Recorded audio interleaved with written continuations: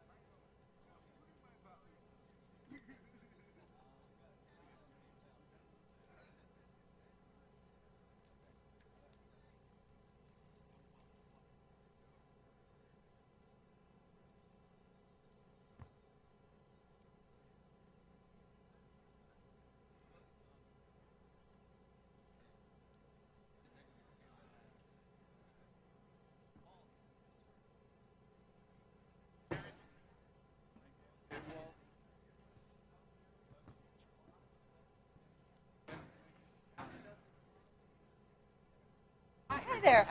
Sorry about this. That gentleman over there. Yes. Right on. Dancers, grand entry is coming up. CD.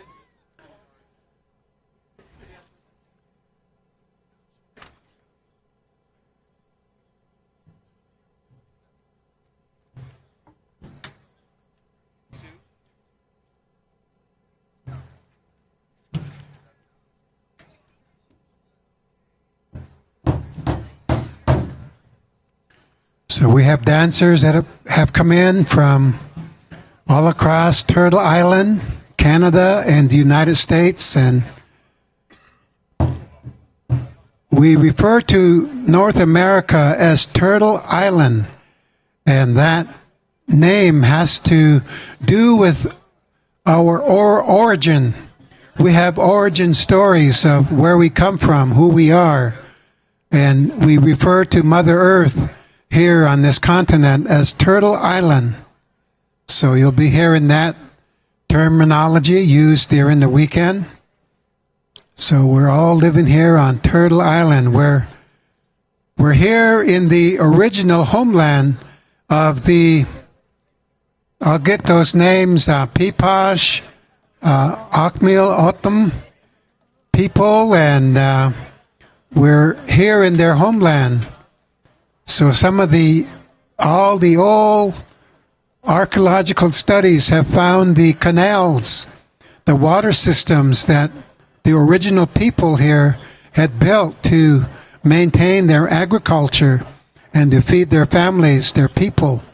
And so we want to acknowledge the Akmil Otham and Peepash people, and we are their guests, and this is their homeland right here.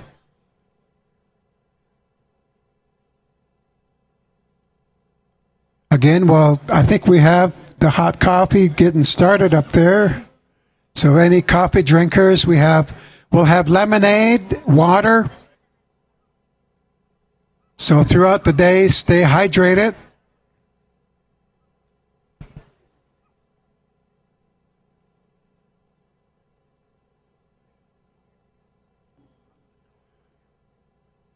Hoop dancers, you got 5 minutes to make it to the lineup.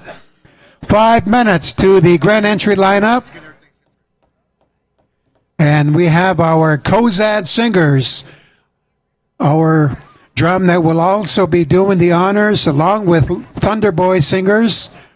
These two drum groups are champion singers, and they're going to be singing all weekend.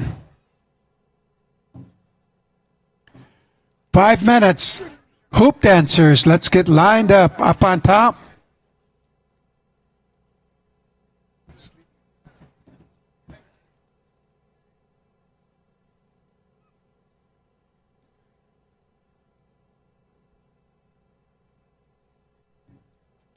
I'm warm now.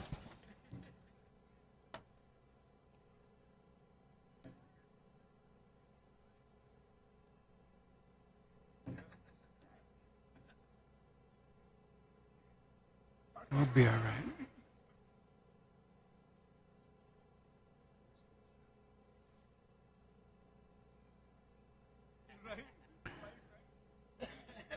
Alita and I, we flew in from Buffalo, New York, and there are 4 Seneca territories around Buffalo.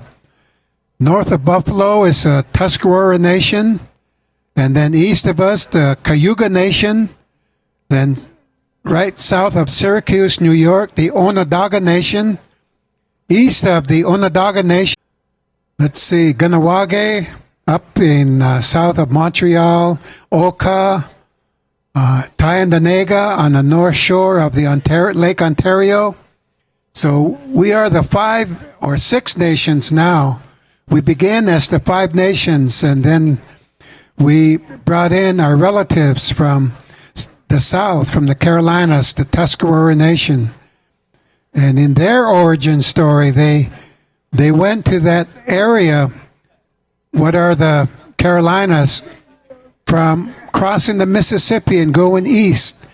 So each nation has their history of their origin and where they began and where they are situated now. So we flew out of Buffalo, and we had snow on Tuesday night, and up and down the East Coast, they had a bad storm, a lot of snow and rain further south, and we've been getting a lot of storms just like in California and West Coast up through Oregon. And so we're very mindful as our people teach us about understanding Mother Earth and Father Sky, and that's the rain, the water, the air. And so we see some of this, even water. We want to heal the water. A lot of water is contaminated, and so we sing and we have respect for water and air. It sustains life. And so those are some of the teachings. And so anyhow, we are so glad to be here. I think we have many of our friends are not originally from the valley, and we'll meet some of you during the weekend. Okay, hoop dancers, getting ready to go up there on top. So how many people from Nebraska? No? Wisconsin? Hey, Minnesota? All right. North Dakota? South Dakota? Wyoming? All right, I was looking over there. All right, Idaho, Oregon, Washington, Alberta, BC, British Columbia. Yay! Did you bring some salmon? Hey. All right, Manitoba, Ontario, Mississippi, Ohio. Oh, Michigan, Iowa. How many of you saw Iowa when, what's her name? Clark. What's Clark's first name? Caitlin Clark. My goodness. Our young granddaughters are fantastic athletes, and they show how it's done, and we're so proud of our granddaughters as well. A lot of times, whether it was 50 years ago, a lot of the sports was male athletes, and so finally the women, the granddaughters, begin to get a chance to play sports. And so Caitlin Clark is just another example of our daughters from our communities that they enjoy sports, and you're going to see some granddaughters hoop dancing. And these granddaughters, some of them are champion hoop dancers as well. One of our first world champion female hoop dancer here is Lisa Ojig, and she comes from Ontario, Canada. We're about to call the dancers, so hoop dancers, you're lined up there.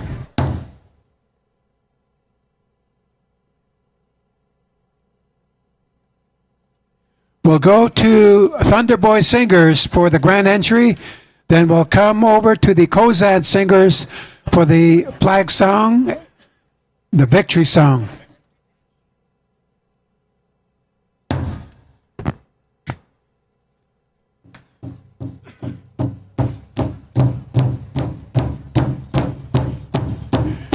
Here we go, grand entry, dancers. If you're able to, please stand. Good gentlemen, take off your hats. And some of us are older. It's hard to stand. So if you have a hard time standing, it's okay to sit. Let's call the dancers. The 34th Annual World Hoop Dance Championship right here at the Living Museum, the Herd Museum.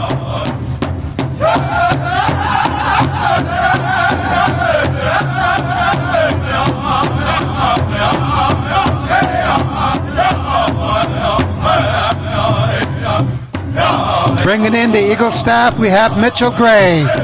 He's from the Mohawk Nation, from Akwesasne, up at the Akwesasne Mohawk Territory. He lives in Santa Fe. Bringing in the Eagle staff. He's the honored dancer for this grand entry.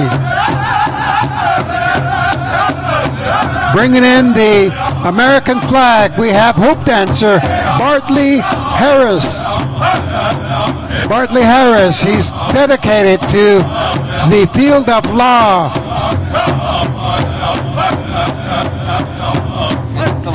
Bringing in the Canadian national flag, we have a champion hoop dancer, Selena Keda Matasawagan.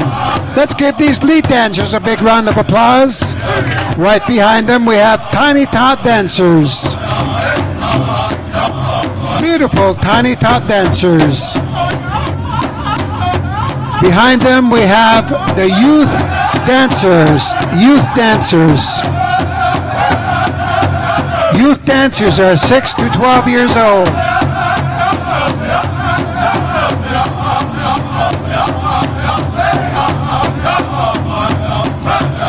And then our teen dancers are 13 to 7 years old, 17 years old. Adult dancers are 18 to 39 years old. Welcome the dancers, welcome the dancers.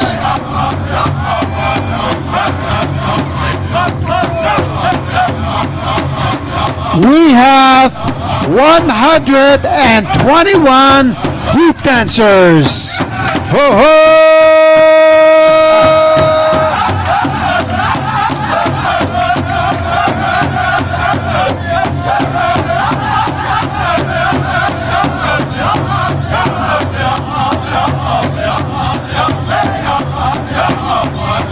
Leading us into the circle,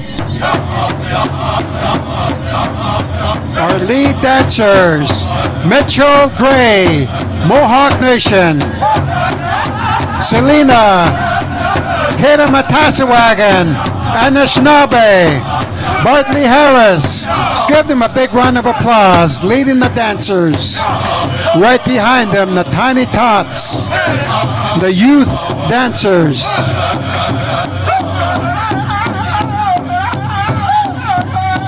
121 dancers. My goodness. This is a first. Never before we had this many.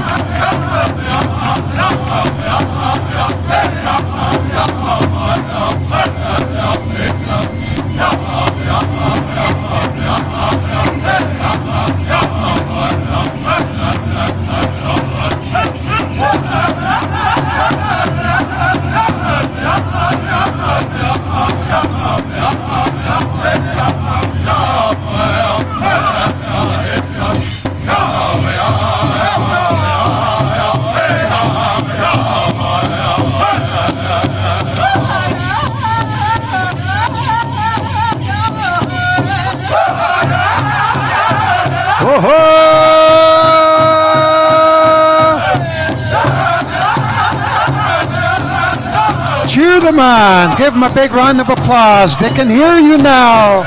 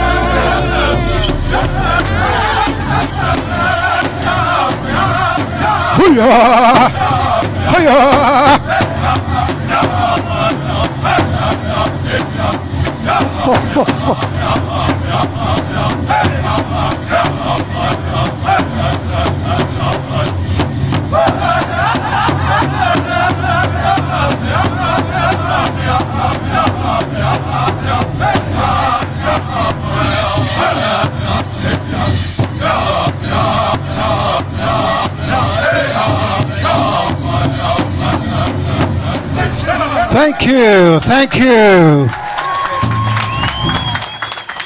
Okay. Something just happened that never happened before. Spectators, hoop dance fans, you have never seen 121 hoop dancers at the same time. Now, that's not all. That's not all. These hoop dancers have not seen 121 hoop dancers before in one place. This is a beautiful time. It's a blessing, and we're so thankful. And at this time, we're gonna have our opening. We're gonna have our relative, Rusty Kozad, come up here, and our old people, our ancestors, they've always taught us, they said, when you gather, these are the first words spoken, the words of peace. And sometimes it's done with a spoken prayer, sometimes a silent prayer, sometimes it's a prayer song. And then when we get done with a message of peace, and many times that's done with a song. But at this time, our good relative, Rusty Kozad, and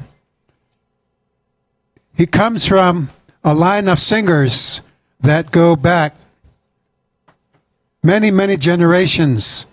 And so we honor the singers in his family, and they represent that with the name Kozad Singers. Rusty, we're glad to see you here. So at this time, we're going to have our prayer here in this good circle. Rusty Kozad. I want to say good morning. Welcome to the 34th Annual Hoop Dance Championship of the World. Ladies and gentlemen, I want to say thank you to my good brother, Eric Manuelito. I want to say thank you for this honor to come to you and speak on behalf of all of us to the Creator, God, that we call.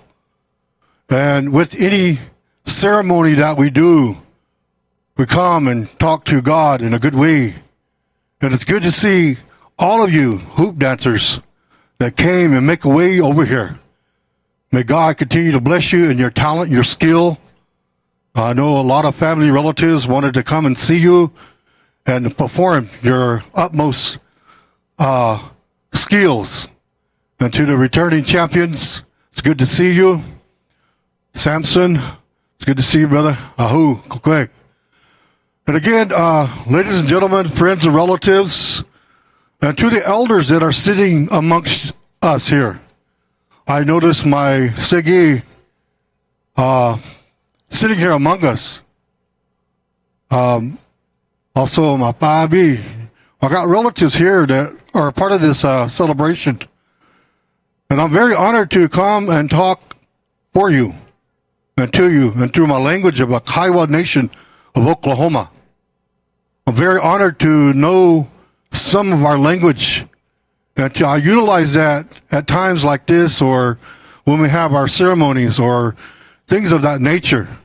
So if you would, ladies and gentlemen, in your own way, in your own language, and even in English, I ask that you help me with this prayer. Ko big dog ki kakom dog ki that get dog kim dot sago ain't go big dog. Aho dog ki, for this day we come to you. We ask for these blessings. We ask for blessings for our drums, our singers, the talents that is going to be sung throughout the weekend. We ask that you be with them. Our grandpas that are sit with us, we talk to it, we speak to it, and tell it we want some good songs here for these dancers to perform their utmost skill.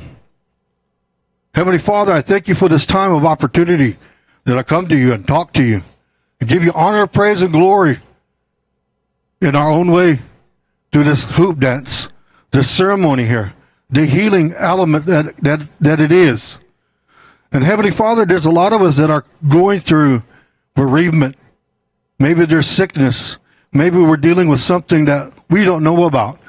We ask through these hoops and these dancers and through this drum and through the singers and through this prayer that you bless each and every one of us, that we seek this healing that we're asking. Seek for guidance and the divine direction that we need each and every day of our lives. And Heavenly Father, there's a lot of nations represented in and around this circle. I ask that you bless their fireplaces. I ask that you be with their elders. I ask that you be with those that are the bundle keepers, the wisdom keepers. All that we ask, Heavenly Father, I ask that you be with them. There's a lot of representation amongst the audience, dear God. I ask that you bless each and every one of them. A lot of them came here with the curiosity of what to watch us as Native Americans to perform this hoop dance. We ask that you bless those who came far and near to be with us, to witness this dance here of song. And Heavenly Father, even to the vendors and to the administration of the Heard Museum, I ask that you be with them, the administrators, the curators. Heavenly Father, I don't want to leave nobody out in my prayer. And I ask that you be with my brother Dennis here as he speaks to the people. The good words that are going to be said throughout the weekend and the good jokes and happiness that we're seeking, Father. We ask that you be with us like that, Heavenly Father. Heavenly Father, we thank for our men and women that are in the armed forces. Heavenly Father, I ask that you bless them and keep them. Be with their families that are here at the home. I ask that you be with all of us here. Maybe some of us are dealing with addiction. Maybe we're dealing with something, Heavenly Father. We ask that you help us with that, break that bondage from it. And Heavenly Father, if there's anything, again, I left out of my prayer. I ask that you look down upon me, forgive me for all that I have done and said, unknowingly and knowingly. And in Jesus' name I pray. Amen, amen, amen. Aho, uba. Thank you, Rusty Kozad. Ahu.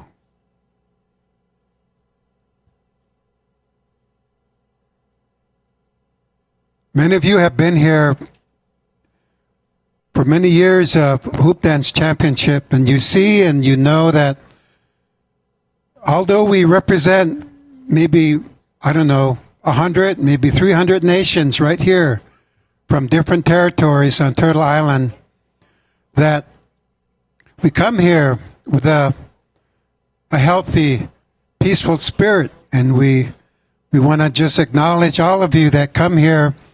You see that we have protocol. You see that there's a way that we begin. you see that there's a sequence of how we welcome our dancers. And we do this with song. We do this with spoken word. And if this was a century ago, there is a welcoming that would be done for each one of you. And it would take, 2 days just to welcome each one of you individually. And that was what we were told to do. And so sometimes it takes a while to do all of the welcome, the grand entry, the flag song, the honor song, posting the eagle staff and the colors. But that's the protocol, that it honors our ancestors, our family way of life. And so now we're going to go to a flag song, Kozad Singers. And this song, it's a song that acknowledges something we hold up high. It's our spiritual way of life. And it's also these flags. People will believe you never let that flag touch the ground. We believe also in our way, we never let our way of life touch the ground, our spiritual life touch the ground. We hold it up, and that's the honor we share. Flag song, Kozad Singers.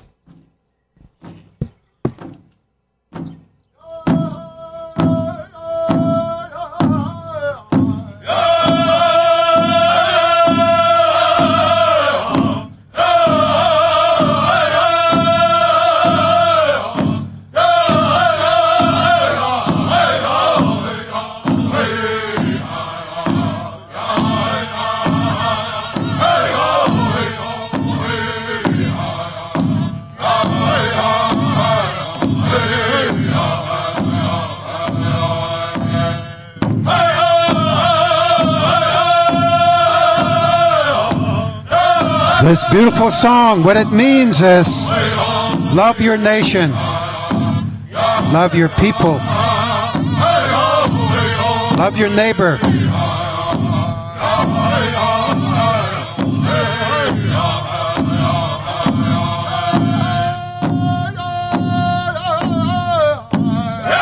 It says,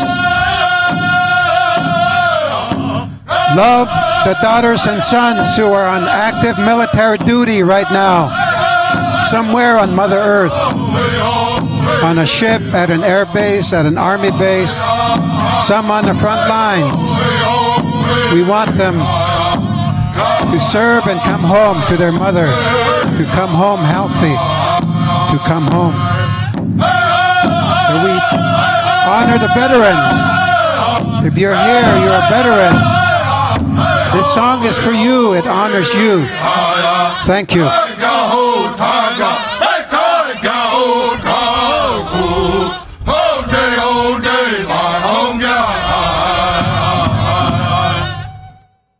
Thank you. That was our flag song. We'll post the colors at this time. We have Mitchell Gray.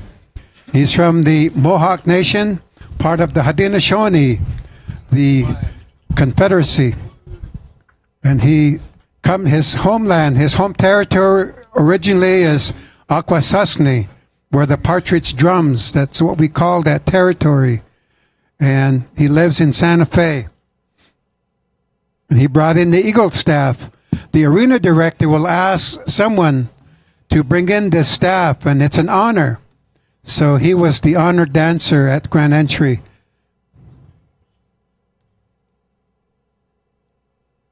Next we have Selena Keramataswagan, and she has brought in the Canadian national flag. She's Anishinaabe, and she comes from Ontario, Canada, and she too is an honored hoop dancer. She's been here many years. She's been in the final round, and we're very thankful she's here once again. She's been active in her life working with young people. She enjoys the outdoors, and she takes young people on outdoor adventure in canoes, hiking in the snow, skiing, skateboarding. That she works with their young people to encourage them, to help them in their growth, their way of life. Selena Keramataswagan. And Bart Harris is bringing in the national flag, and he was a hoop dancer here. Oh, how many years? 24 years ago. And we're glad to see him. He came back and he's spent his time, his life working in the field of law, justice, standing up for the law and helping people in that way. So we're thankful. So let's give Mitchell, Selena, and Bart a big round of applause. They led us into the circle.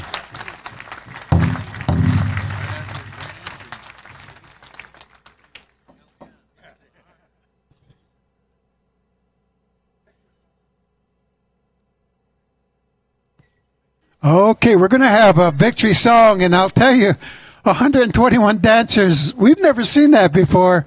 That's a victory. This victory song is for your house, for your neighborhood. It's for your day. The sun came up and we had life. Victory song, you know, and maybe a grandchild is going to graduate from high school. Maybe your son or daughter came home from the military. Victory song. Thank you, thank you. Dance hard. Audience, you can just bounce in time with that drum beat. Audience, just bounce in time. Victory song. This song is for you.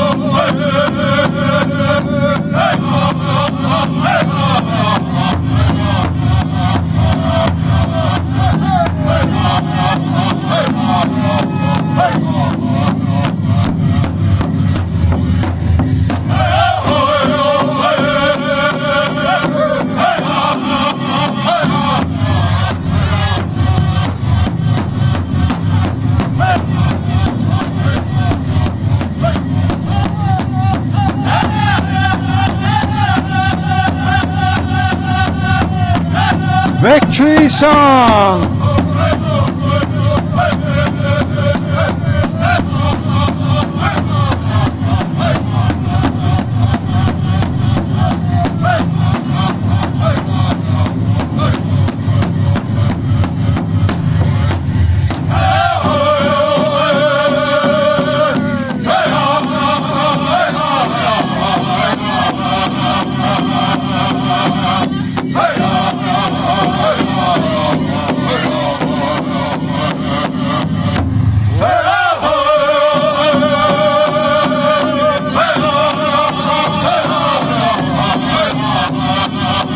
Thank you, thank you.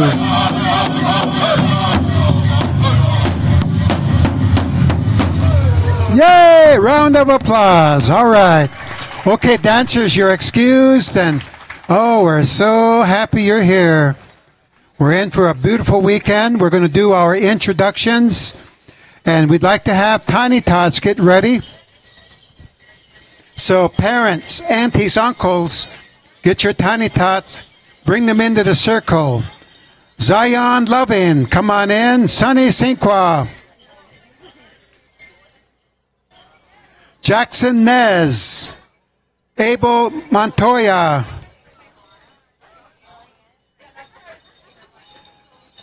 Weya Kilsnight. Liam Bencomo Fernandez. Zayden Abeda. Jerome Uliberry. Adanet Mouse, Oliver Shore, Ashton Totajan, Shawano Kilsnight. These are the Tiny Tots. And then Geneva Begay. So mommies, aunties, family, bring your Tiny Tots in. And in the meantime, we're going to introduce our head staff. in our culture, when we gather like this, the elders, our elders, they will organize this, and they'll call the singers. They'll get the water. They'll get the food. They'll find a good place for everyone to be able to sit down. And then they ask someone to make the decisions in the arena, in the circle, in the plaza. And so that person, we have traditional names for that leader because they're going to make decisions for the singing and the dancing. In this day and age, we call this person the arena director. We'd like to introduce to you our arena director once again, Eric Manuelito. He's from the Dinan Nation. He's a lecturer, a flutist. He's a native arts demonstrator. He has a long history of fine art. He lives in Tehachapi, New Mexico. And long ago, about 36 years ago, he worked here at the Heard Museum as a much younger student. And now he's back. He's been helping us as the arena director. Let's give him a round of applause. Eric Manuelito. We can't have a dance without singers, without music. We'd like to introduce to you our host Southern Drum. They are the Cozad Singers. Their lead singer, Kenneth Cozad Sr. And this is what he shared. We are a group of Southern singers representing Kiowa, Comanche, and Ponca tribes. We've grown up with each other around the drum, learning the old style of Southern singing. We appreciate being invited back to provide Southern music for the hoop dance competitors again this year. We'd like to wish everyone good luck in the competition and good luck as you represent your people. Have fun out there. Aho. Give them a round of applause, Cozad Singers. Our host, Northern Drum, Thunderboy Singers. We announced earlier they've got a CD for sale. Come on over to the drum and you can buy a hoop dance CD. Their lead singer, Rayon Polaqueptiwa, from the great Hopi Nation. And many of them, they live in this area in Phoenix, but they come from their home communities up there on the Hopi Nation. Thunderboy is honored to be a great part of the 2024 World Championship Hoop Dance Contest. He says, Kwakwai, thank you very much. Live in peace and harmony and be Hopi. All right. A little bit of humor there from Rayon. Now let's meet our judges. We have Laurie Begay. Laurie is Dinan Nation. He was raised on the Navajo Nation in New Mexico and Arizona. He grew up learning the way of life of his grandparents. He's been a hoop dancer and a northern style fancy dancer for most of his life. He's a storyteller, a traditional storyteller. Also, he plays the native flute professionally. He's done that for over 30 years. He's a past competitor in the World Championship. He danced in the Skimitsin Hoop Dance Championship, and he won that title there in Skimitsin. He has performed with the Lakota Dance Theater and other notable groups, the Spirit of the Mist. He's had the opportunity to share his gift worldwide, performing internationally. He's performed at the grand opening of the Native American Museum, the Smithsonian in Washington, D.C. The proud father of 3 children and the grandfather of 3, his youngest son has just currently completed his service in the United States Army. Laurie Begay, give him a round of applause. Charlene Bomberry. Charlene is from the Onondaga Nation, and her clan is the Deer Clan. She lives in the Six Nations territory of the Grand River Territory. She's up there in Ontario, Canada. She's a champion women's traditional powwow dancer. She's also been honored by other powwow committees to serve as head dancer, head judge at powwows all through Ontario, Michigan, Wisconsin, New York, and Utah, and Hawaii. She is involved in one of the founding members and is a volunteer of the Grand River Champion of Champions powwow, and their big celebration is the last or second to the last weekend in July. She sings and performs with the Six Nations Women Singers, and they're included on the Robbie Robertson Grammy-nominated album, Contact from the Underworld of Red Boy. Our next judge, Thomas Phillips. Thomas Phillips, Kiowa and Muskogee Creek. He's been involved in the powwow arena all of his life, more recently in California and up and down the West Coast. And he's also announced here in Arizona, up on the Navajo Nation. And for the past 48 years, he's done that, speaking for powwow committees. He was raised in the Kiowa tribal culture and traditions of the Southern Plains region. Over the years, he's traveled to many communities, has become knowledgeable of the customs, traditions, and dances of the northern and southern nations, as well as served as master of ceremonies for many major powwows throughout Turtle Island. Tom Phillips is also a member of the Kiowa Gorge Clan. He participates in powwow dancers. He served as head man dancer, head gourd dancer, arena director, and judge at many powwows. Let's give him a round of applause. And Tom Phillips has a good MC voice, and we've worked together announcing powwows, and he's got a real good voice. When he starts announcing, I listen, I get quiet, I want to listen to his voice. And MCs are like that. We enjoy listening to a good MC voice, and Tom has one. Our next judge, Quentin Pipestem. He's from the Tsuut'ina Nation, and he lives up in Canada. He started performing at the age of 16 years old with the Red Thunder Native Dance Theater. He's performed extensively throughout Canada, the United States, and even on a trip to New Zealand, where he found his passion for hoop dancing. After performing with Red Thunder for 4 years, in 1992, Quentin entered and won the World Hoop Dance Championship right here in this amphitheater. And he's won the world title 3 times. And my goodness, when he came, the second year we had the world championship here, he captured the world title. And when he flew home, he had the trophy. And when he landed, in those days, there was no security at airports like we have now.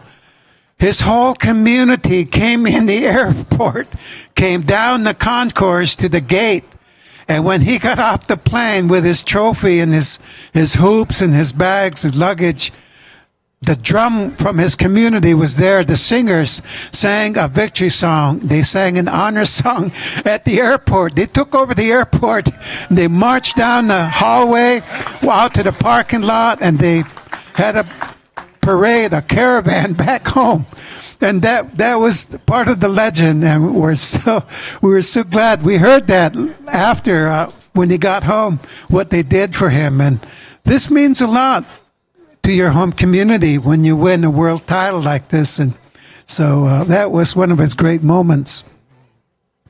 And so he went on to win this title 2 more times in 1993 and 95. And after winning the world title, his performing career as a hoop dancer grew to performing in many different native dance productions, shows, and events. And a lot of this was televised, and he's gotten a lot of support and recognition.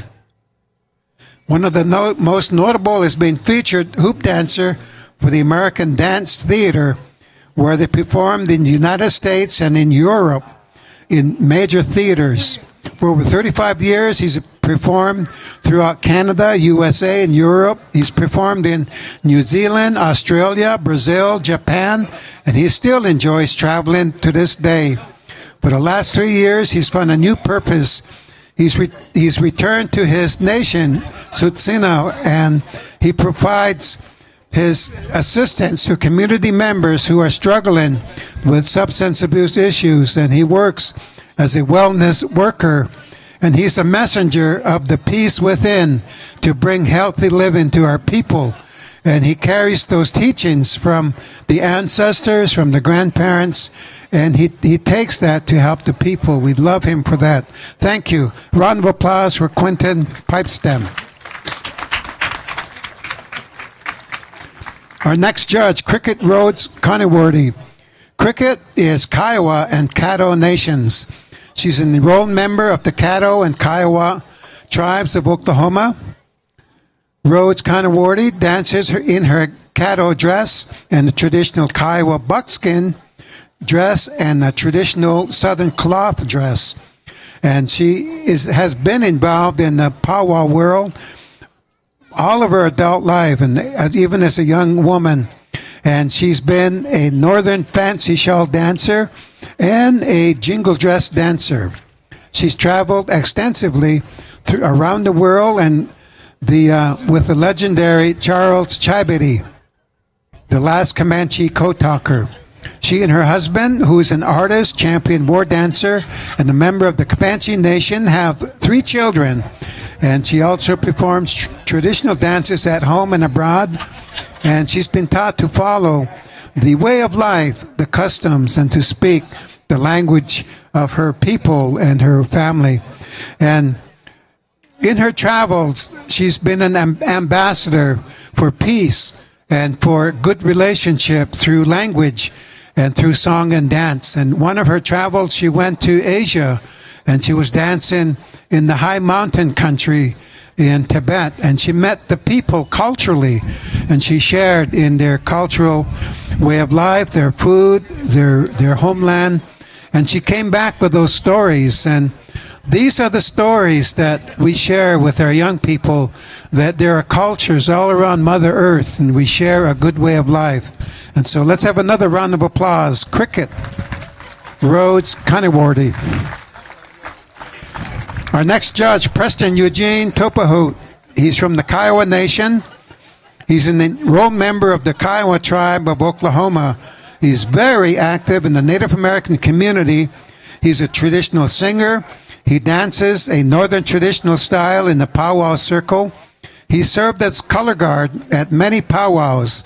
He's been serving as the head veteran dancer at a lot of powwows and cultural events throughout the U.S. and Canada.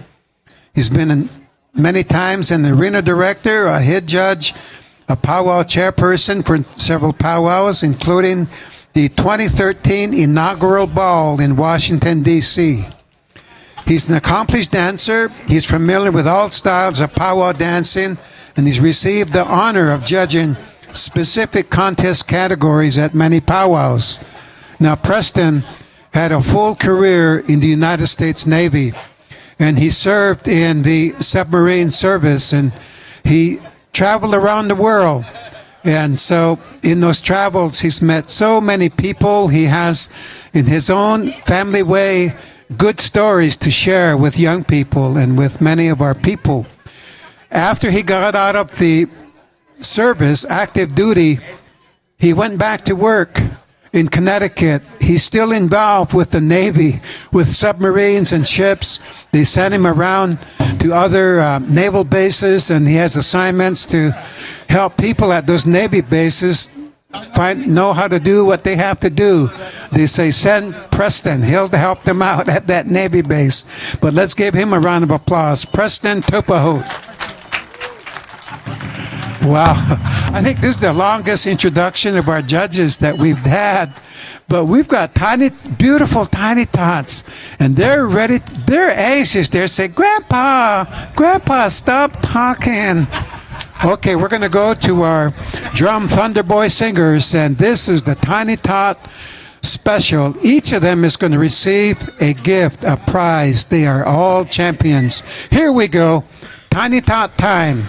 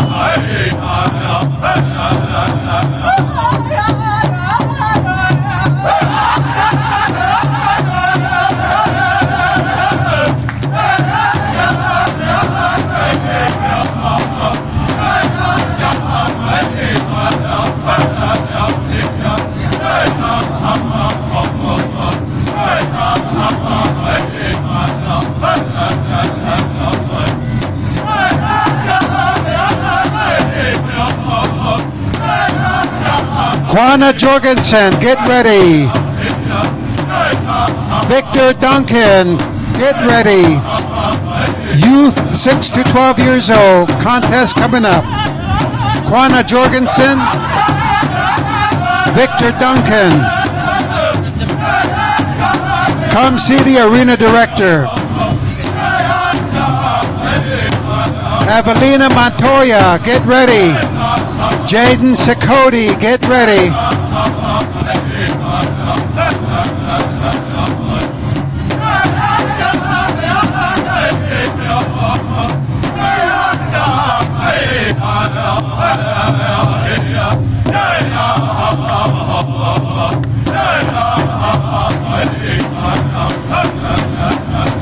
Round of applause for the Tiny Tots. All right, all right, all right.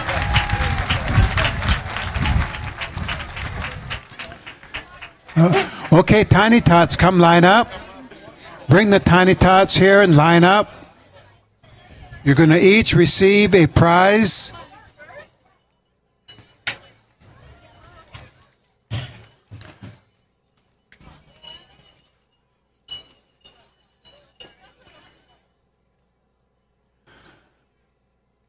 In many cultures all around Mother Earth, every continent, as you learn about the cultures on every continent, you'll find that one of the attributes that is most respected is generosity.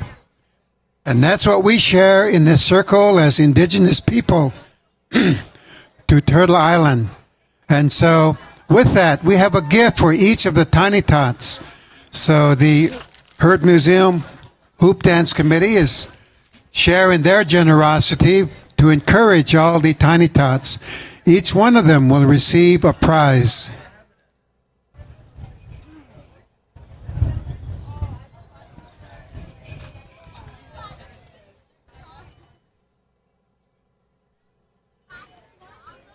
We have a family story. One of my cousins, when he was a little boy, he was about 5 years old. This, I'm sorry, but this was back in 1954. But his uncle came to the house. Remember in the 50s they had silver dollars? And there was a family dinner, and my cousin was a little boy, and his uncle called him in. He says, "Come here. Come, Clifton, come here." And Clifton came in. He was just a little boy. And his uncle reached in his pocket, and he gave him a dime. Now, in the 1950s, a dime was a lot of money. And my cousin Clifton got so happy he got a dime. He got that dime. He starts smiling real big. Round of applause for the Tiny Tots. And so my cousin was smiling so big holding that dime. And my auntie says to my cousin, he says, "What do you say? What do you say to your uncle?" And my cousin looked up at his uncle. He says, "Can I have another one?" So that's a good family story. All right, here we go. Quanah Jorgensen, come talk to the drum with Victor Duncan. Come talk to your drum. After that, the next two, Evelina Montoya, Jaden Sakoti. You two will dance together to the same song. Come and talk to your drum.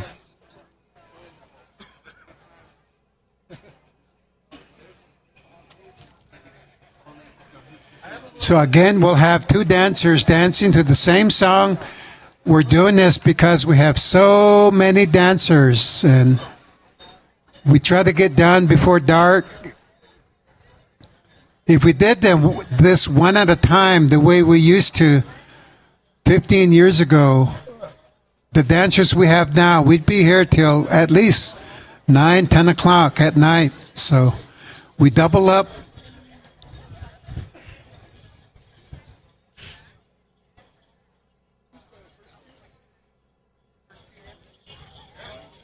The first two dancers are Quanah Jorgensen, Victor Duncan.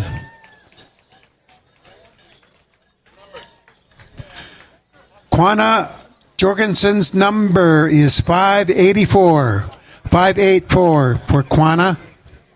Victor Duncan's number is 597. 597.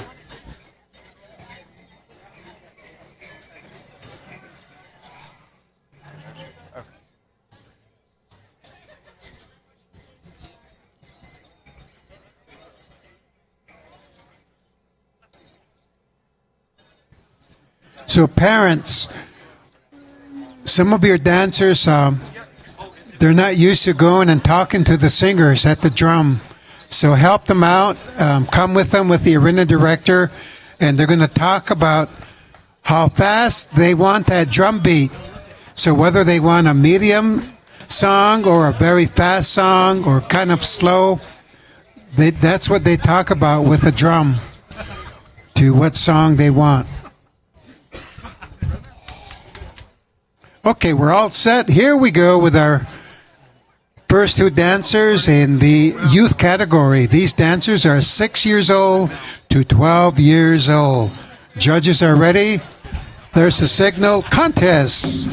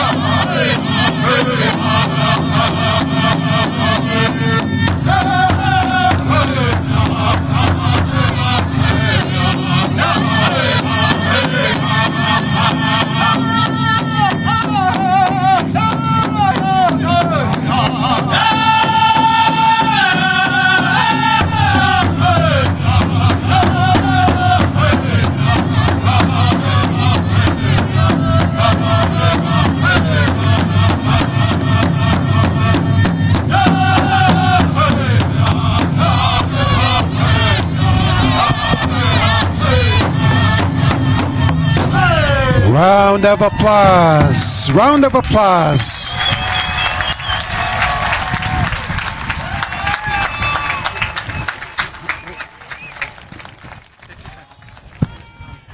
Okay, again your numbers. Judges want to see your numbers.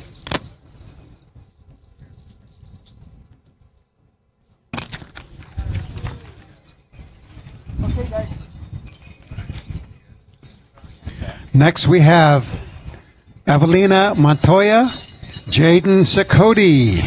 After them, next up is Get ready, Naichi Duncan and Ellie Jones. Naichi Duncan, Ellie Jones, get ready. So our next group is Evelina Montoya, Jaden Sakoti. Talk to your drum. Again, parents, help your dancer. Go talk to the drum. Talk to the singers. People in the audience is talk to the drum. When we say talk to the drum, that means singers. Talk to the lead singer. So, yeah, we talk to the drum. Okay, this group, Quanah Jorgensen and Victor Duncan have completed.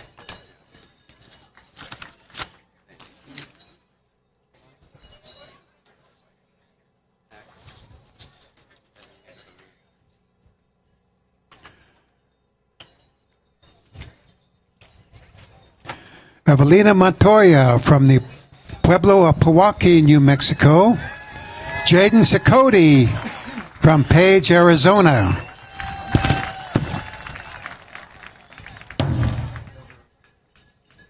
Thunderboy Singers Contest.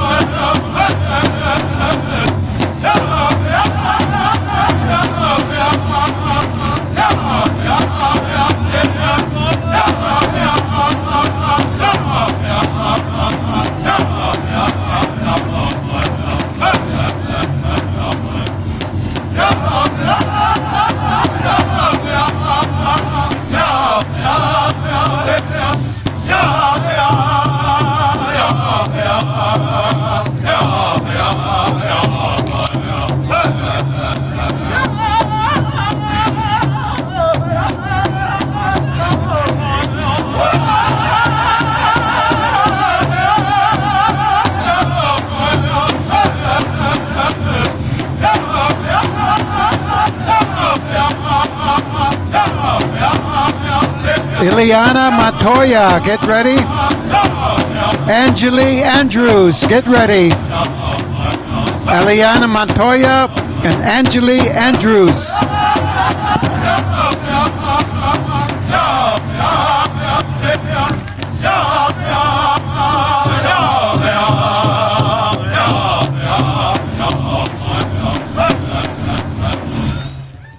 Thank you, thank you. Thunderboy singers. Okay, dancers, show the judges your number one more time. Turn around. Let the judges see your number. Good, good. Our next group in the youth category, 6 years old to 12 years old. We have Naichi Duncan, Ellie Jones. Naichi Duncan from Gilbert, right here in the valley. Ellie Jones from Gilbert. So talk to your drum. And get ready, Ileana Montoya and Angeli Andrews. After Ileana and Angeli, get ready, Dania Martinez, Shikea Torres. Dania Martinez and Shikea Torres.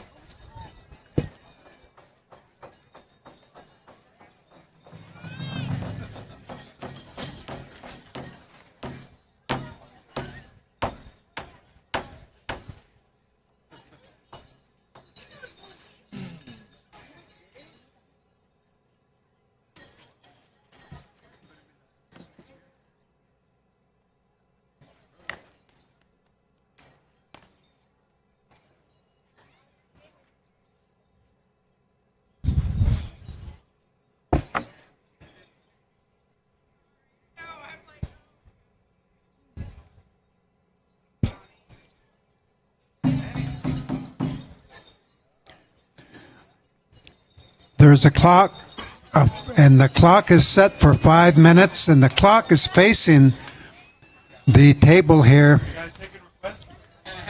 So these dancers, while they're dancing, they're glancing up and watching the clock because they have 5 minutes.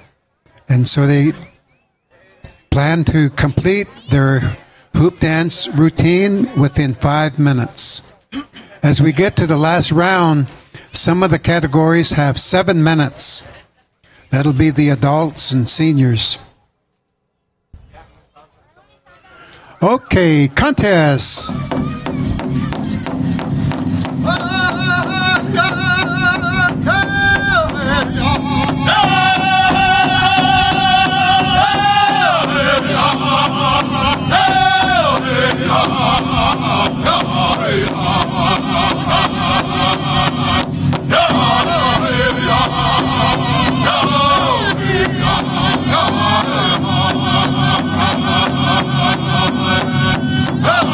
Oh,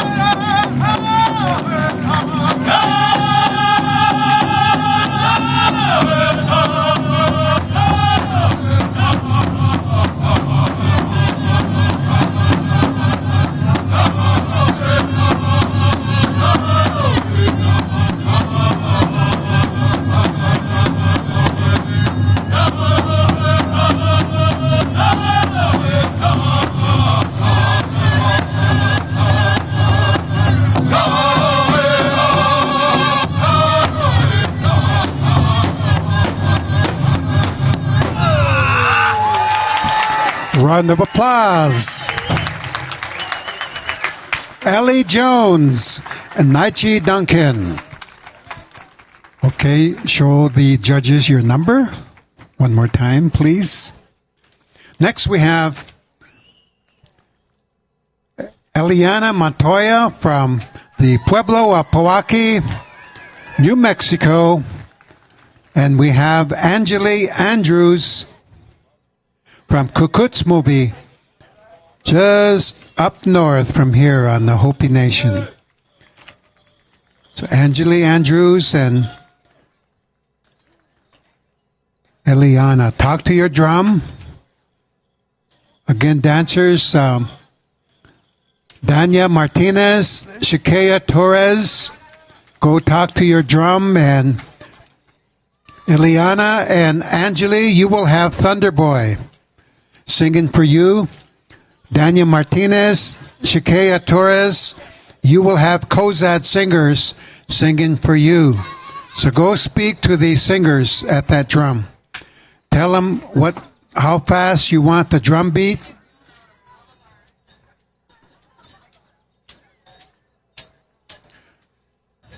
Okay, looks like we're ready. We're handing out the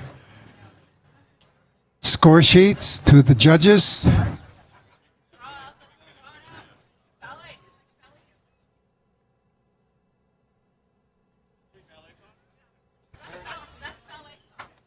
And we're ready. Contest.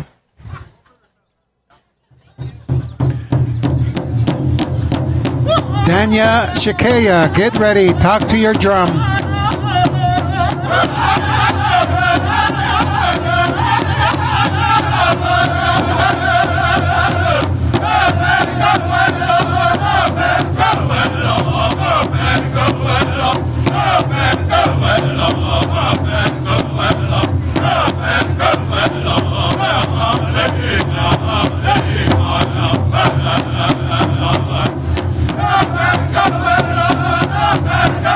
Go,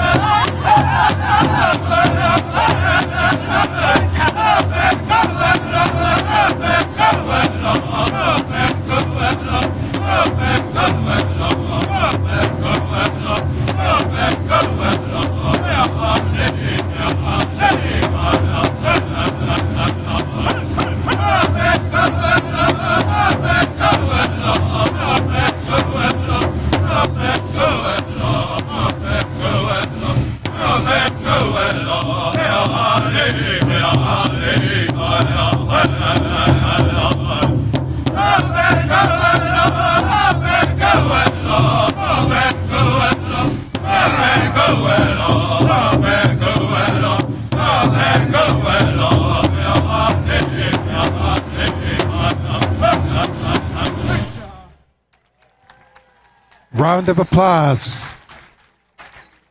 Okay, dancers, show the judges your number one more time, please.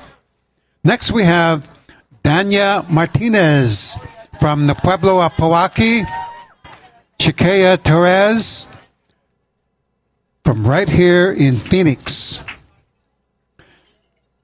So Dania and Chiquea, they've already spoken to their drum. Now they're coming out. We'd like to have these dancers get ready. Awahali Mouse from Flagstaff, Arizona. Cooper Nez from Mesa. Awahali and Cooper, go speak to your drum. The next drum singing will be Cozad Singers, singing for Dania Martinez and Chiquea Torres. Wahali and Cooper, go talk to Thunderboy Singers. Judges are ready. Well, we got the last score sheet. And judges are ready. Contest.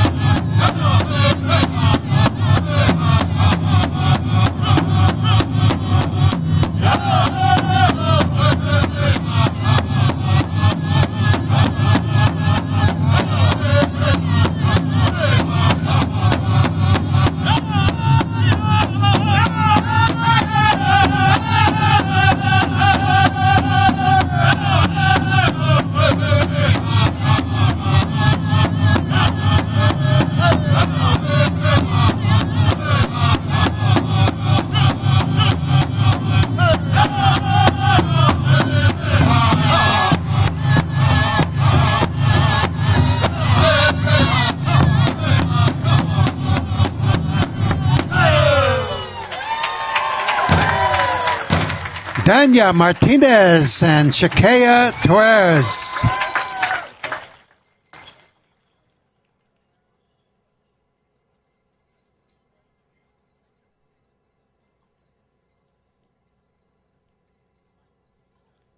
Our next dancers are Ohali Mouse and Cooper Nez. They talk to their drum. Their drum will be Thunder Boy. Ohali is from Flagstaff, and Kwana Jorgensen. Kwana Jorgensen, please come on up. See the arena director, Kwana Jorgensen. And Cooper Nez is from Mesa, Arizona. After this next group with Awahali and Cooper, we'd like to have Lakai Torres and Zevin Zachary Ituraldi. Talk to your drum.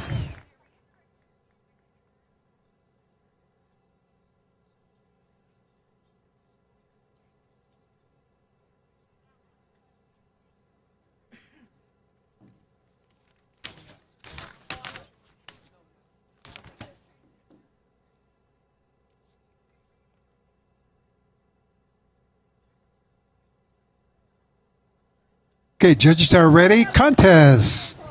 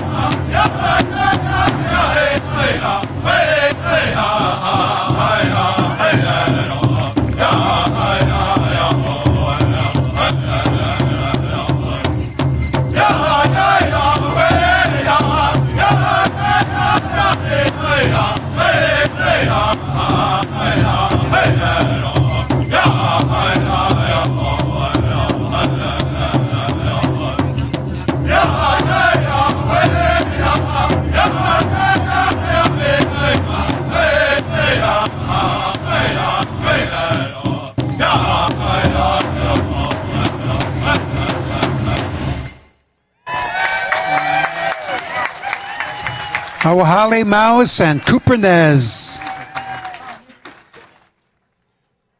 Our next two dancers are Lakai Torres from right here in Phoenix, and then Zevin Zachary Ituraldi from Santa Fe, Pueblo of Pewaukee.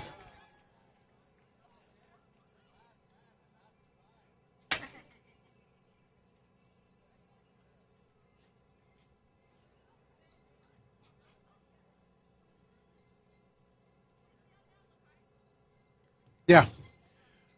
So Lakai Torres and Zevin Zachary Ituraldi. And get ready.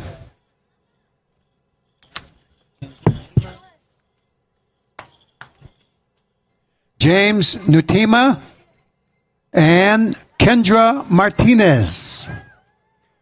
James Nutima from Tusoki, New Mexico, and Kendra Martinez from Pueblo of Pewaukee. And then our third group, get ready, Keely King from Glendale and Sebastian Bencomo Fernandez from Santa Fe, Pueblo of Pewaukee. Okay, again, they have 5 minutes on the clock. The drum will be Kozan Singers.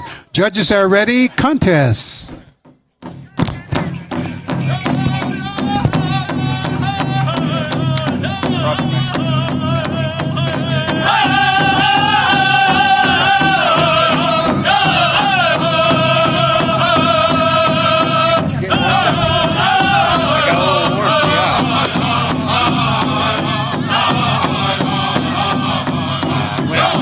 Things and I like this game.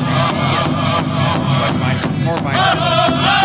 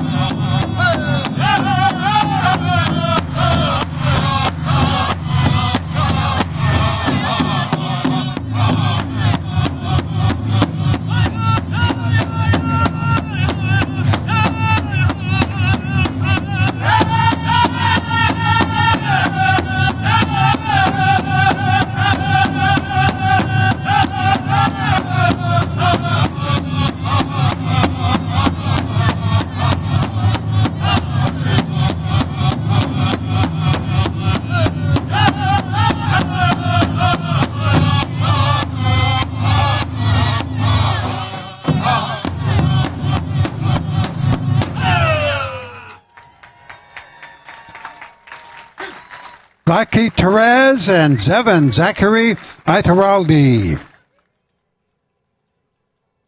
Our next two dancers are James Nutima, Kendra Martinez. James Nutima from Tesuque, New Mexico, and Kendra Martinez from Santa Fe, Pueblo of Pewaukee. Talk to your drums. Keely King, Sebastian Bencomo Fernandez, come and talk to your drum. The next drum will be Thunder Boys singing for James and Kendra.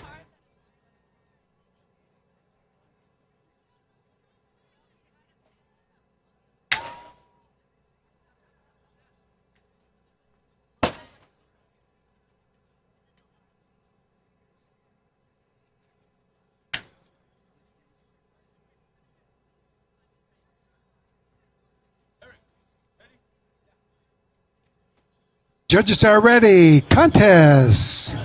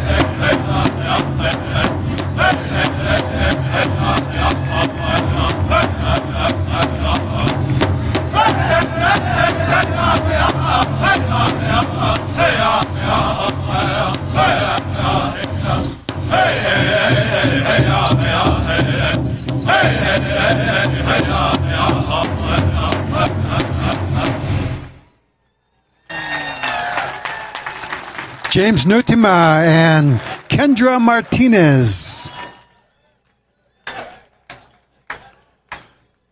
Our next two dancers, Keely King from Glendale, Arizona. Sebastian Bencomo Fernandez from Pueblo of Pewaukee, Santa Fe. And they've spoken to their drum. Our next two dancers will be Aloysia Hosky Bell from Riverton, Wyoming, and Piero Benali from Santa Fe. So, Aloysia and Piero, talk to your drum. That drum would be Cozad Singers, Piero and Aloysia. So this next drum is Thunder Boy. Or Cozad, correction. The singers help Grandpa know who's going to sing, and they have their little signal. And okay, judges are ready. Contest. Cozad Singers.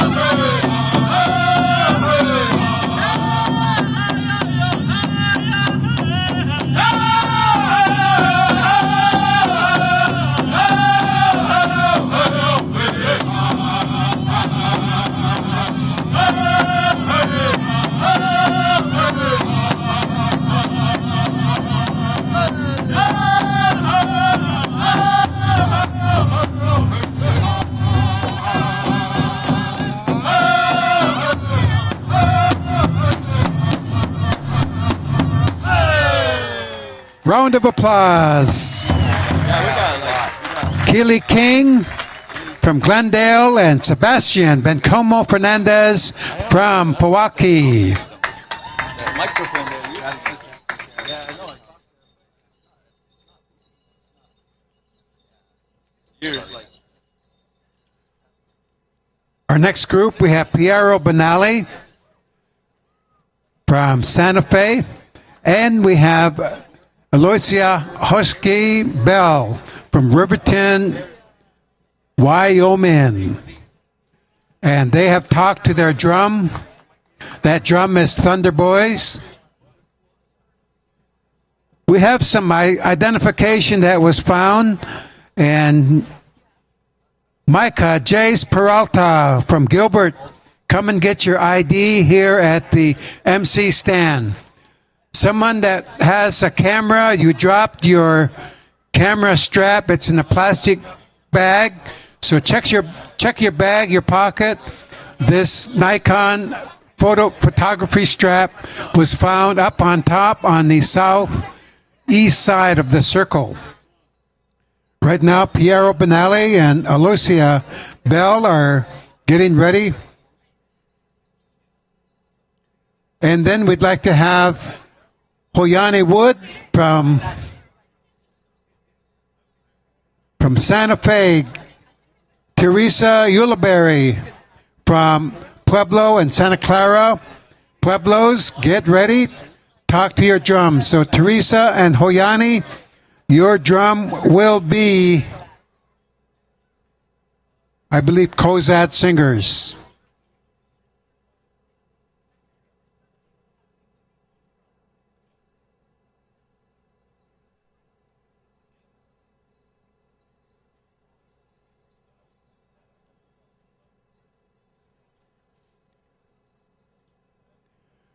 Two years ago, there was a new hoop dance championship for young people that began in Santa Fe, New Mexico.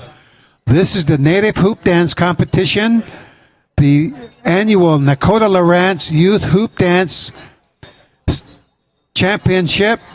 This year, the third year, will be August 3rd and 4th in Santa Fe.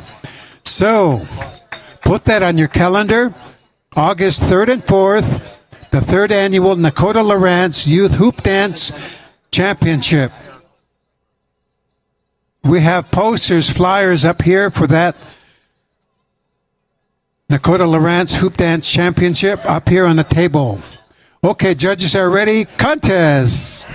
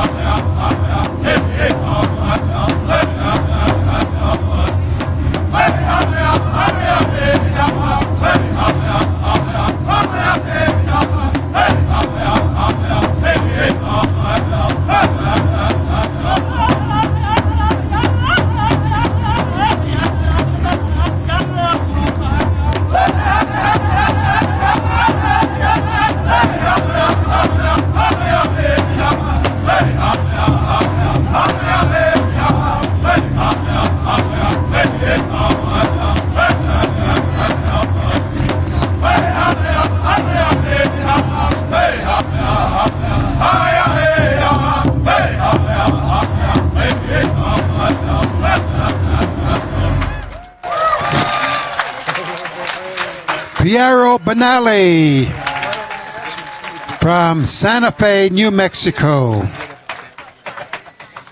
Our next two dancers, Hoyani Wood from Santa Fe, Teresa Ulibarri from Santa Fe, pueblos of Pewaukee and Santa Clara. Those two dancers have spoken to their drum.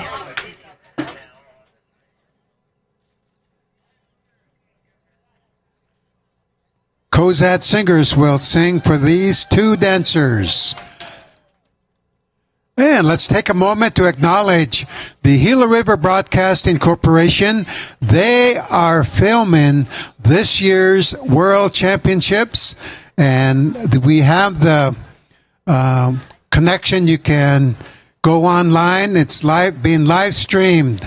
Also, we want to acknowledge the latest Grace production for professional sound reinforcement. We have Paul and we have James here on the soundboard. Well, let's give them all a round of applause, the filming and the sound system. Thank you. Okay, judges are ready. Hoyani and Teresa are ready. Contest.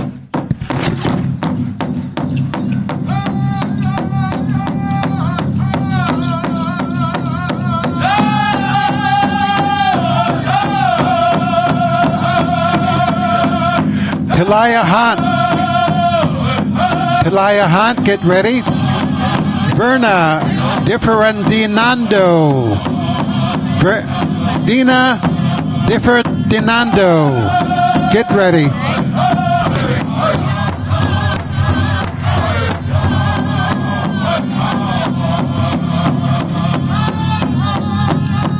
Natanis Duncan, Gary's Herrera, stand by.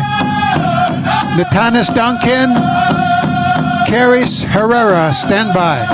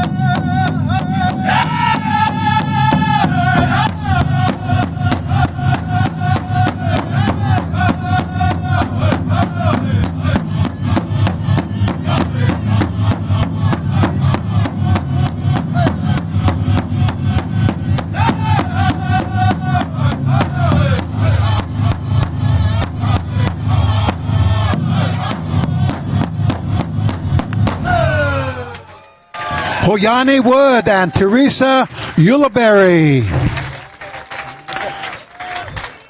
Our next two dancers in the youth division, 6 years old to 12 years old, we have Talia Hunt from Page, Arizona, and Vina Differdinato from El Prado, New Mexico, Taos Pueblo. We'd like these dancers to get ready. Natanas Duncan and Carries Herrera, and talk to your drum. Vina and Talia will have Thunder Boy singers. Natanas and Carries, you will have Kozad singers.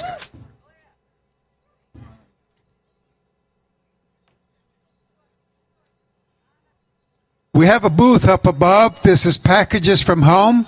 It's a nonprofit organization providing troops and requested food, hygiene, and entertainment items to boost morale and quality of life. This is for active duty, also for military canines, Bones from Home for the canines that are on duty, and veterans are Packages of Hope. So let's go up there. There's a booth called Packages from Home. Get some information and let's support our active duty daughters and sons and our dogs, our military canines. Support them and support our veterans here back home. Here we go. Judges are ready. Contest.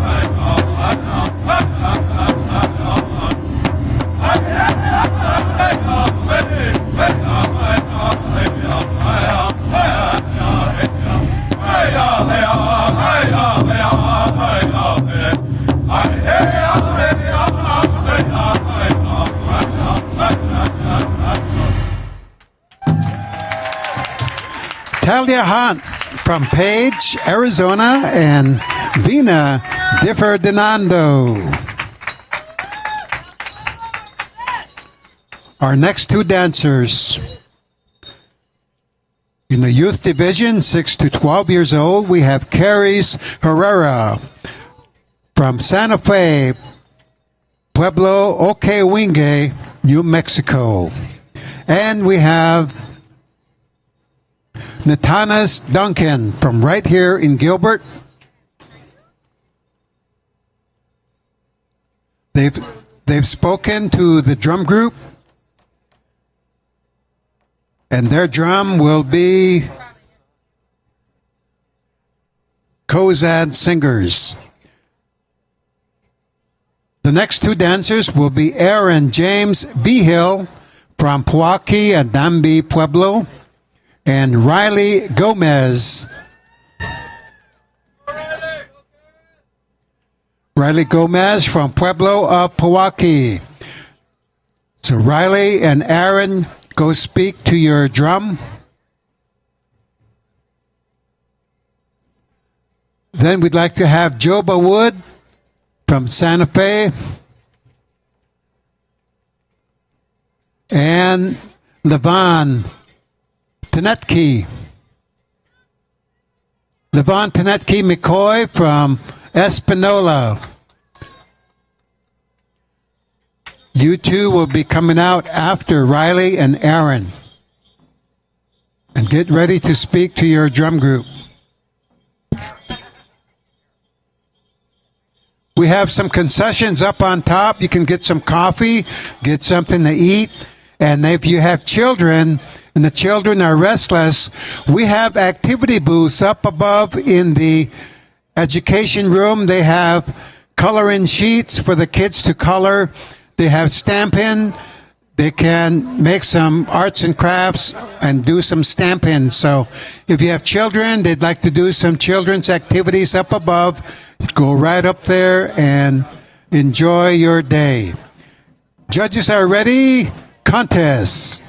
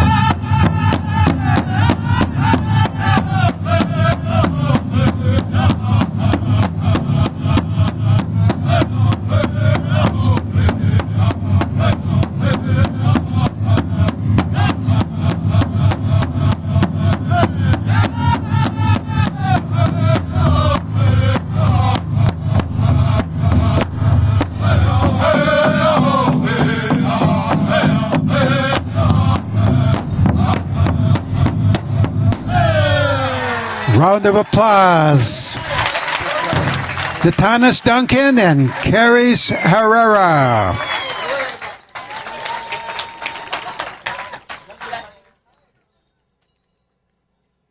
Are you having a good time out there? Louder! Are you having a good time out there? All right, all right.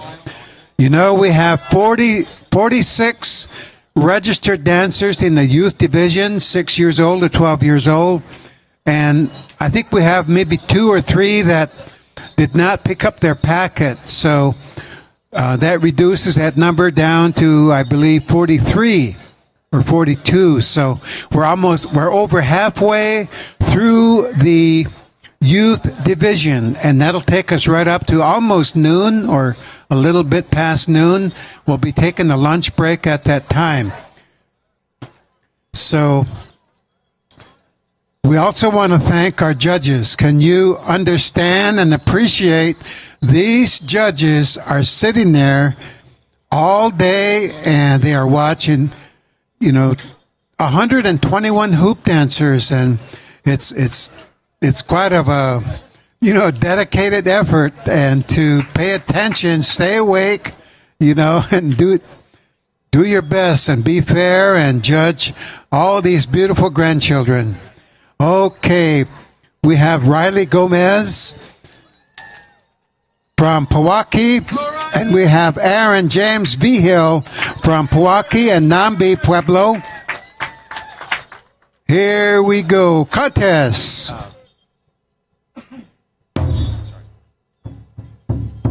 Juba Wood, Levon, get ready.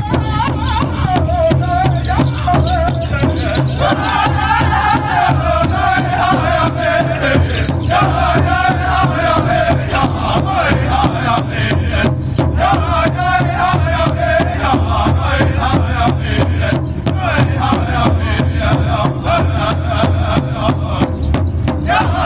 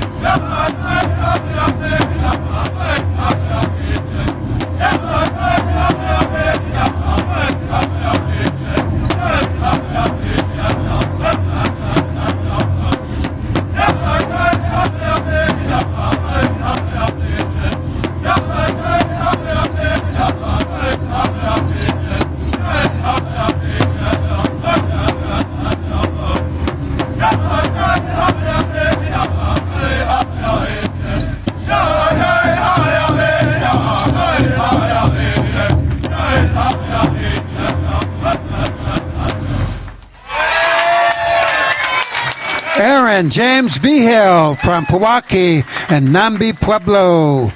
Riley Gomez from Pewaukee. Our next two dancers.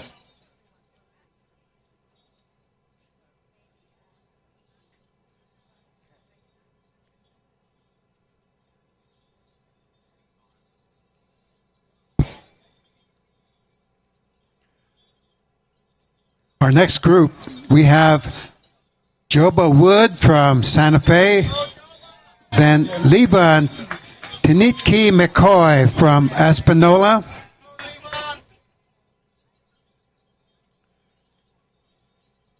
and their drum will be Kozad.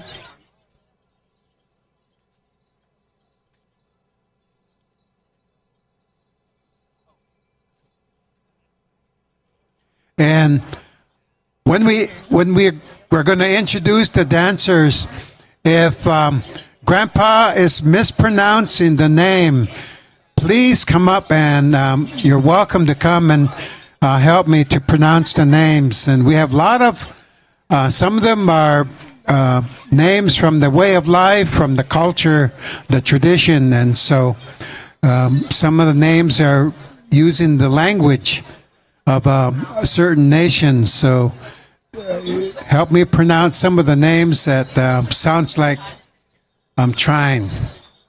Those Mohawk names especially, they're pretty hard to pronounce. Jeez. Okay, here we go. Joba Wood and Levan Tinitki McCoy. Judges are ready. Contest.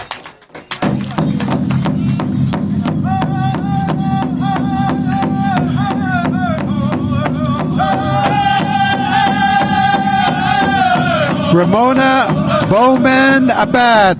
Ramona Bowman Abad. Come see the arena director, Isaac Ulibarri. Isaac Ulibarri. You two are next.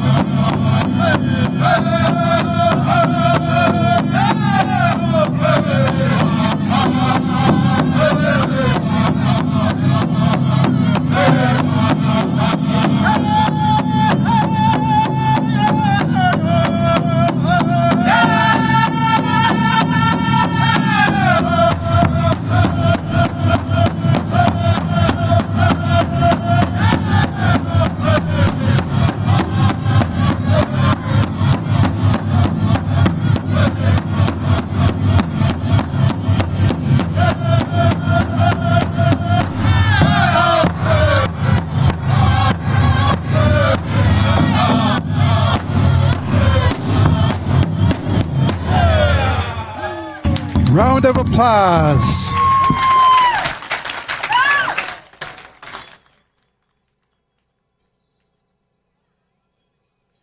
Next, we have Isaac Ulibarri from Pewaukee and Santa Clara Pueblos, New Mexico.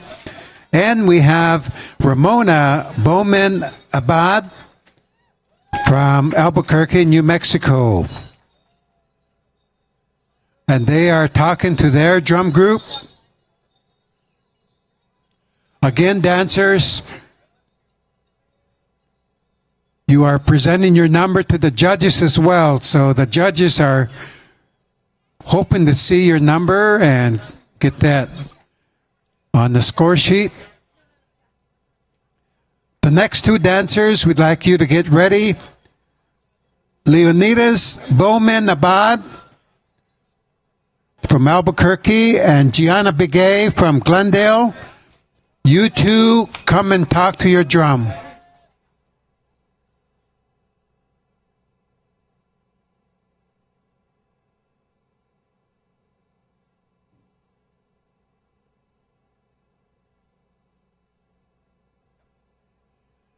So Leonidas and Gianna, get ready.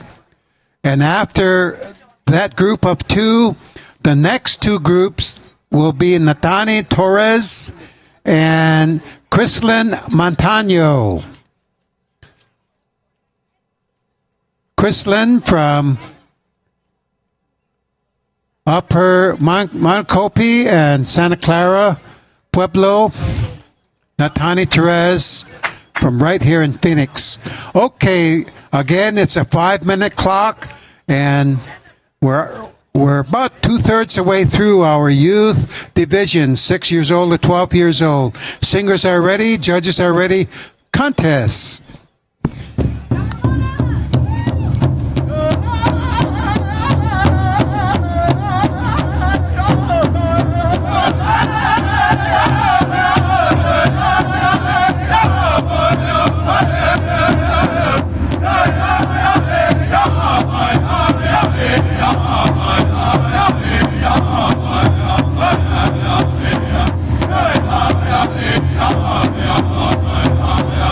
Come on.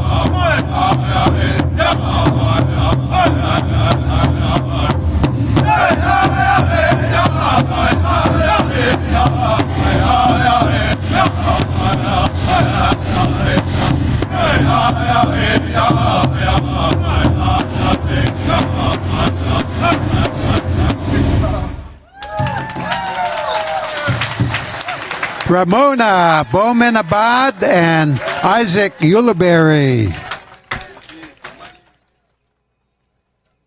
Now we go to our next two dancers in the youth 6-year-old to 12-year-old division. We have Gianna Begay from Glendale, and we have Leonidas Bowman Abad from Albuquerque in this next group. Their drum will be Kozad singers. Our next two will be Chrislyn Montano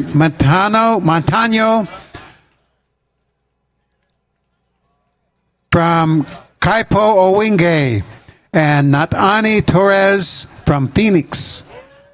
So Chrislyn and Natani, go and talk to your drum group.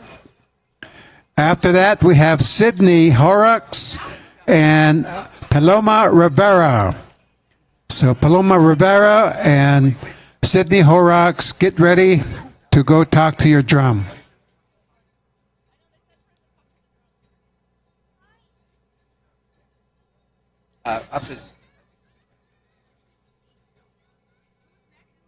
So Leonis and Gianna are out right now in the circle. After that, Natani Torres and Chrislyn Montano. After this, yeah. Yes, yes. The next two are Leonidas and Gianna. Wait for a minute. Okay. Okay, we have a lot of booths up above. Very interesting. We have some for children inside the education center. Another booth we have is Native First Nutrition. This company, Native First Nutrition, is a native-owned and operated nutrition company whose products embody resilience and determination. Come join them as they nurture health and wellness and supporting communities all around our community. They proudly support and announce their collaboration with the Lightning Boy Foundation to introduce a brand new product called Lightning Boy Hydration. It is a unique electrolyte drink mix boasting a special cotton candy flavor, and it offers maximum hydration with zero sugar.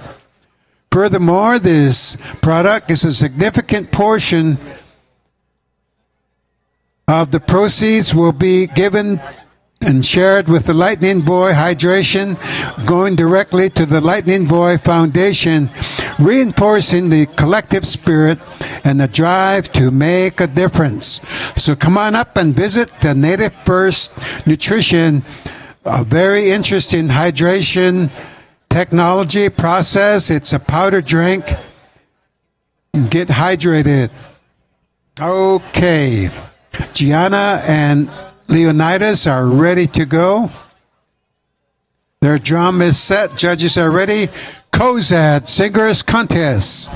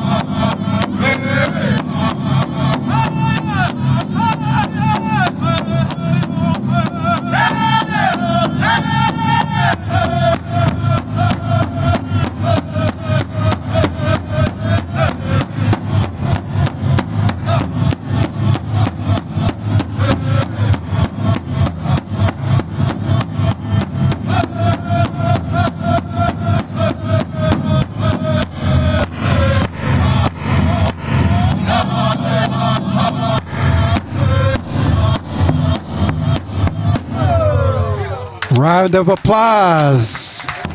Thank you, Gianna and Leonidas.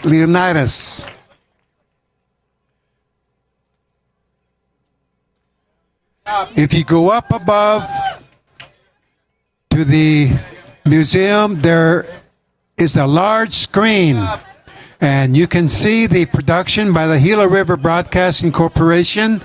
And for these contests, groups with the youth, on a split screen, you can see each dancer on a separate screen, and that is part of the work that the Gila River Broadcasting Corporation has done to produce this. And we'd like to just share our just great appreciation, and we just are thankful that they've done this. Now they've, I think, going on their second, third year doing this. And we had a friend from Washington, D.C. Call and showed on the phone up on the TV in his house the split screen. And that production, again, by Gila River Broadcasting Corporation. So they're doing a great job with the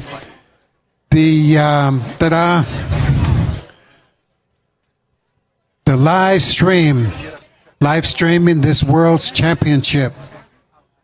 All right, Chrislyn Montano from Kapo Owinge and Natani Perez from Phoenix, Arizona are our two dancers now. We'd like to have these dancers get ready. Paloma Rivera from Puake Pueblo and Sydney Horrocks from Mesa, Arizona.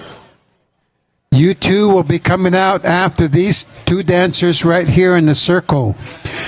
The third group of two dancers, we have Fia Tancia McCoy from Espanola, New Mexico, and Nakia Alicia Ginger Mason from Steinbach, Canada. Get ready.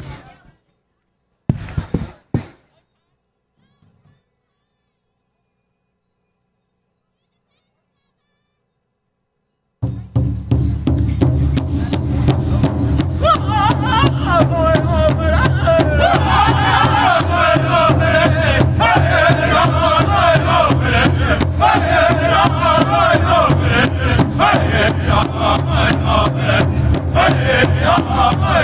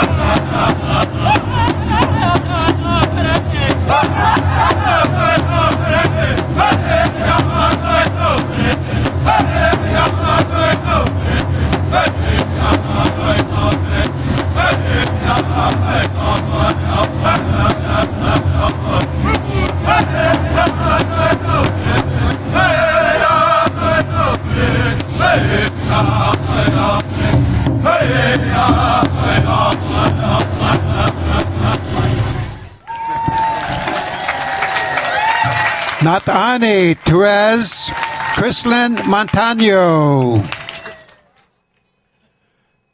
And now we have our next two dancers, Paloma Rivera from Puaki Pueblo and Sydney Horrocks from Mesa, Arizona.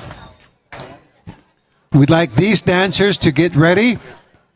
Thea Tancia McCoy from Espanola, New Mexico, and Nakia Alicia Ginger Mason from Steinbach, Canada. Our next group after that, after Fia and Nakia, we have Atriyu Layman from Santa Fe and Isaiah George from Espanola. So those are the next two after these two dancers right here in the circle. How many people we have from Kansas? Kansas people. Okay. How about Oklahoma? Well, the Jayhawks and Sooners are playing at 2 o'clock. Well, we'll announce a score now and then. Okay.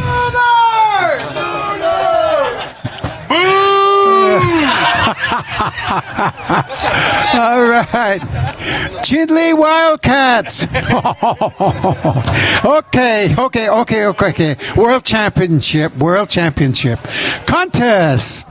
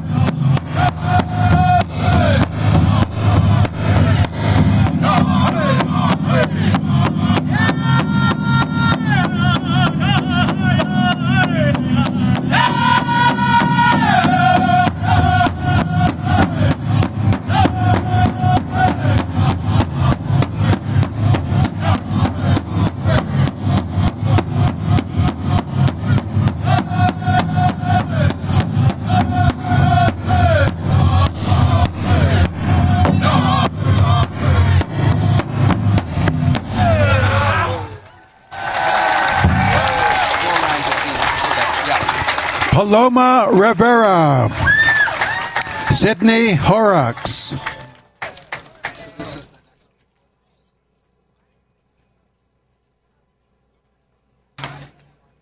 now we have in the youth division, 6 to 12 years old, in the circle, Fia Tancia McCoy from Espanola, New Mexico. And we have Nakia Alicia Ginger Mason from Steinbach, Canada. These dancers, get ready. You're coming out next. Atriyu Layman from Santa Fe. Isaiah George from Espanola. After Atriyu and Isaiah, we'd like these dancers to get ready. Lauren, or we have just one dancer, Lauren Ulibarri from Santa Fe, from Pueblo of Pewaukee. And Lauren Ulibarri will complete the youth division. And that will mean lunchtime. So we've got 5 more dancers. The singer says, yay! All right. You know, let's give these singers a big round of applause. And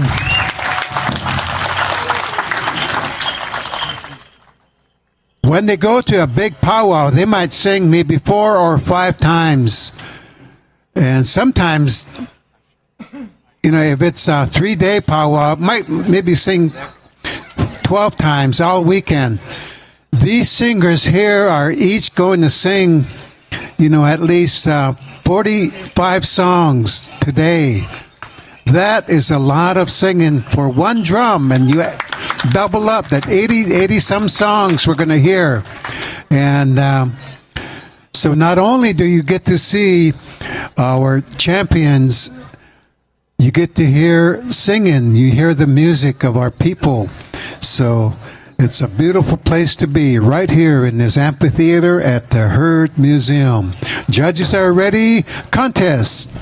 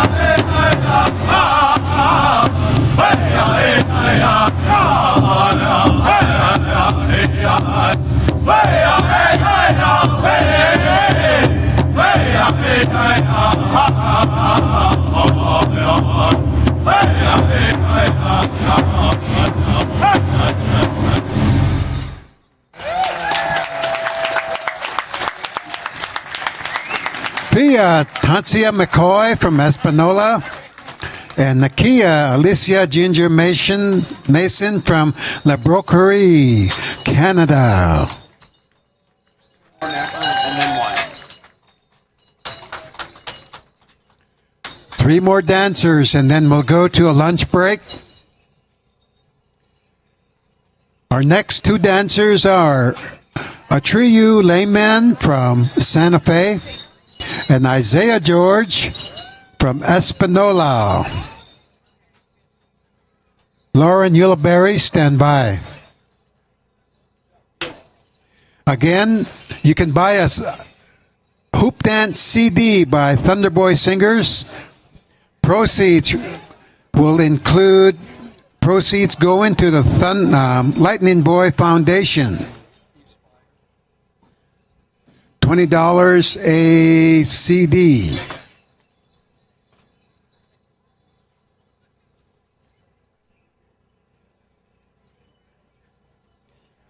And once again, we want to thank Gila River Broadcasting Corporation doing a fantastic championship job with our televising this. It's being live streamed all around Mother Earth. Okay, we also have our professional sound system. This is the latest Gray's production. Paul and James on the keyboard. And now we go. Atriyu and Isaiah, they're ready to go. Judges are set. Contest.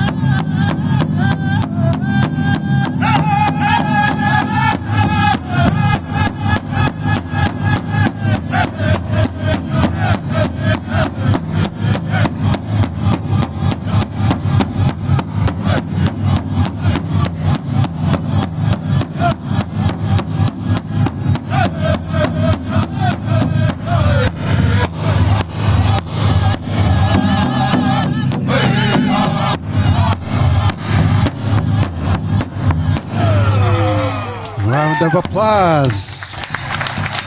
A Triu layman from Santa Fe and Isaiah George from Espanola, New Mexico. And now we go to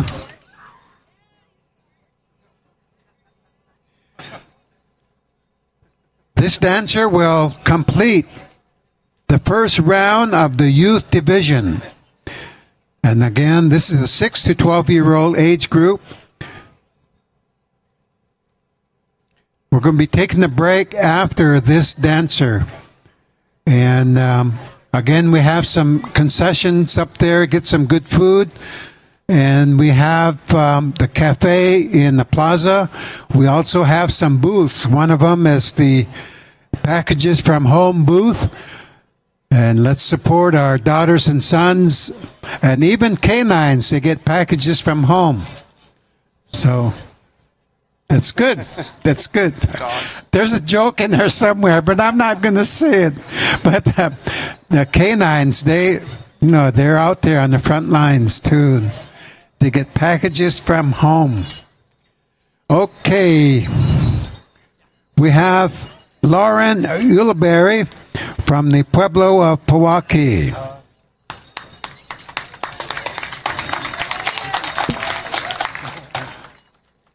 Thunderboy Singers will do the honors.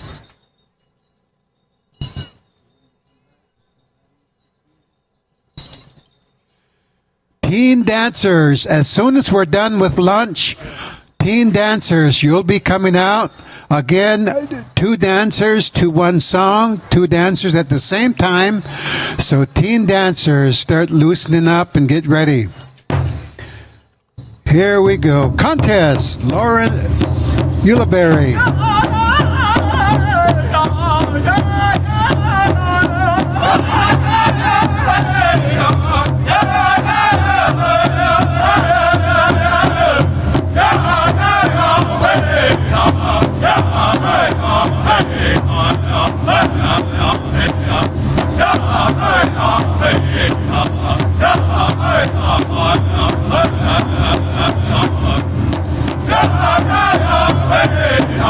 Yeah.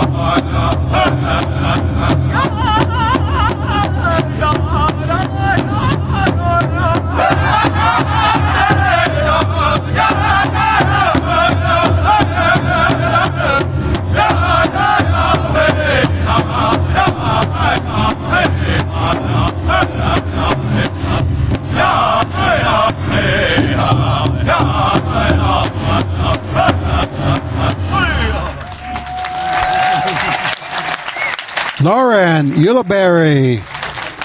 Thank you. Thunder Boy Singers and Kozad Singers. We're going to take a break at this time. It'll be a 1 hour break, and our judges and singers will have a meal. We're thankful for this meal provided for them. Now, dancers, we don't have a full meal for you, but up in the Steel Auditorium where we had our meeting this morning, we have some light snacks. Come on up, and you can, if you want to get some light snacks, chips and all that, come to the Steel Auditorium. Then we have concession stands. We also have the cafe, Hurt Museum Cafe in the plaza. We also have, see some fried bread stands. So we're going to take a 1 hour break.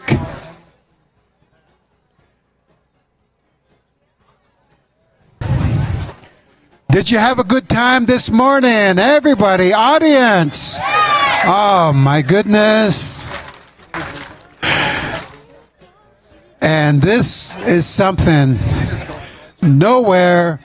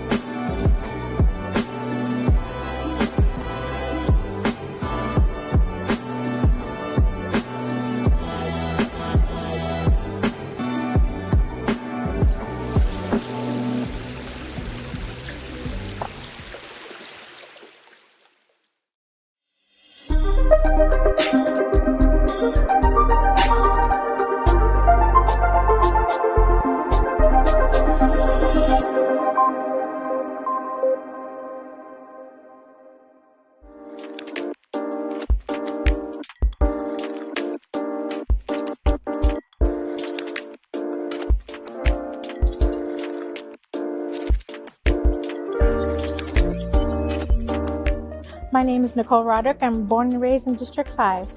We just had a month-long of classes in District 5. So everybody from Districts 1 through 7 came to District 5 to learn. Throughout the weeks, it's a little bit of modern, a little bit of hip-hop, mostly ballet, mostly positioning, foot positioning, arm positioning, style positioning, every positioning ever. My name is Lauren and I'm from District 4. This is second position. I think it's called tea.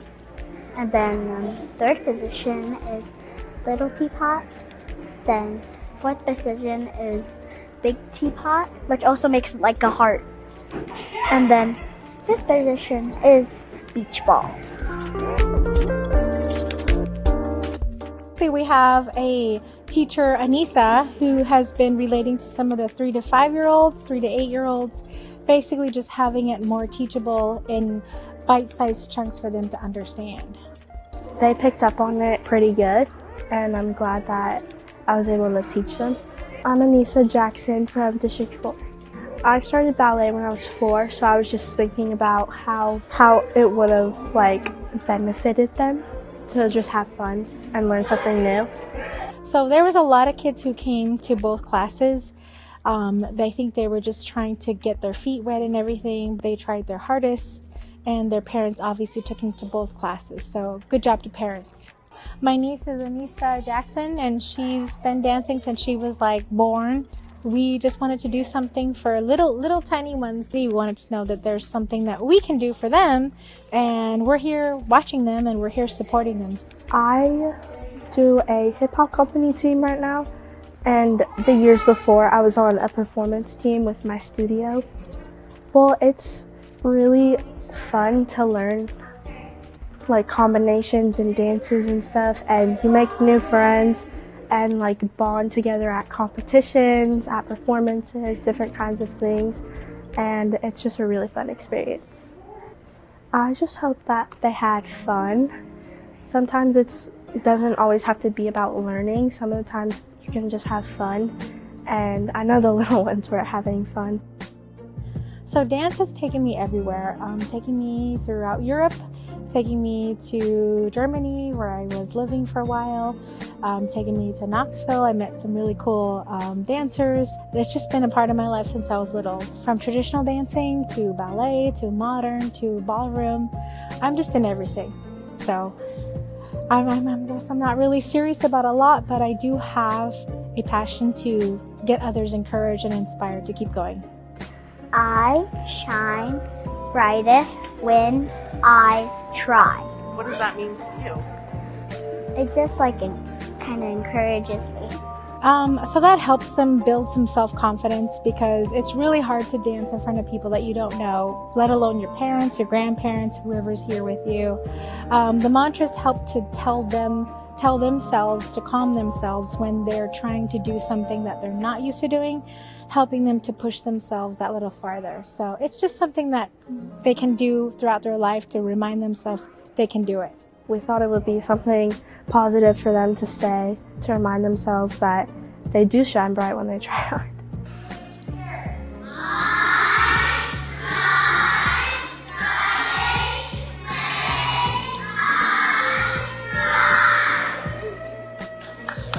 I just liked hearing them giggle and laugh and like clapping at themselves and saying positive things to themselves. It makes me feel proud that I've done my job to teach them at least something. It doesn't have to be about ballet, but about like believing in themselves and like talking positive to themselves. Well, I do hope that they take more classes in August. Once school starts and everybody's ready to kind of like get back and situated with the norm of like work and school schedules, we're hoping to get a dance schedule for everybody, because we want them to be able to continue this and be able to kind of keep reaching for the stars. We just realized a lot of kids have been interested in just about everything. We just kind of give them a chance to explore what they like, and they just kind of take the lead. So that's what we are hoping to do.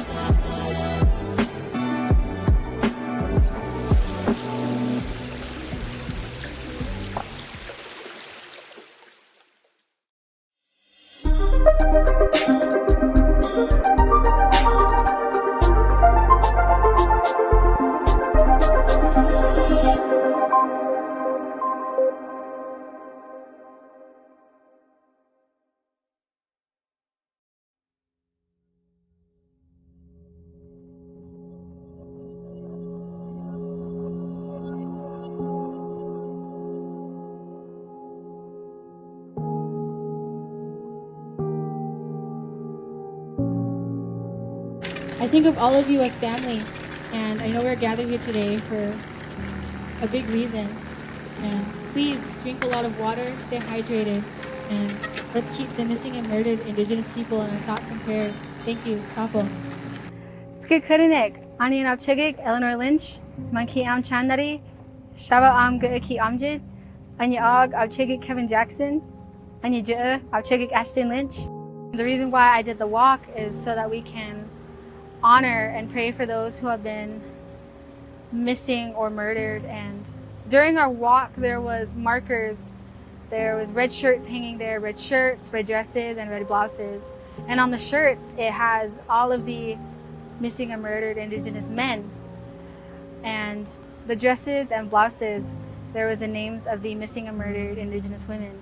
And I wanted to symbolize them and remember them in a way, but also honor them, because in reality, they do not deserve to be forgotten. Skukodinik Anyam Napchigik, Kelsey Ann Martinez, Anya Amjid Gauki Kuriakimo. Hello, good evening, everyone. My name is Kelsey Martinez, and I served as the 59th Miss Hilla River. I had the honor of speaking on the importance of MMIP awareness. I mentioned what MMIP is, what awareness is, and also I spoke about how us as a community can actively support the victims' families. And I also spoke about how to be a good person and showing your support and your love, as well as sharing prayers for the victims' families. Junior Miss Gila River, Eleanor Lynch, she put on just a wonderful, powerful event here, honoring, remembering, and advocating for the missing and murdered Indigenous people, women, children, relatives movement. And I'm honored to have attended. And there were a number of royalty, both throughout the community and off the community as well. So that shows just the power of young, Indigenous, O'odham women leadership. And I think it's up to all of us to support the missing and murdered Indigenous relatives. You know, that is the issue of their generation. And they are advocating, they are bringing that issue up, they're articulating and advocating for a stop, to stop that cycle, the cycle of intergenerational trauma that it has caused, and all the attendant issues, as was said, about really the effects of colonialism over 500 years. It's wonderful to see our young leaders and our young ambassadors bring awareness to this sensitive topic. It's something that's not often talked about, and a lot of the times it gets swept under the rug. So seeing all the people here in attendance and coming to support Junior Miss's platform event, it's truly a wonderful thing to see, and it's a wonderful thing to be a part of, and I'm very honored to be here and to share the space with everyone here. Miss Eleanor Lynch, I think she said it the best. She said, I'm only a 14-year-old woman, but I'm using my position as Junior Miss to advocate for these important issues. And that shows that you can, as young as our youth, as our O'odham and Peepash youth, age has no bearing on leadership. It's so good to see that they're doing the work with such grace and such effort. It really does show in their events, and seeing that everybody in their family and their friends, fellow royalty, community members come out and show their support for them. It truly is a wonderful thing to see. I really enjoy being Junior Miss Gila River because it opened me up to a lot of people. The Royalty Corps, the Royalty Committee, I've met so many people out there. I even met family members I have never met before, and I'm just so happy. It's helped me with my anxiety because I was a very, very antisocial person. I feel very honored and appreciative because going back to when I wasn't Junior Miss, I rarely attended any community events. But then with this title, I was able to go out to community events, and even now with my platform, I'm able to go out to events that tie in with missing and murdered Indigenous people or women. And it just means a lot to see people comforting each other in their times of need, and it means a lot to me. That's what it's all about. And being an ambassador is raising awareness with these sensitive topics and seeing that everybody is so involved in everything that comes together in the end. It's truly a wonderful thing to see. And I am so proud of them, and I'm so happy for them, and I'm so excited to see what else they'll be completing in their reign. What do you say to youth who want to be more involved in this movement? How would you encourage them to get involved? I would encourage them by researching the articles, but also maybe even attending events, because even just an attending event can go a long way to supporting the missing and murdered Indigenous people or the missing and murdered Indigenous women movement. That goes a long way. So support, research, do what makes you feel comfortable. One of the things I want to say to the victims' families is to never lose hope and remind them to utilize the grassroots organizations who are bringing awareness to this sensitive topic, to utilize the resources that is provided from your community, and to always remember that you are loved and that you are supported through every step of your journey toward healing. Usapu. Speaking from my own family, where we've lost, and we've never put that to resolution, a loved one, who I'm named for, is that you never give up hope. They're always with you by prayer, ceremony. You keep them alive inside you with your family. It's about turning grief into hope. As was said, by Ms. Eleanor Lynch, and was said that, you never give up hope, and you find a way to heal from this. And by having events such as this, these are avenues of healing and avenues of providing hope. When we see young people, such as our royalty, such as Eleanor, really taking the initiative, this is powerful. And this provides hope for all of us. I know it provides hope for me.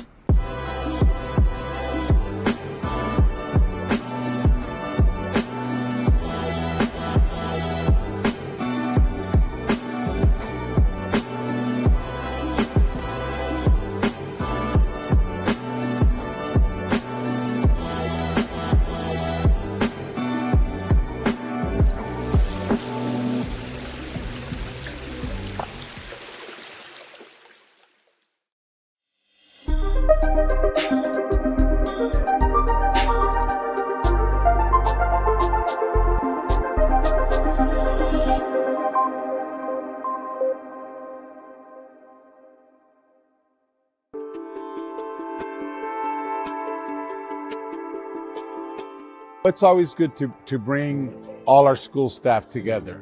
It's good for them to see the support from leadership, both the executive and the community council. Hi, I'm Isaac Salcido. I'm the director of the Tribal Education Department. We haven't had the teacher in service in person for 3 years because of the pandemic. So it's really good to see everybody today and good to see them hugging and saying hi and greeting each other throughout the day. I hope they have a good time, take a lot away from it, and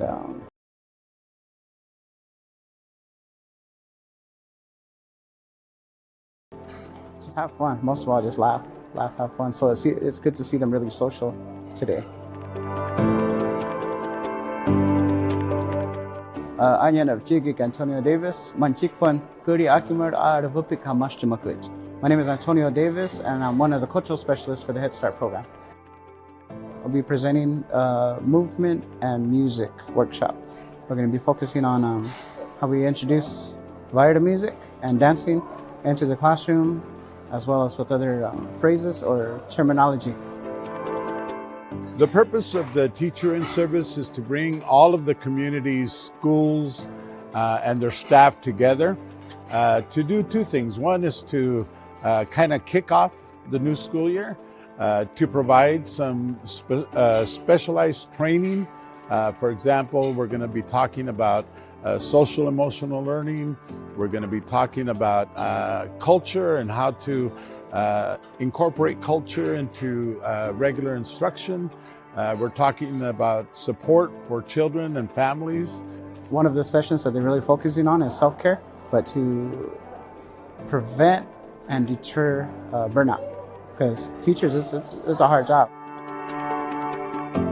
And so that is the purpose of the thing, is just to kind of bring everybody together, to let them know what the community's priorities are for education in those 3 areas, and then to let them enjoy a nice day of training. I think for the most part, it's just adapting to the different obstacles from virtual to in-person, adapting to the children's needs, and just moving forward, providing those resources. From a social and emotional side, you know, being isolated for so long and being away from the routine of school and how school goes and all of the kind of things has been challenging. For an example, somebody that might be in 3rd grade might be still adjusting to their knowledge as a 1st grader. So I think today's in-service brings a lot of tools, and the focus is academics and mental health and well-being. It's been tough since COVID. It really, really has. They felt it, we felt it, but I think that as long as we stop thinking about the past and try to move forward and continue our growth, then I think that we'll have a great school year. Right now, I've learned a lot of things just in the past few hours I've been here. How many schools are represented, how many teachers actually come out here and do care, how much stuff, you know, the reservation and the tribe can give to us. And there's also, I didn't know Naomi McGill was that high seated in, you know, the government. First speaker from the White House was amazing, especially as we move on and we encourage children to grow and to go further their education. They can see role models and how far they've gone, and they're from the community, so they know that they can do it. And teachers, I think it's important for us to see that as well, because then we have additional resources we can take back within our classroom and further our students' growth. On January 5th, 2023, Congress passed a law establishing the Native American Language Resource Center program. Congress appropriated $1.5 million this year to establish the first program and its implementation. And this program will have 6 key activities, which will lead to increase the capacity for Native students to learn Native languages, further Native American use and acquisition, promote, preserve, and protect the rights of Native Americans to use, practice, and develop Native languages, address the effects of our past discrimination and ongoing inequities related to Native language speakers, supporting the revitalization and reformation of Native languages, and supporting the use of Native languages as a medium of instruction for a wide variety of students at every level in every different stage of education. Just like the speaker we had today, with her knowledge of grant opportunities, which is always good. You know, education always needs money to help support either language, history. You know, those are the key factors. Well, one of the things that we've done is we've been able to do through the 105 lease program is to build 2 new schools, Casablanca, Hill Crossing. And if you're aware of the schools prior, how small they were, now that these schools have, you know, been built, they're more expandable. Now you can utilize for families to come in and participate in activities such as after-school activities or parent-teacher conferences, and to do like classes, you know, to do such as language, or again like history, or even one of the things that really needs to be done is social skills, working with children on that, and parents. You know, the best thing parents can do is to make sure that their kids are in school every day.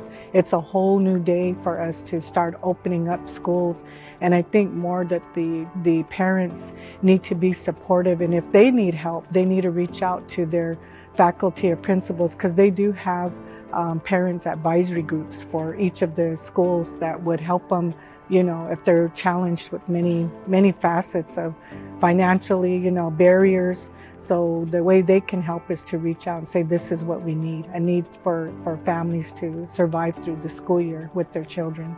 I think communication is very key. We have the technology now, like a lot of those digital platforms, like for checking grades, checking attendance, checking progress and everything. Having that communication and seeing your child's progress, not the end of the semester, not the end of the year, but throughout the whole year. Just that involvement with parents and guardians, and even the admin. Like having that communication and really being involved. Students, I want you to know that your family, your parents, your grandparents, your great-grandparents, this whole community is behind you. We have nothing but good thoughts and good hopes for you. We want you to know that you are strong. You've been through a lot already in your young life. And you demonstrate what it means to be an O'odham or Peeposh child, and that is strength. Whenever you face challenges with this school year, reach out to somebody, even your teachers and counselors. If you're a high school student, reach out to your advisor for the high schools. If you're in the grade schools from K through 8, reach out to counselors. Go to the principal's office or to the nurse and tell them you're having a bad day. And then try to get yourself back motivated whenever those tough challenges are there. And make sure that you recognize that, what was stressed in the speeches was bullying. If you feel bullied, talk to somebody, tell someone, don't be afraid to speak up. And it's your voice that will help maybe another student. That's my advice to you. Work together and find your little circle of friends so you can encourage each other throughout the school year. Try your hardest and participate. It's not easy standing up in front of a bunch of people and talking, but all your teachers care, and we definitely want what's best for you and definitely want you to go further in life and experience the world. You don't have to be restrained here. You can go and do everything and anything you want. I can't remember who paraphrased it or quoted it, but something that I always say to like anybody who's promoting, graduating, is that I don't mind if you aim high and miss, but I have a problem if you aim low and hit. And to me, that kind of resonates with me because it's more or less like exercise your full potential. If you feel you can get an A+, but you're just kind of getting by with the C, I'm passing, that's not going to cut it. Really exercise your full potential. Hit the books hard. Do your homework before you do anything else. There's always time for that. There's always time for that, for friends, for socializing and everything like that. But really apply yourself. Do everything and anything, especially that goes for you high schoolers. Sports, clubs, extracurriculars, do everything. Because especially with high school, it's going to go by quick. Enjoy it. Enjoy it while you can, because as we all know, when you get older, I wish I would have done this. You know what? Take advantage of it. Take advantage of it, because you know what? When you're older, you realize you should have did this or you could have did that, but you didn't. But now the opportunities are here because, for all of us as we get older, we look at the opportunities that we had and compared to this, and right now it's more fruitful for this generation because they have a lot of opportunities. They just need to take advantage of them, and don't be afraid. That's one thing I would say for you. Don't be afraid, because in your school, don't be afraid to ask questions, because you'll never know until you ask those questions. But that's life, and it's a learning experience. I guess an expression that we have in our language is all of us together. We're all in it together. And that's, even if you're not an educator, even if you don't have expertise in the education field, everybody. We're all teachers, and we're also life learners.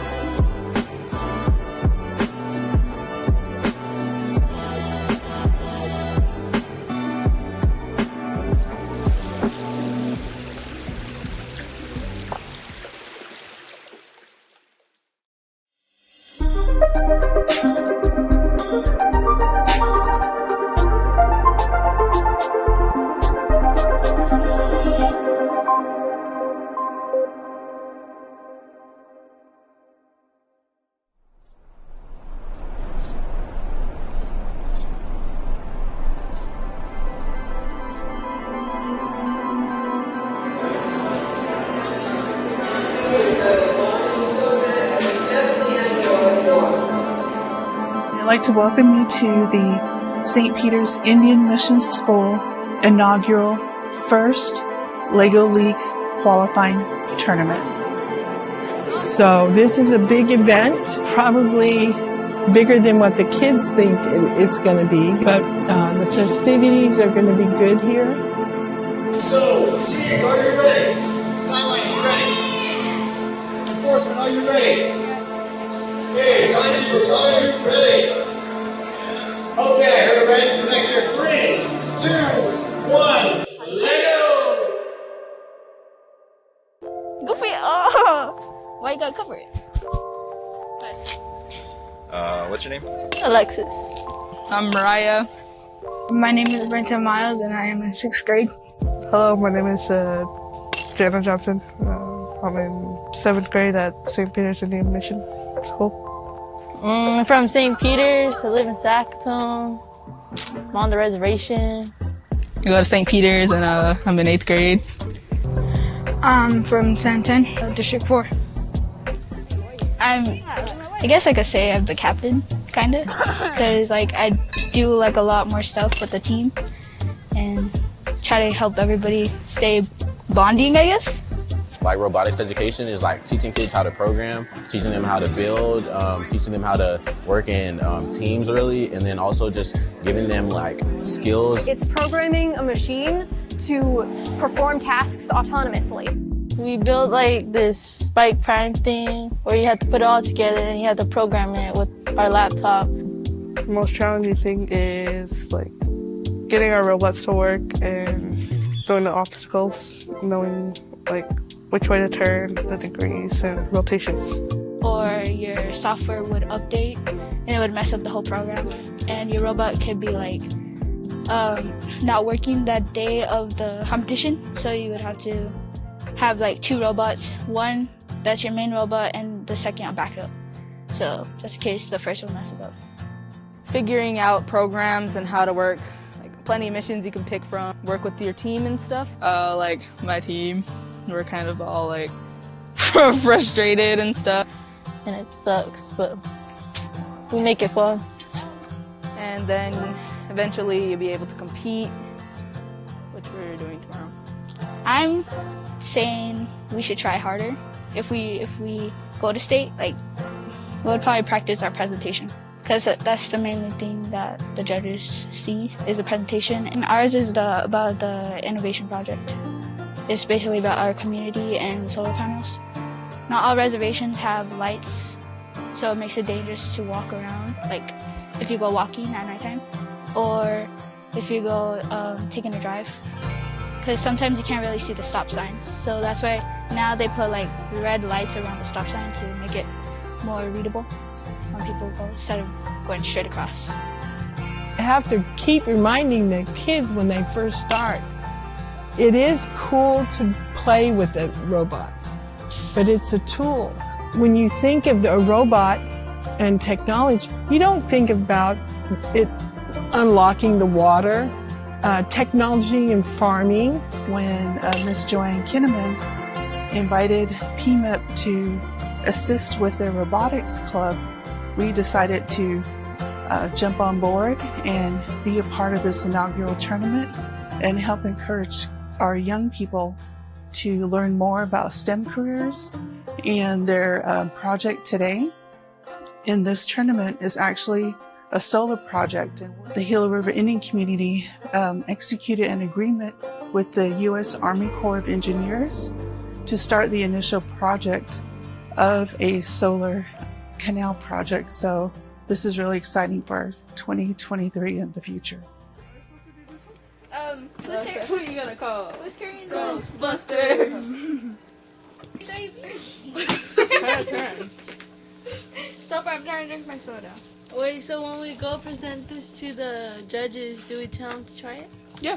What You if put we it in said- front of them and be like, say, try this this. is what we need at A lot of benefits and advantages, but I think for my kids, all my kids are very high energy. It's a great way to channel that energy into something, right? And channel their focus. Normally it's hard to get any kid to focus, right? But once they're actually doing the mission, once they have the hands-on element, it gets them to dedicate themselves to something for like 30 to 40 minutes each time. And eventually it builds into a passion.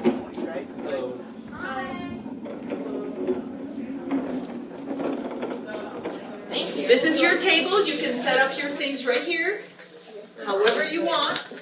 This is your judging session. So great to have you all here. This judging session is going to be relaxing, fun, so just take a deep breath, okay? Like, I'm sure you guys are going to do awesome.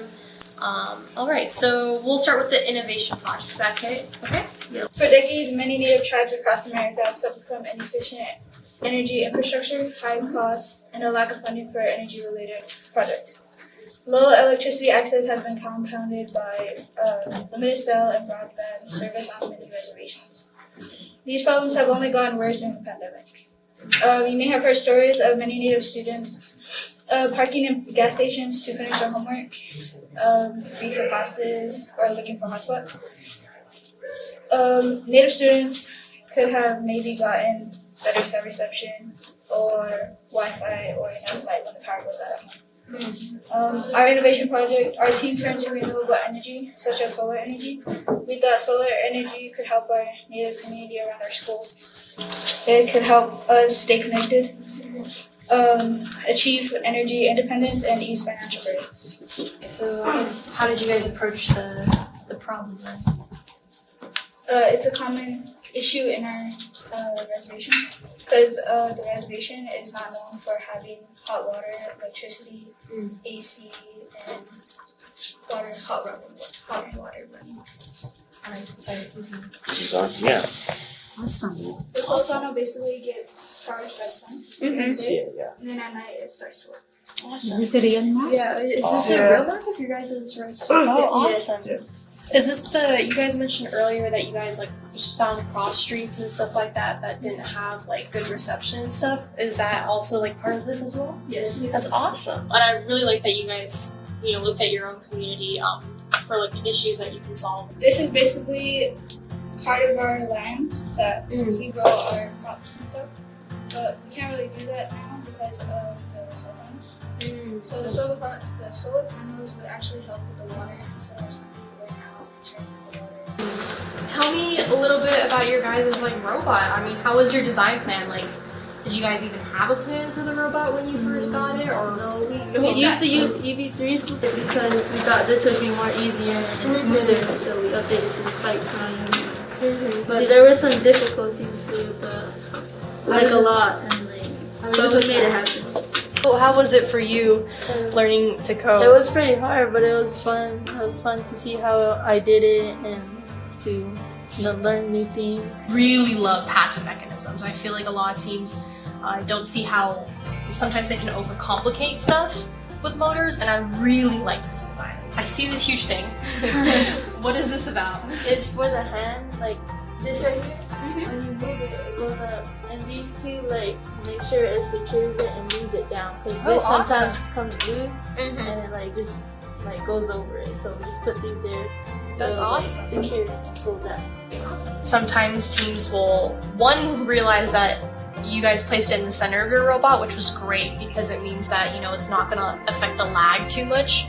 And two, I really liked how this really looks structurally sound. Like, you guys did a really good job with this. Are you guys okay if we go to core values now? Yes. Yeah. Okay. Is it your guys' first year or second year? Or? For some it's second, for some it's first. Okay, awesome. Awesome. Why don't you tell me about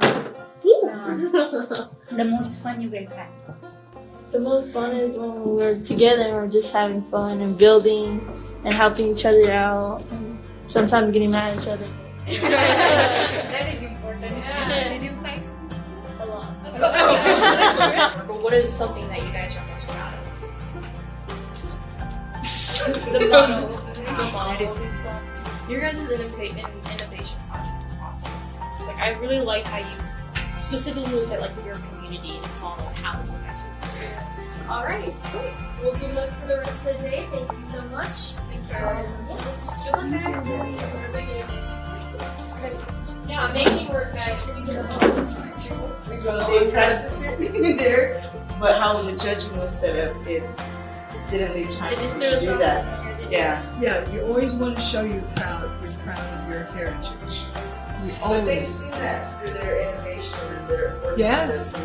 So it showed through there. I'm so proud. I'm so proud. I'm so proud. You're making her cry. Okay. You guys are scheduled for 1:15? Yeah, I think so. You have like a minute or two. Okay, Wait, get going. yeah, you guys need to get going because those. Well, they those- just pulled out. It's going. It's All really right. good. I know. Just Look stuck at in here. there. I know.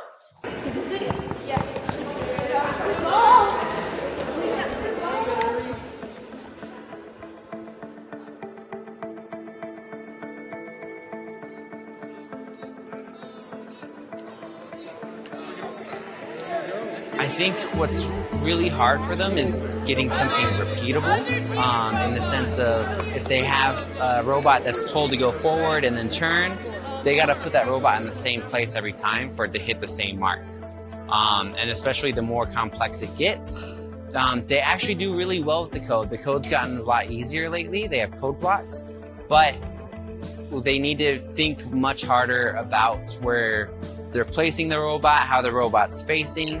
And for them, they're used to coding on the computer where if they press it, it's repeatable, it can happen over and over again.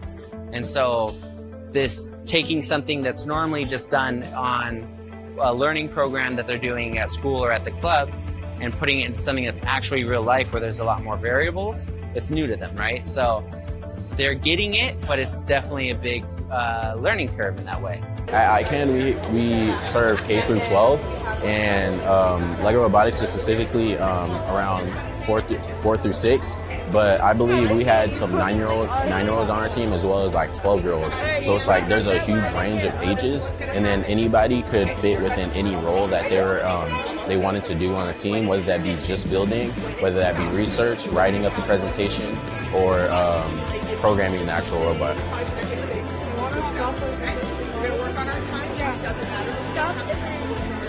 I was part of this way back when it first started. I was actually, way back at Sacaton. It was good to see how it had evolved to what it really has become. The sponsorships that are now a part of this, very inspiring to know that entities outside of this community are willing to invest in our children, kids. And I think it's a testament to people like Ms. Kenneman, to everyone involved, really, that make things like this happen for the betterment of our community as a whole. So it was really something that's really dear, close to my heart. So I just wanted to come and be here, be a part of it. So, yeah. Very, very, very, very confident. Very eager.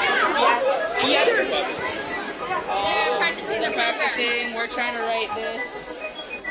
I watch the teams as they do their runs. I make sure that the rules are followed. So that includes like, oh, touch the robot, don't touch the robot. And at the end of the match, I score all of the matches. So I just go down the entire score sheet, said you did this, you didn't do this.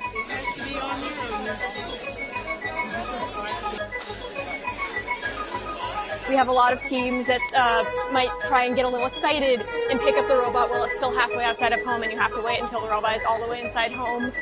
A new rule this year that was really interesting to me, there are 2 different home spots. So there's one over here and there's one on the other side of the board. And so you cannot pass between. You have to pick a side to stand on and you have to stay there. And that's been a really interesting challenge for a lot of teams because you have to figure out how you're going to pass your robot back and forth, how you're going to pass your equipment back and forth. But basically only your highest score counts. So you get three tries to get the highest score possible and only your highest score counts. So it's not like an average or anything. And the person with the highest score wins.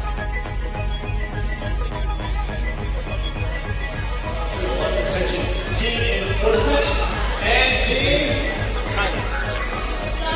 That's the guy. All right, we got it. So, teams, are you ready? Skyline, are you ready? Enforcement, are you ready? Yes. Okay, timekeepers, are you ready? Okay, I heard a Randy 3, 2, 1, let go! Okay, so you lost 1 point. You want to tell me, but yeah, go ahead, no problem. Oh, it's in. There's no touch it yet. All right.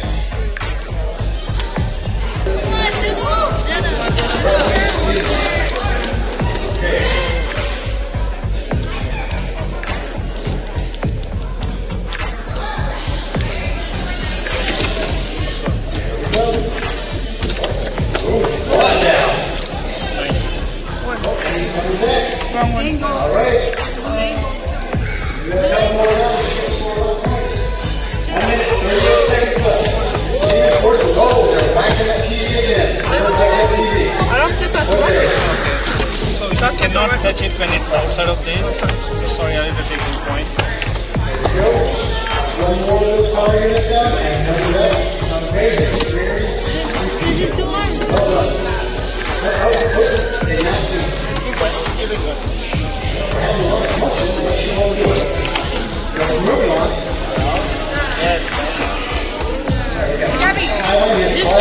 You can take it. Keep going, Jenna. Keep going.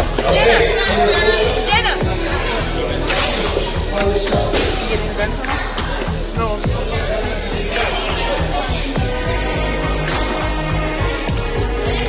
Okay, 47 seconds left. Set it up. Set it up. Chelsea, there you go. You got it. You got that. You cannot defend it. Go on.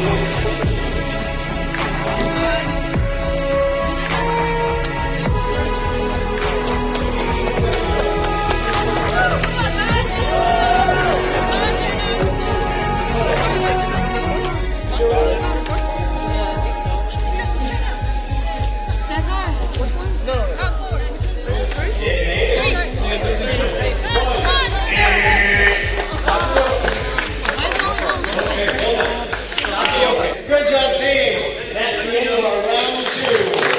Well done.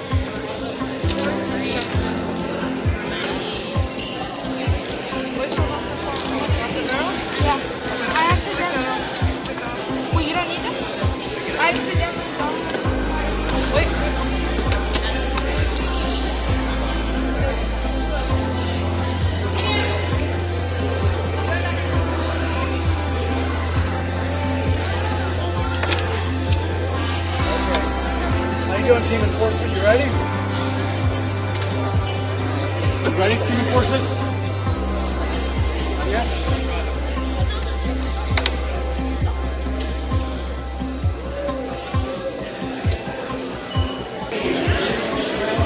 Team enforcement and team Skyline.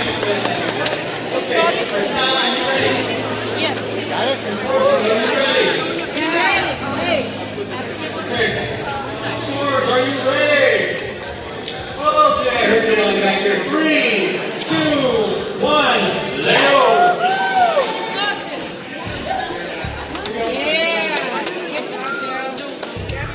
Come on, Joe. There we go. Go.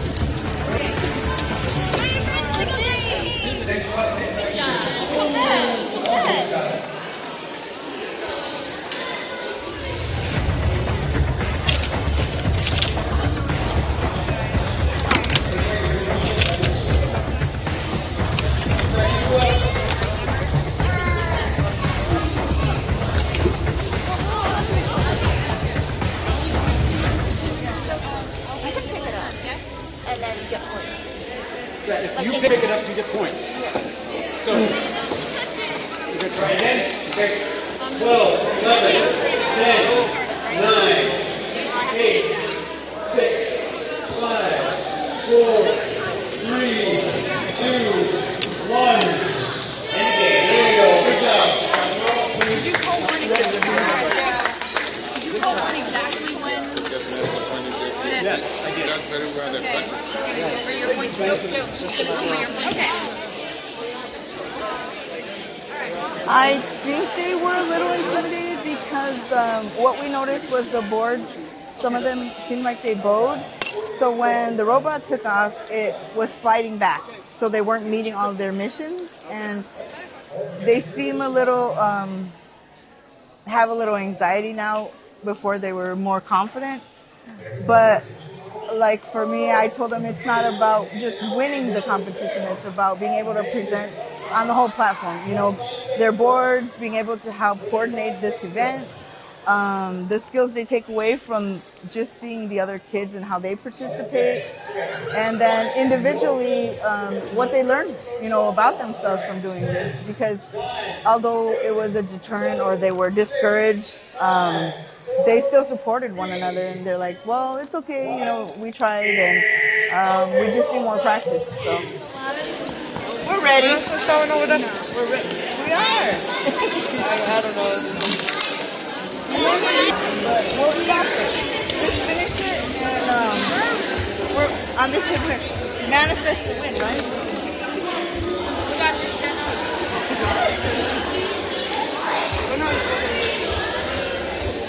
One more thing. 4, 6. I just made that one. She's the one that actually did it. Oh, she's already putting it down. So who's outside her? Here we go. Get the mic alive. There it is. All right, this is our round of Yippee-Yi-Yi-Yi. I am something. Ready? 1, 2, 3.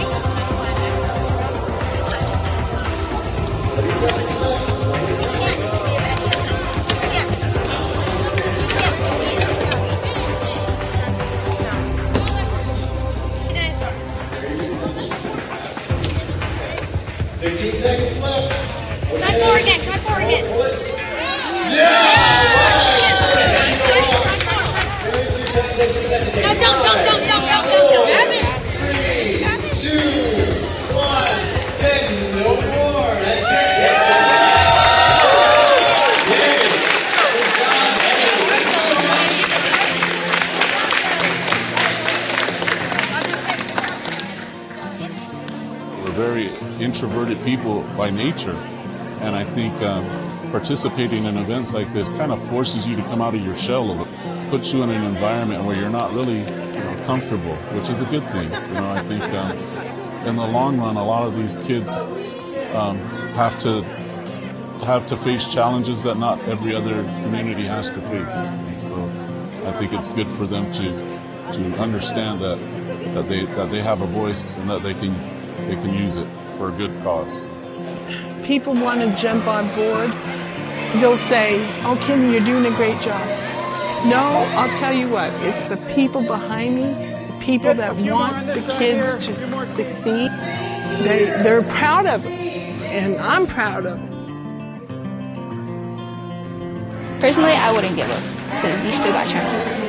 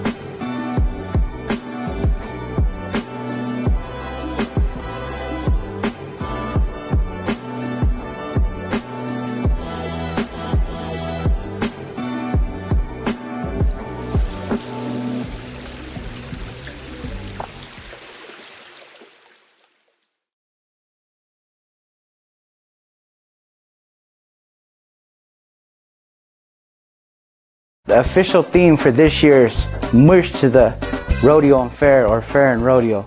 We're very, very close, so get the word out. Tell your family members, tell your friends, friends. Your Kayovopo, which means leg hair in autumn, but it actually means those distant relatives that you don't invite to Thanksgiving or anything like that, but that's your prerogative. Anywho, March 15th through the 17th, 2024. 2024, we made it! 60 years. Celebrating 60 years of unity. I'm talking parade, I'm talking carnival, bird dancing, powwow, skate competition, chicken scratch battle of the bands. See all your favorites there, all your favorite songs, all that good stuff. What are the ones that I leave out, Joe? Hey guys, Joe here, community member, 28 years and counting, and I'm here to give you guys some information regarding the 60th annual Muchida Fair and Rodeo. For starters, we are going to have the rodeo, starting with the Junior Rodeo, the Masters Rodeo, and the All Indian Rodeo. No, Mirgan. The parade will be on the morning of Saturday, March 16th, so I encourage you guys to get there early, bundle up. Camping is encouraged, but you have to get there by 2:45 a.m. on the Saturday morning, so good luck with that. As for the cultural events, we're going to have bird singers, we'll have the men's and women's games, Stoka and Shongyur, as well as the stick games, Skins and Komai. Also at the Culture Circle throughout the weekend, there's going to be various performances, so come on out and check those out. And of course, just like every year, we are going to have our elders tent, so if you have an elder with you and they're getting a little fussy, they need to take a nap, and after you drop off grandma at the elders tent, you can go and check out all the carnival rides. We're going to have all your favorites that you used to sing, the zipper, and all the other stuff. I haven't ridden rides in a while, so I don't really know the names anymore, but there's a lot of rides going to be there. As you might have heard, it's not free this year, but it's okay. It was fun while it lasted. When it was free, the lines were pretty long, so blessing in disguise, you know. So you're probably wondering, where do I get the vendor form at? Where's the registration for the parade? Where's the lineup for the All Indian Rodeo and all that stuff? So for vendor information, parade information, traditional games information, all the information that your little heart desires will be at merchofthe.com or the Merch of the Facebook page, or merchofthe.com or Merch of the Facebook page. All right, so everybody got mad last year. Everybody was all buggered, like, oh my God, how come there's 2 videos? So I'm gonna give you a hint on this year's headliners, all right? So, for more information, you gotta check right there. You're gonna go to the Much the Facebook page and or muchofthe.com. You're gonna wanna go and check that out expeditiously.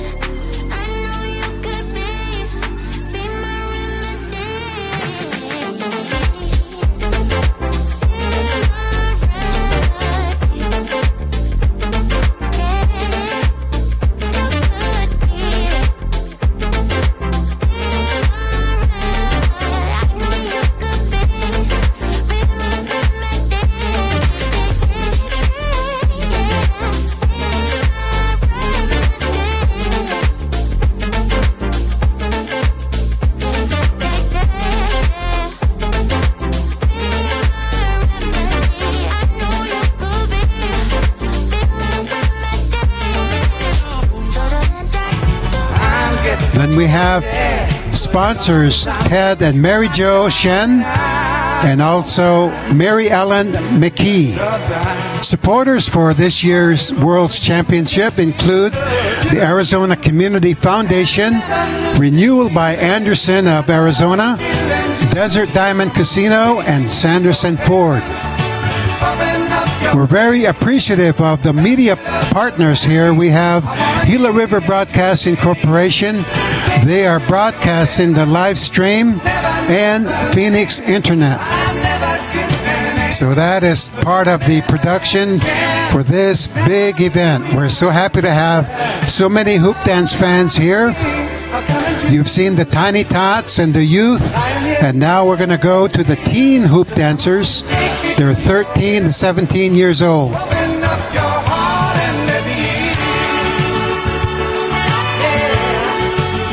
After I'd like to have Sierra Horrocks and Alexis Renee Gonzalez stand by. And then next 2 will be Tacoma Campbell and Kimberly Mason. Get ready.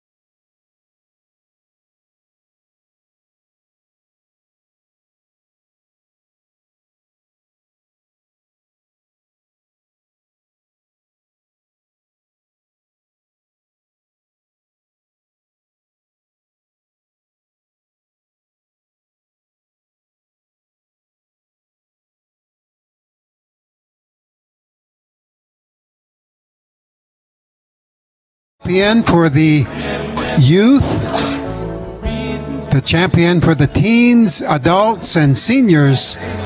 And we're going to see all the other dancers who placed.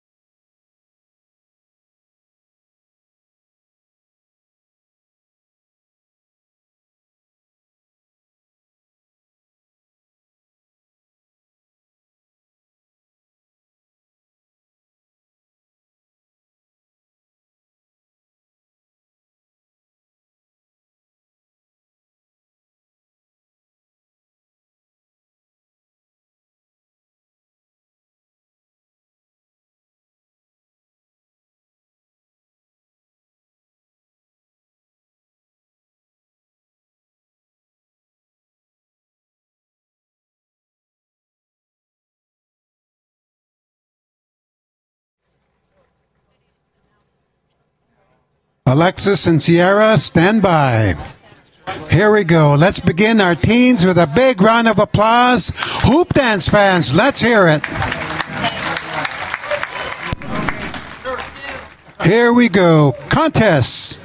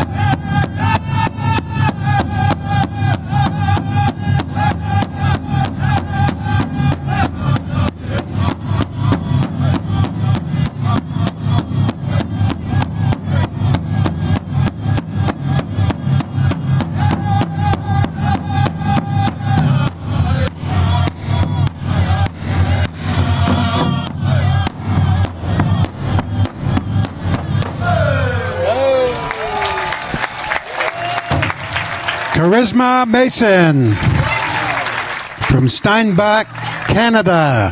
Manaya Duncan from right here in Mesa. Our next two dancers are Sierra Horrocks from Mesa and Alexis Renee Gonzalez from the Pueblo of Pewaukee. We'd like to have Tacoma Campbell and Kimberly Mason get ready, go and talk to your drum. Lucas Stevens and Relena Morgan, get ready. You're on deck.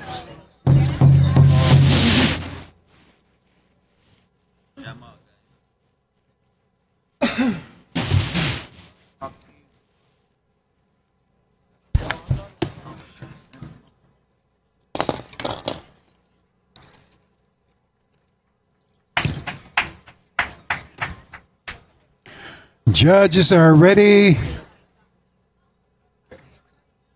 Contest.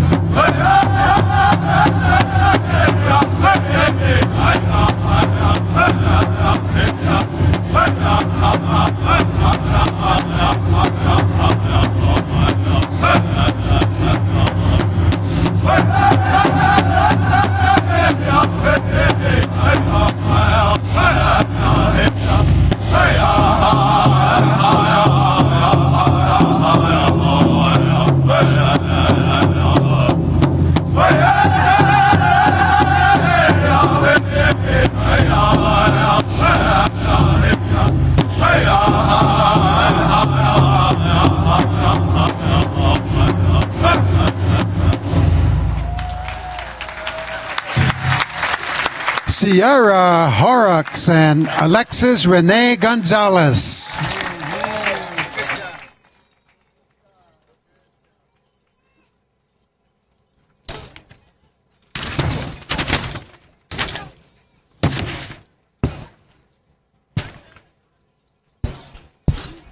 Our next two dancers are Tacoma Campbell from Laie, Hawaii, up on the North Shore there in Oahe. And we have Kimberly Mason from Steinbach, Canada. And they're talking to their singers. We'd like to have Lucas Stevens, Rolena Morgan. Get ready. Apollo Benali, Christian Herrera, stand by.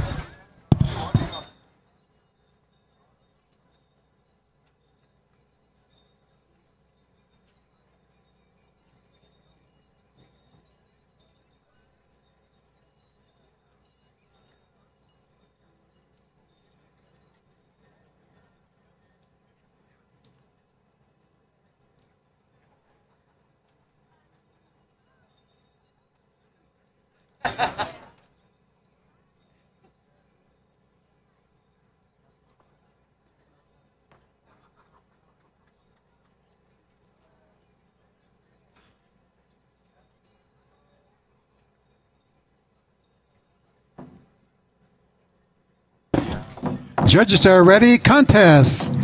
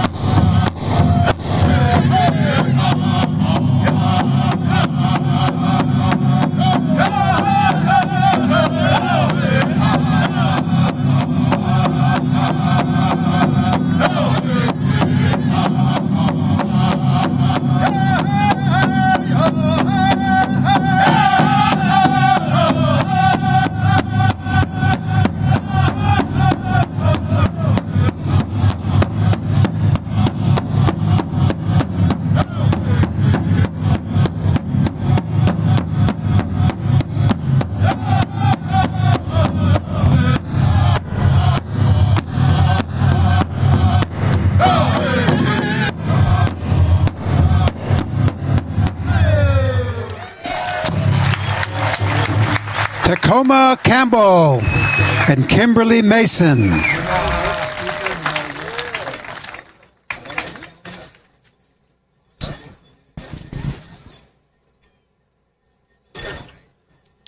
The next dancer in the teen division, 13 years to 17 years old, is Rolena Morgan from Mesa and Lucas Stevens from Navajo Mountain and Page.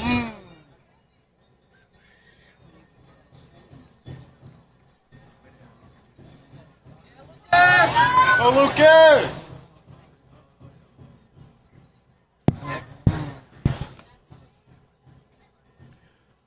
Paulo Benali, Christian Herrera, get ready. And Cyrus, first charger, Gavin Sanchez, you're on deck.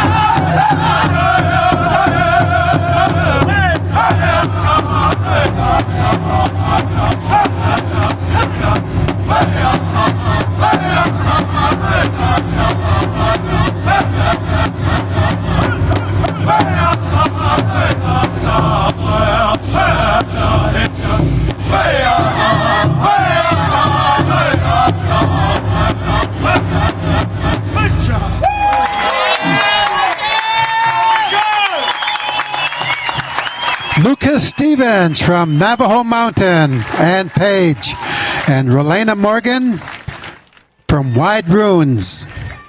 Next we have Paulo Benali from Santa Fe, and Christian Herrera from Santa Fe from Okewinge.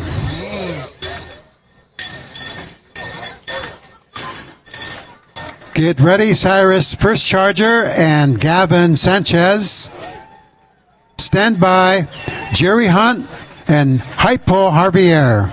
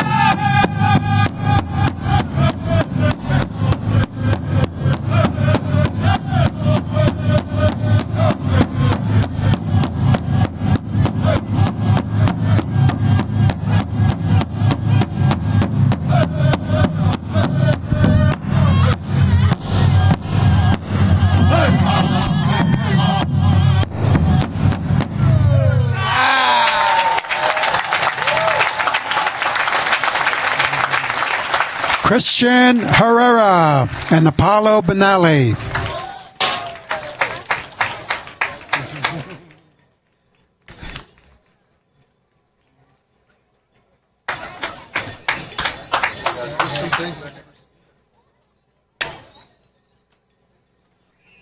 Our next dancers have talked to their singers. Cyrus First Charger from Raymond, Canada. Gavin Sanchez from Santa Fe. Pueblo of Powaki and San Ildefonso, Pueblo. Jerry Hunt, Jaipo Javier, get ready. Nayana Harris and Mateo Ulibarri, stand by.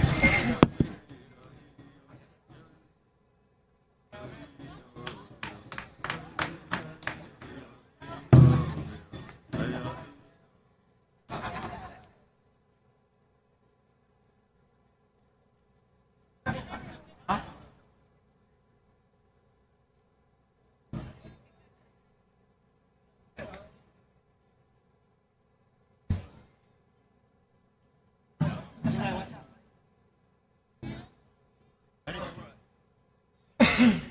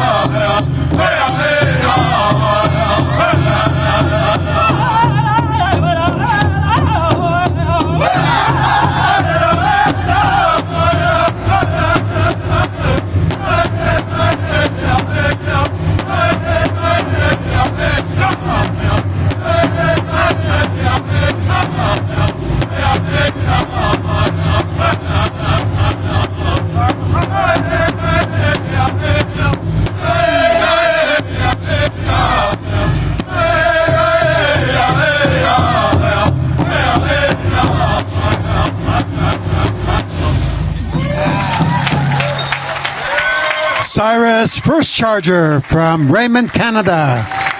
Gavin Sanchez from Santa Fe, New Mexico.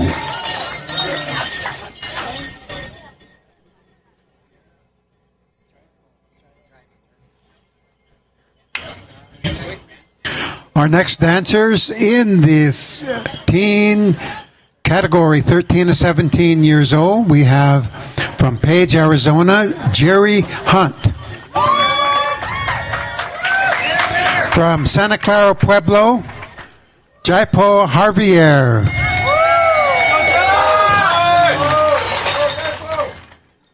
Get ready, Niana Harris and Mateo Ulibarri. Stand by, Vanessa Martinez and Owen Fowler.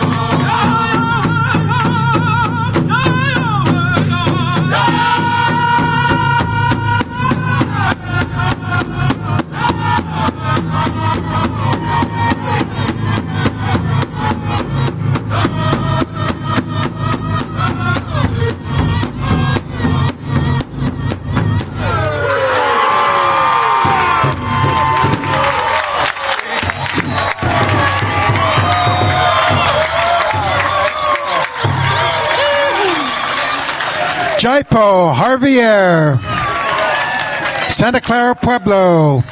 Jerry Hunt, Page, Arizona. Just from your response, you can tell. Our next two dancers in the teen division, Mateo Ulibarri from Santa Fe. He's from the pueblos of Pewaukee and Santa Clara. The other contestant, Niana Harris from Phoenix, Arizona, hometown, Ahwatukee. Get ready, Vanessa Martinez, Owen Fowler. Stand by, Jerhan first charger. Jerhan first charger.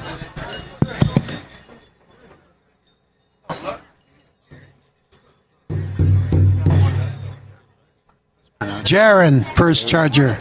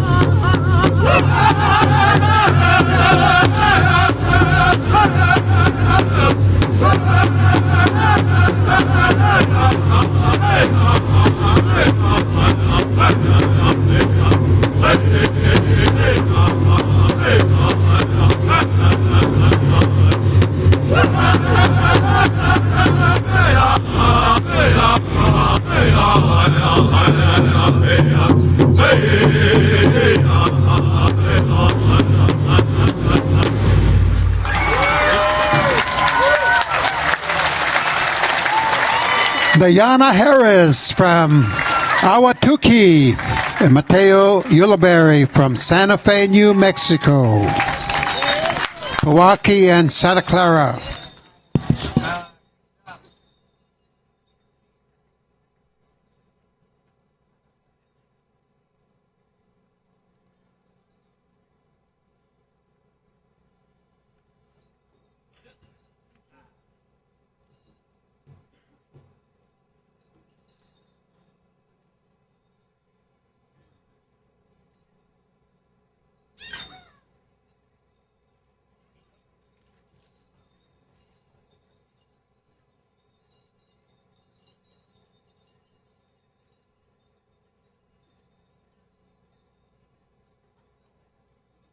Let's have a big round of applause for the weather. All right, all right.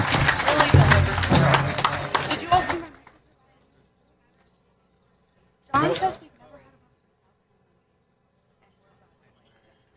had Again, Vanessa Martinez and Owen Fowler, get ready. Here we go. Diana Harris and Mateo Ulibarri.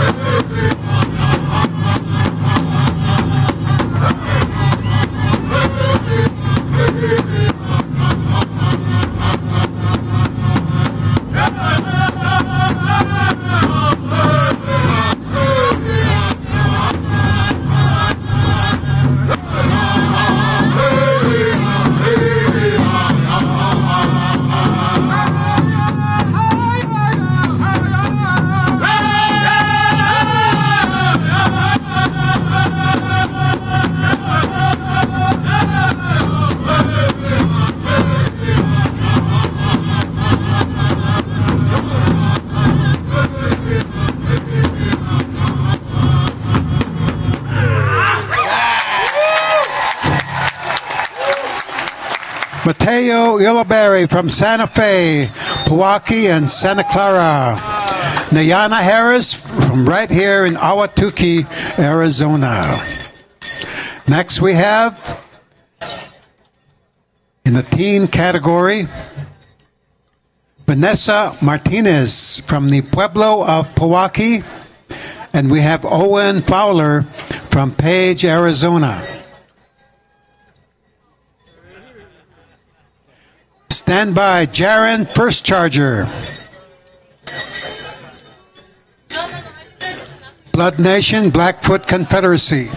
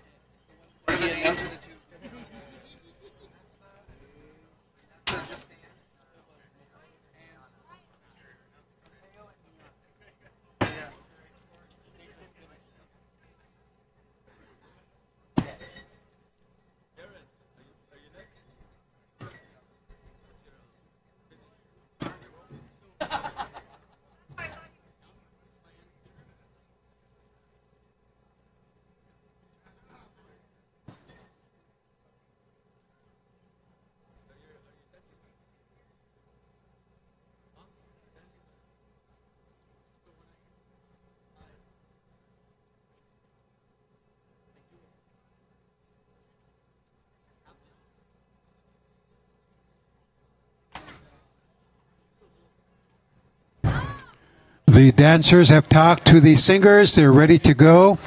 Vanessa Martinez and Owen Fowler.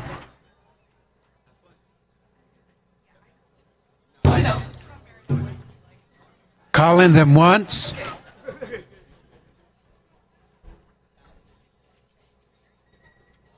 Calling them twice. Vanessa Martinez and Owen Fowler.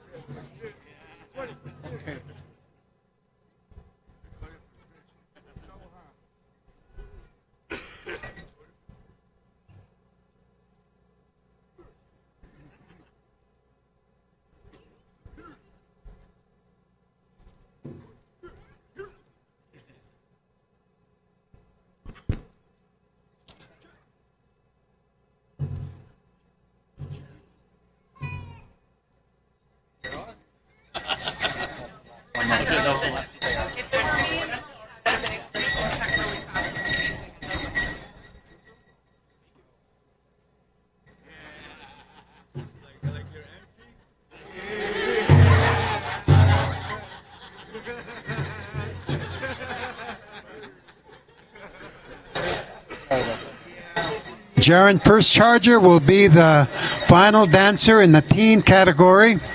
We had 19 teens registered. I believe we had 17 compete, or 18. And let's bring him out with a round of applause. Jaron First Charger from Raymond, Canada.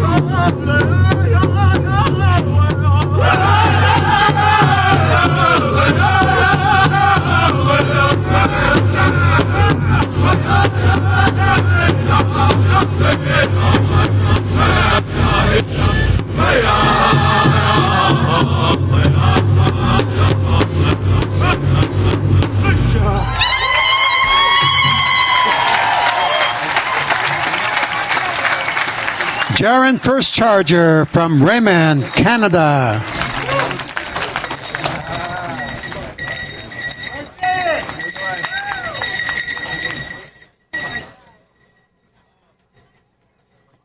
Our friendly neighbors.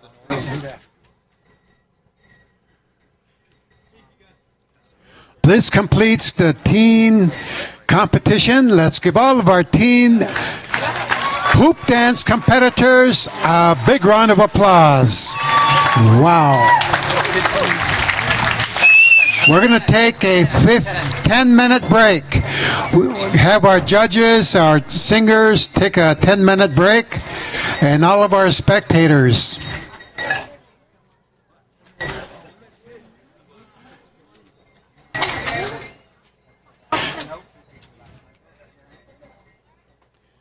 So Kansas and Oklahoma are playing basketball right now.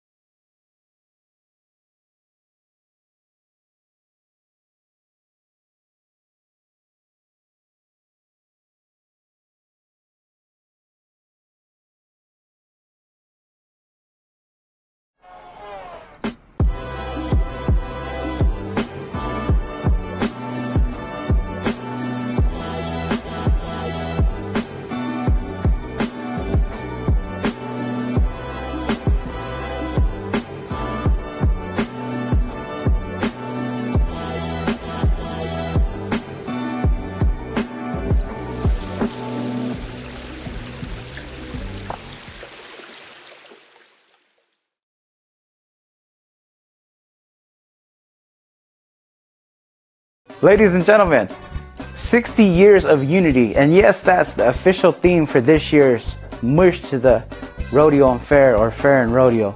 We're very, very close. So get the word out. Tell your family members. Tell your friends. Tell your friends' friends.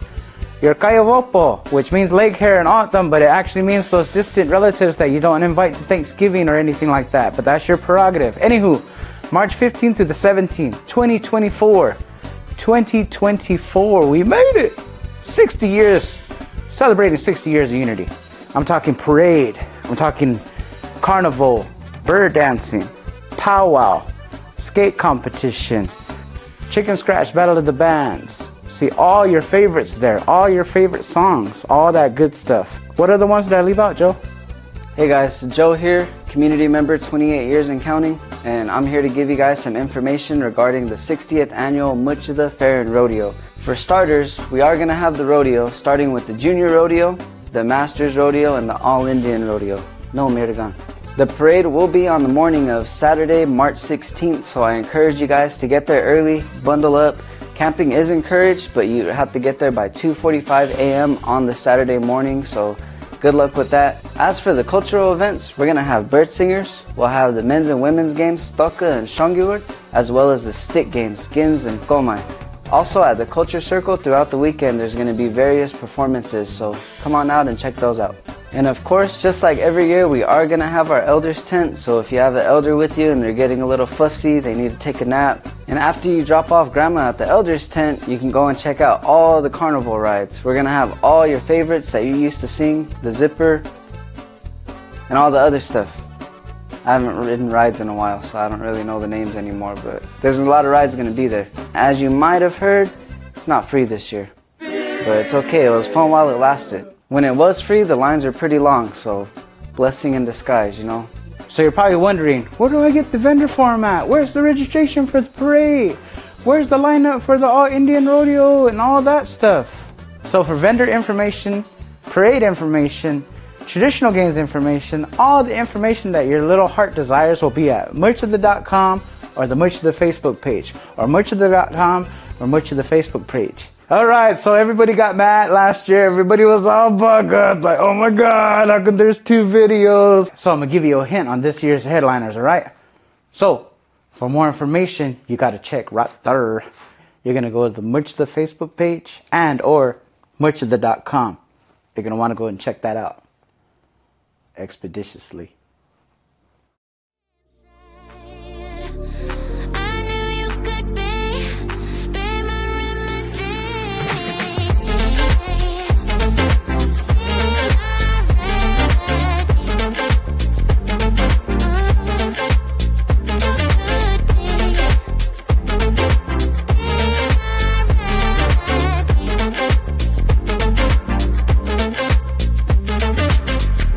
If I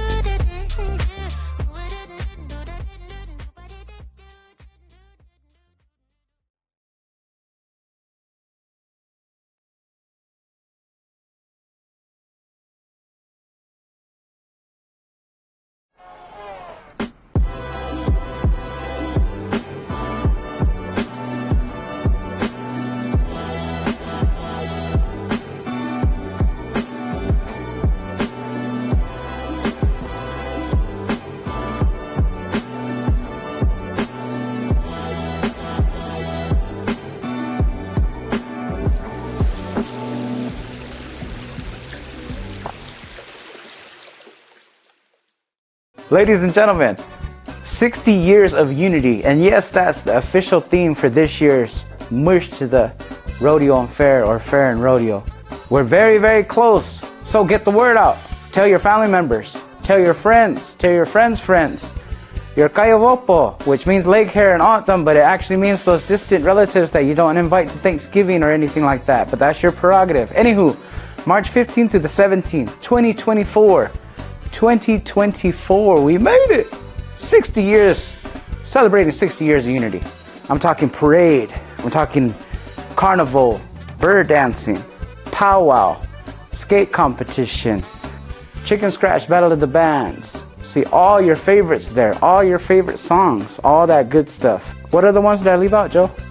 Hey guys, Joe here, community member, 28 years and counting, and I'm here to give you guys some information regarding the 60th annual Muchida Fair and Rodeo. For starters, we are going to have the rodeo, starting with the Junior Rodeo, the Masters Rodeo, and the All Indian Rodeo. No, Mirgan. The parade will be on the morning of Saturday, March 16th, so I encourage you guys to get there early, bundle up. Camping is encouraged, but you have to get there by 2:45 a.m. on the Saturday morning, so good luck with that. As for the cultural events, we're going to have bird singers, we'll have the men's and women's games, Stoka and Shongiwur, as well as the stick games, Gins and Komai. Also at the Culture Circle throughout the weekend, there's going to be various performances, so come on out and check those out. And of course, just like every year, we are going to have our elders tent, so if you have an elder with you and they're getting a little fussy, they need to take a nap, and after you drop off grandma at the elders tent, you can go and check out all the carnival rides. We're going to have all your favorites that you used to sing, the zipper, and all the other stuff. I haven't ridden rides in a while, so I don't really know the names anymore, but there's a lot of rides going to be there. As you might have heard, it's not free this year, but it's okay, it was fun while it lasted. When it was free, the lines were pretty long, so blessing in disguise, you know. So you're probably wondering, where do I get the vendor form at? Where's the registration for the parade? Where's the lineup for the All Indian Rodeo and all that stuff? So for vendor information, parade information, traditional games information, all the information that your little heart desires will be at muchida.com or the Muchida Facebook page, or muchida.com or Muchida Facebook page. Alright, so everybody got mad last year. Everybody was all buggered, like, oh my god, how come there's 2 videos? So I'm gonna give you a hint on this year's headliners, alright? So, for more information, you gotta check right there. You're gonna go to the Muchida Facebook page and or muchida.com. You're gonna wanna go and check that out expeditiously.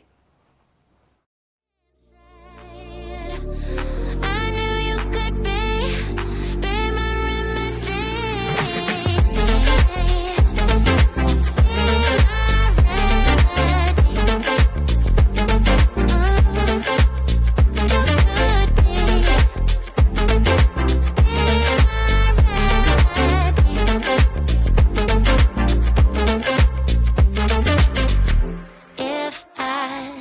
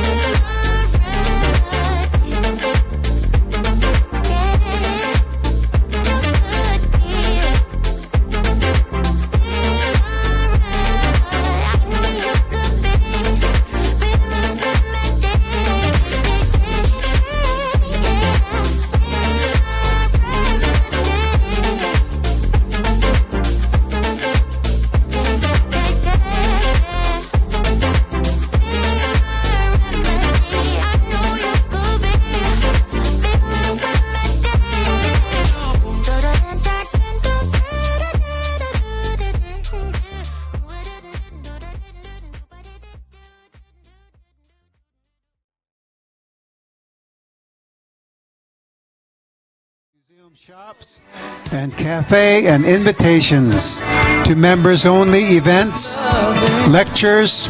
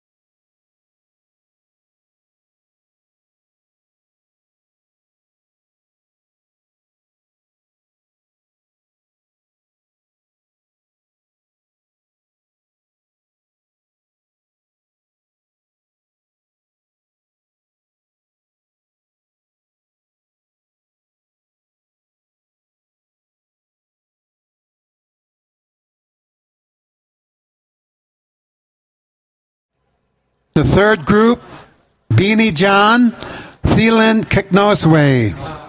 That's the third pair that will be dancing in the adult category. We have 27 adults that registered. And with speaking in broken English, it gets gooder and gooder. Pretty good, okay.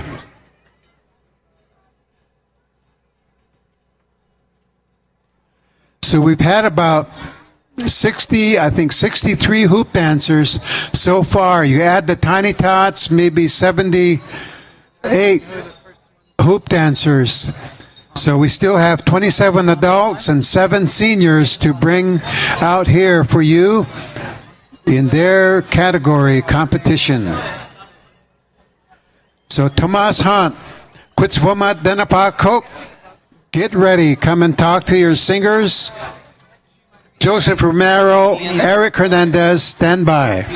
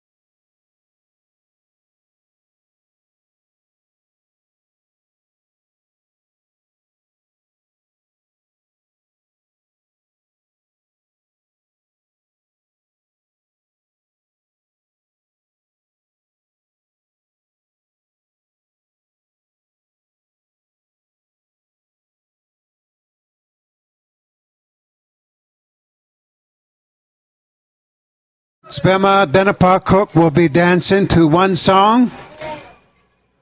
Judges are ready. And again, Joseph Romero, Eric Hernandez, get ready. You're coming out next.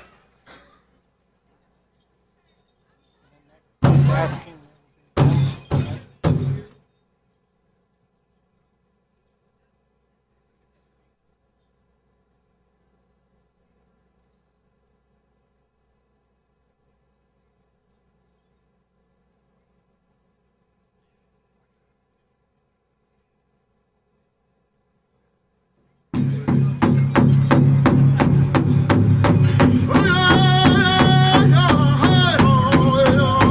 Hey!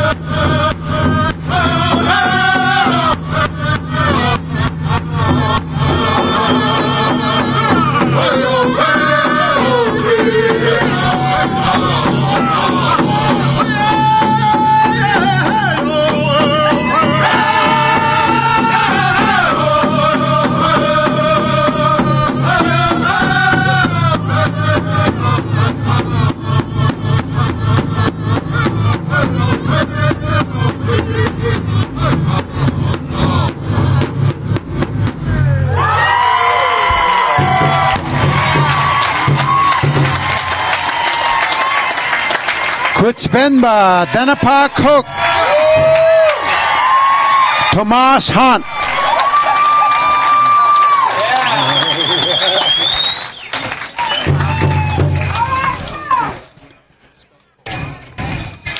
We've had a warm day, and so we want to make this announcement. Relatives, please stay hydrated, and we have water stations up on top. The museum is open if you need a break from the sun. So check each other out. If someone next to you maybe might be going into heat distress, let's take care of each other. So if you need some water, we have water stations.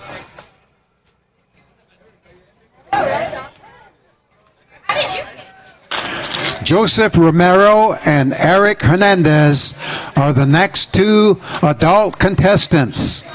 Again, this is the 18 to 39 year age group. Beanie John and Thielen Kicknosway, stand by. Get ready. And talk to your drum, Beanie and Thielen.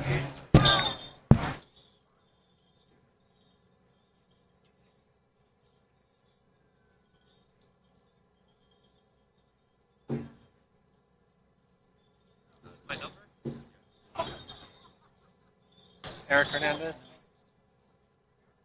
Forgot to put my number on.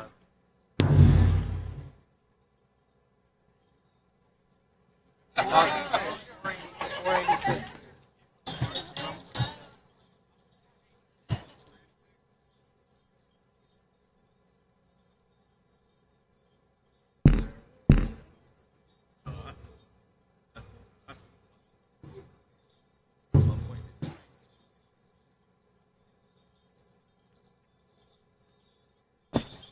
Judges are ready. Dancers are ready. Contest.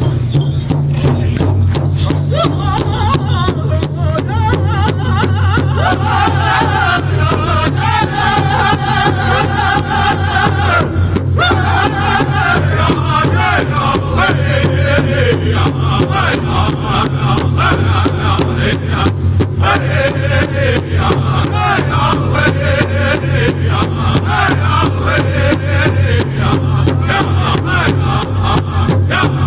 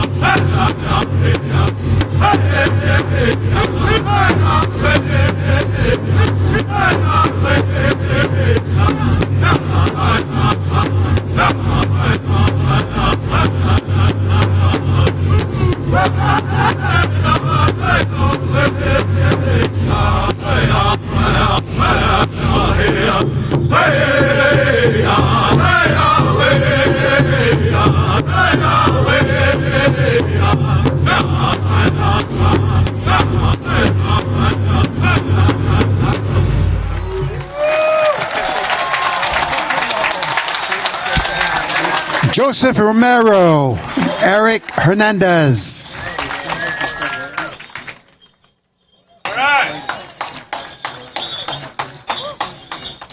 Our next pair of dancers, we have Beanie John.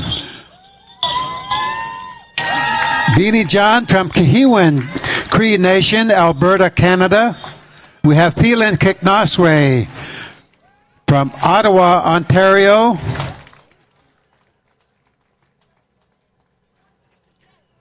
Get ready.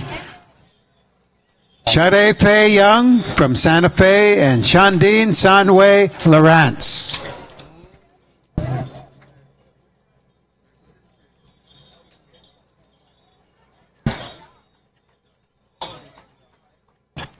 On deck we have Tony Duncan and Francesca Mastis.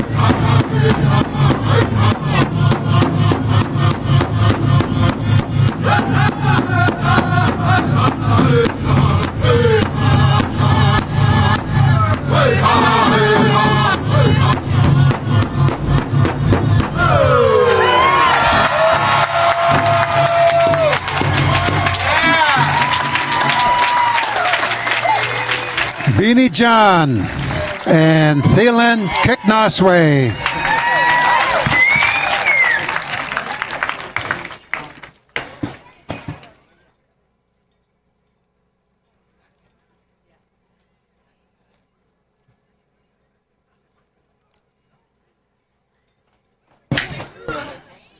Our next dancers, Sade Fei Young from Santa Fe and Shandine Sanway Lawrence from Flagstaff, Arizona.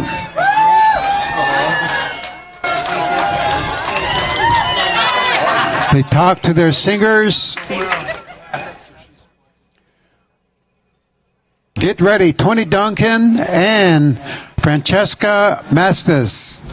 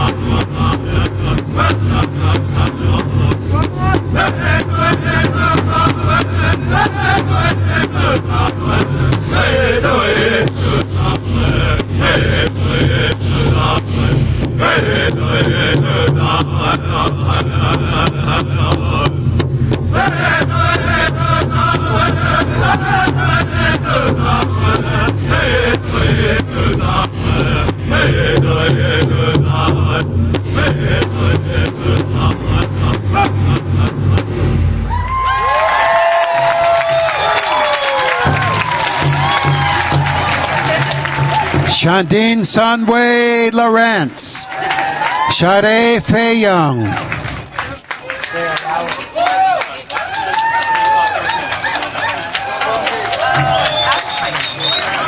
Our next contestants in the adult category, Tony Duncan and Francesca Mastas.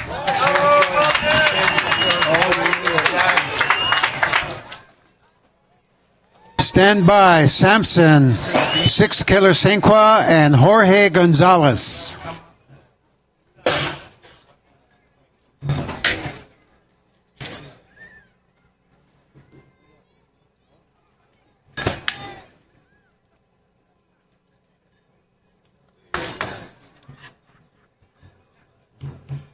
We have a phone that was turned in, and it has a pouch, a white pouch with green trim tied to the frame, and your screen has a moose on it, and it's a real little moose. It's about this tall, but big as your thumb. No, it has, if you lost a phone, it's up here. It has a white pouch with white buckskin ties holding the pouch. Francesca Mastas and Tony Duncan. Judges are ready. Contest.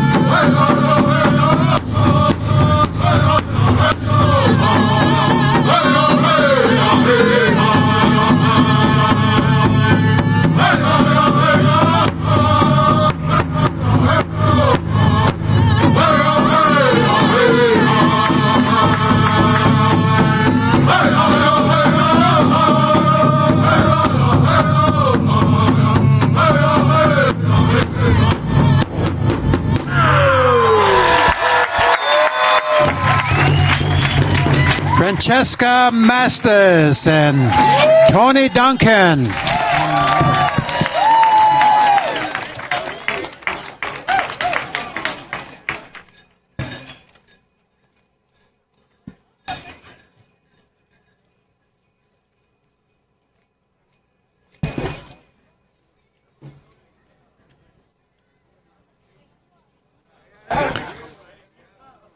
Both Tony and Francesca, they asked for a fast song, and in a powwow, sometimes we call it a bullet song. It's real fast, and they came and thanked the singers because it also takes a lot to sing a fast song and sing that long.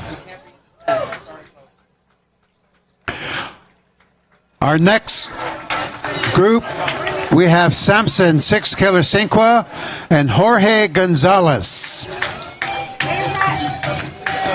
The next group after that, stand by, Scott Six Killer Cinqua and Sky Duncan.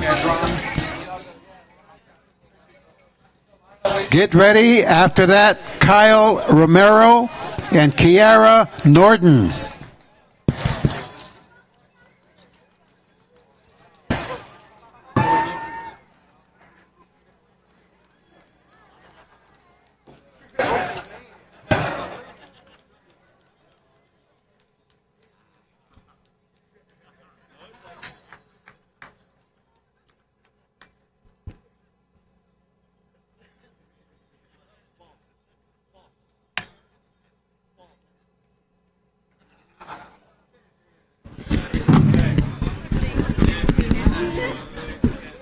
All right, Hoop Dance fans, are you guys having a good time?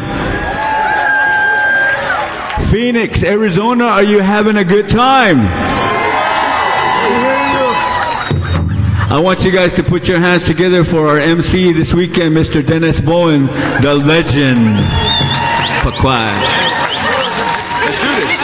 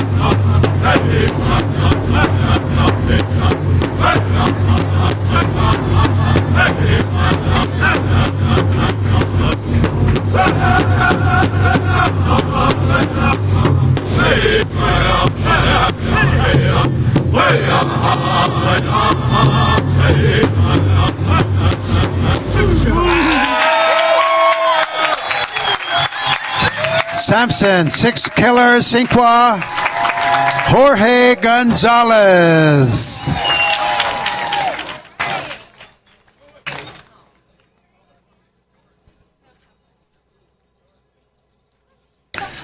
The teen scores are being posted right now, so teen contestants, your scores are now posted. Come on up. And for the spectators, the tabulation is going on constantly, and we have posted the scores for youth. Now we post it for the teens, so they can come and see their score. They can see what part of hoop dancing they got a better score in. So our next, we'd like to have Kyle Romero, Kiara Norden stand by. Eva Big Horse, get ready. You'll be coming out third.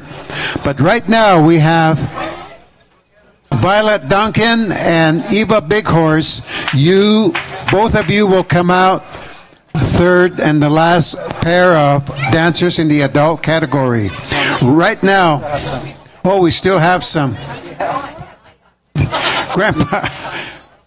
Grandpa just ning, ning, ning, ning, ning, ning, ning, ning, ning, ning, ning, ning, ning. Okay, Scott, 6 Killer Cinqua. My tongue got geezer hood. Scott, 6 Killer Cinqua, and Sky Duncan are the next two dancers.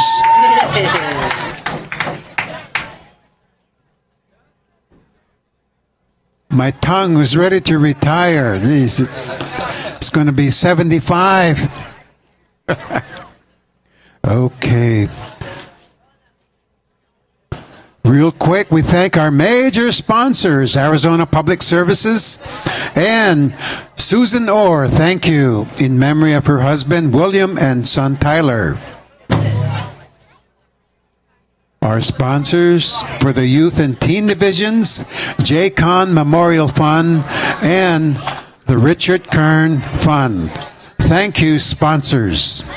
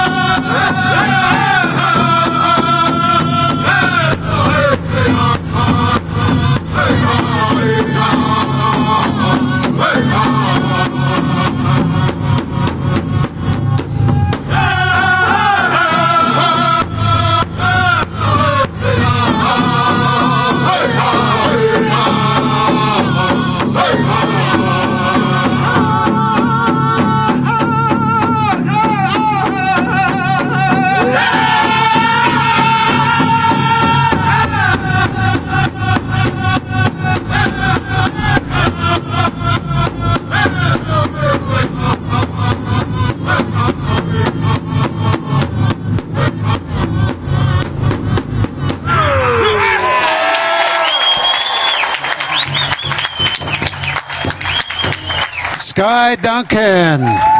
Scott, 6 Killer Cinqua.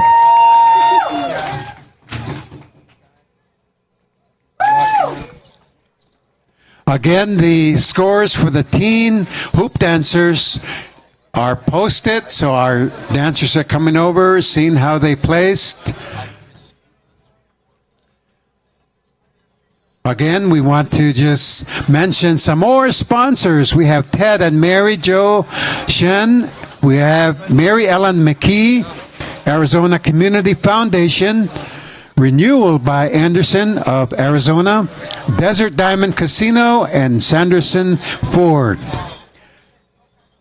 After Kyle and Kiara, now we'd like to have standing by Violet Duncan and Eva Big Horse. Next, the third group will be Josiah Enriquez and Michael Goodell. But right now, Kyle Romero from Santa Fe, Pueblo of Pewaukee, Kiara Norden from Winslow, hometown Tulani Lake.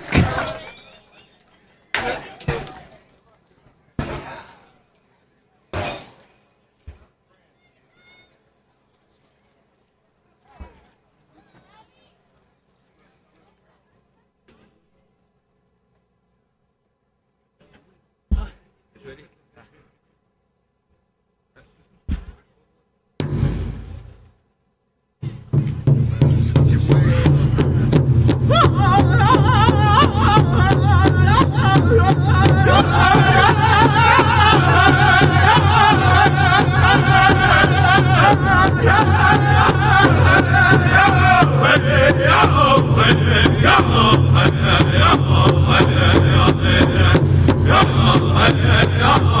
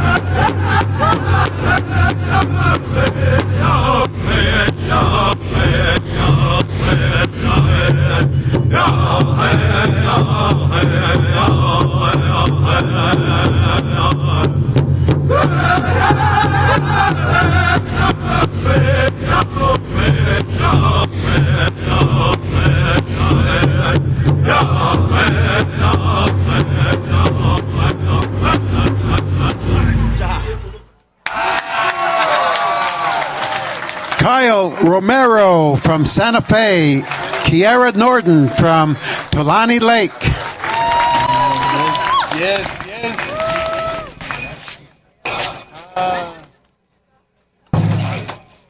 Nizonia.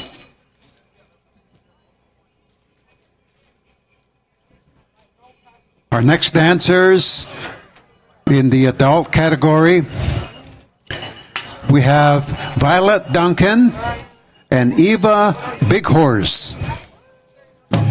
Get ready, Josiah Enriquez and Michael Goodell. Stand by, Leston Fuller and James Jones.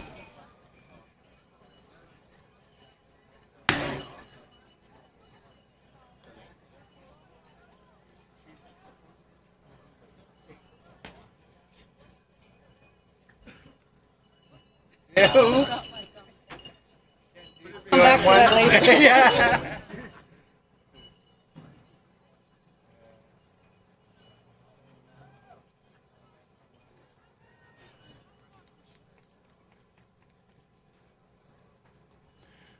We still have Power Cushions, books, and a lot more for you, so check out the store. We have a lot of wonderful material here in the bookstore, as well as in all the galleries, the exhibits.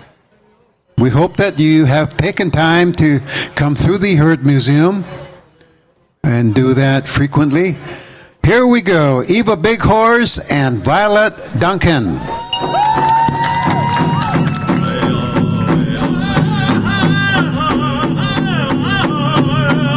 Hey!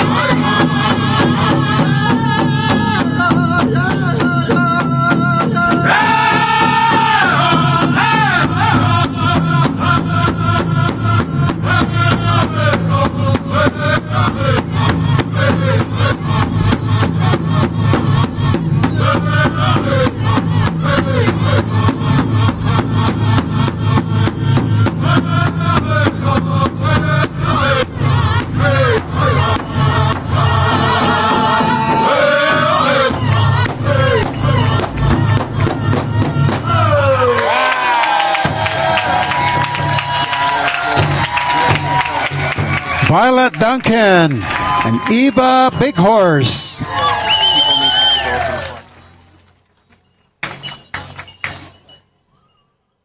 I'm back.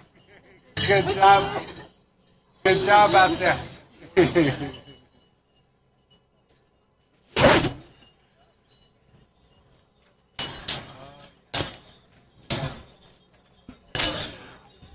Our next dancers, we have Josiah Enriquez from Powaki, Pueblo. Michael Goodell from Oro Valley.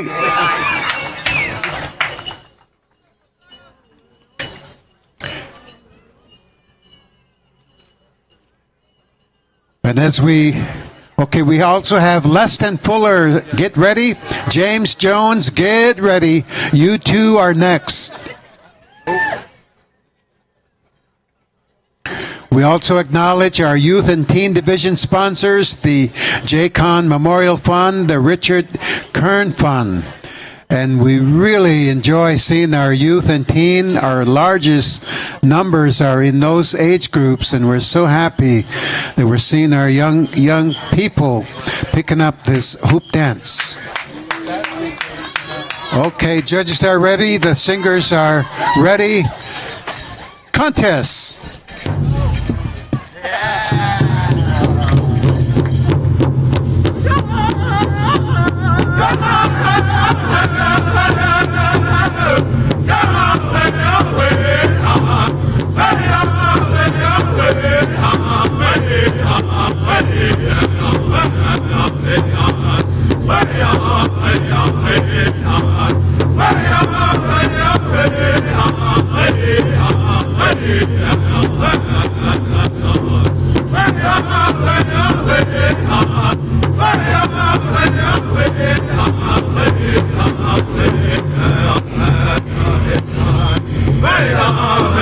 Hey,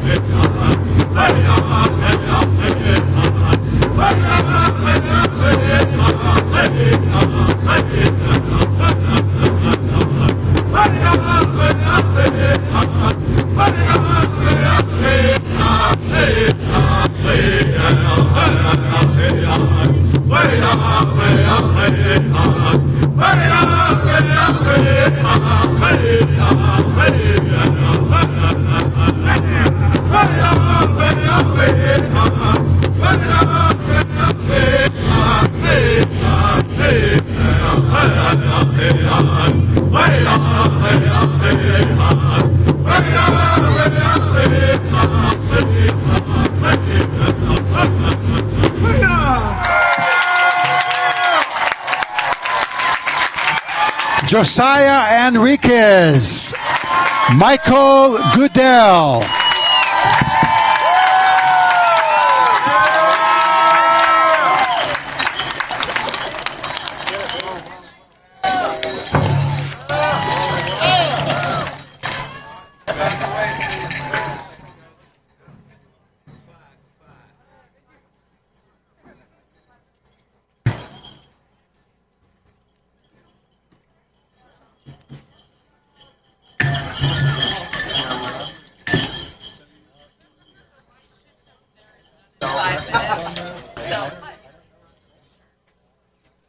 These dancers, Leston Fuller and James Jones. Stand by, Joseph Sakoti and Ayla Bull. Get ready, Giovanni Benali, Mitchell Gray.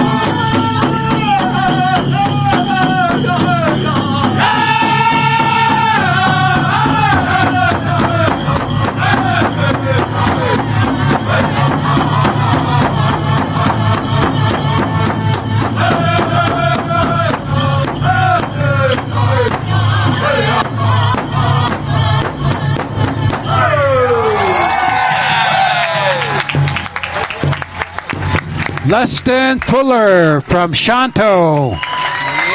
James Jones from Edmonton, Alberta. Go Bears!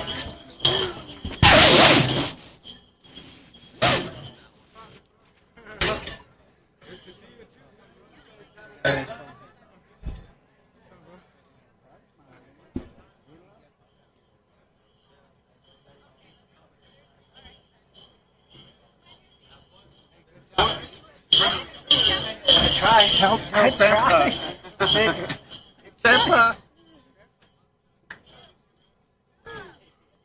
Our next pair of hoop dancers in the adult division, 18 to 39 years old, we have Joseph Sakoti from Page, Arizona, hometown Kaibito. And we have Ayla Bull. Ayla Bull from Mesquachese, Alberta. Wrong people. Wrong people. Wrong people. Oh, correction. I apologize. We have our next pair in the adult competition, Giovanni Benali from Santa Fe, New Mexico. And we have Mitchell Gray from Owenge. After that, then we have Joseph Sakoti and Ayla Bull.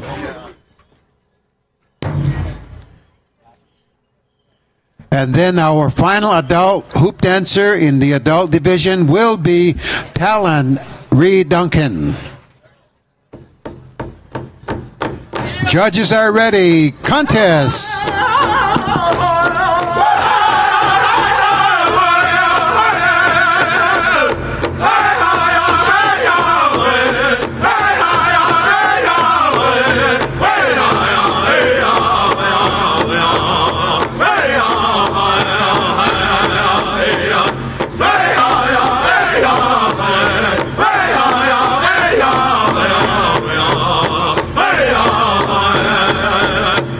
Hey,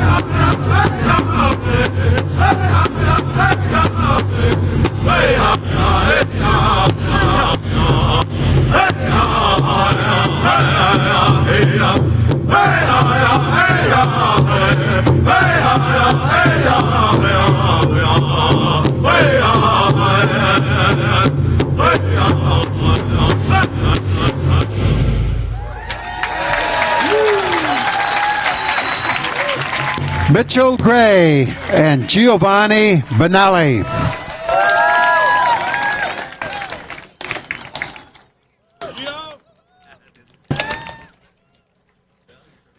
Scano.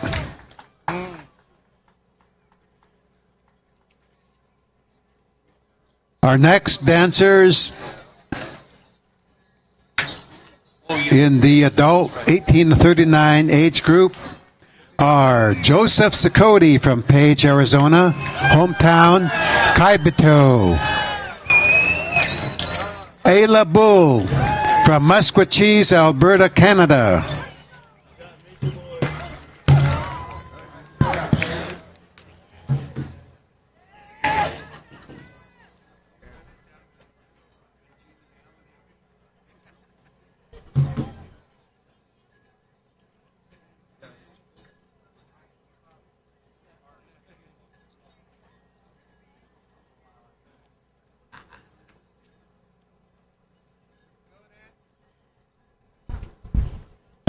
Judges are ready. Contest.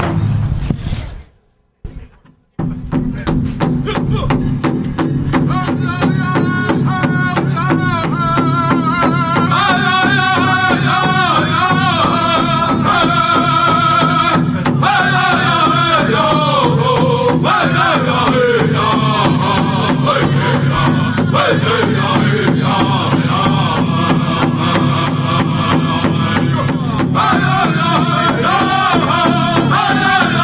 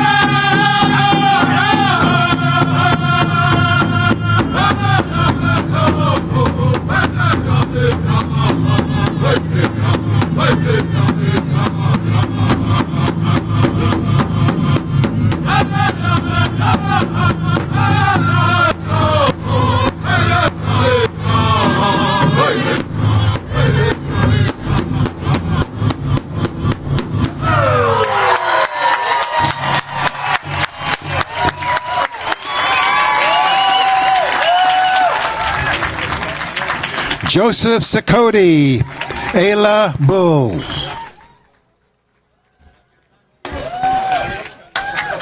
We'd like to have our senior dancers get ready. We'll call the first two, the second two, so listen up, seniors. Right now we go to the final dancer in the adult category. This is Talon Reed Duncan from Scottsdale, Arizona.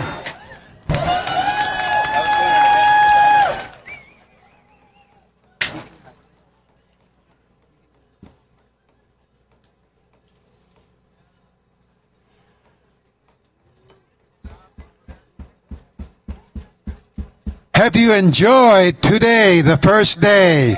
Big round of applause. Hoop dance champions, everybody. And you are hoop dance champion fans. All right. And we're going to be right back tomorrow. We'll do the second and third rounds. So it's going to get, we talk broken English, it's going to get gooder and gooder. Okay. Now, we have a vendor booth. We have hoop dance t-shirts featuring the reigning champ, Scott Six Killer Cinqua. It's designed by OXDX. They're available for purchase at the OXDX tent in the plaza. We have also a great variety of food vendors here for this year's event. We've got Betty's Lemonade, Emerson's Fry Bread, the Taco Truck, Scoden Coffee, Paletas Betty, Herd Museum Cafe, and the Herd Museum Coffee Cantina. So if you're still a little hungry before you go home, you can eat, get some coffee. So here we go. Talon Reed Duncan. Judges are ready.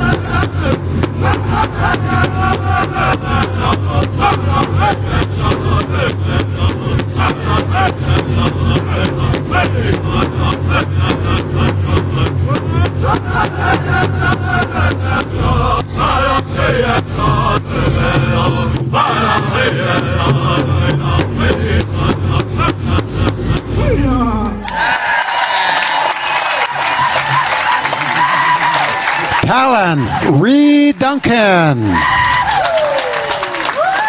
Callan Reed Duncan.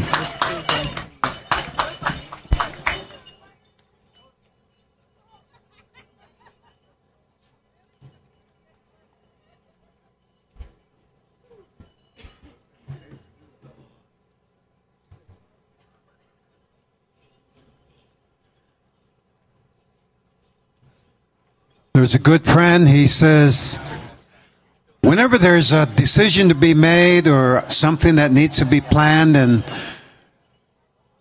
and worked out, he says, it all takes people. And this is an example right here. It takes singers, and it takes family, it takes friends to sew the regalia, the beadwork, to get the hoops, make hoops. And it takes fans, hoop dance fans, takes judges. And so we just want to acknowledge all the people, and especially our media partners. Now, those media partners are Gila River Broadcasting Corporation and Phoenix Internet. So we want to thank them. And we're ready to go with our fast break. We have 4 more. We're taking a 10-minute break for the judges. And for some of us old guys, hey. So 10-minute break. When we come back, the first group in our senior division will be Selena Katamatasawagan and Munti Sinkwa.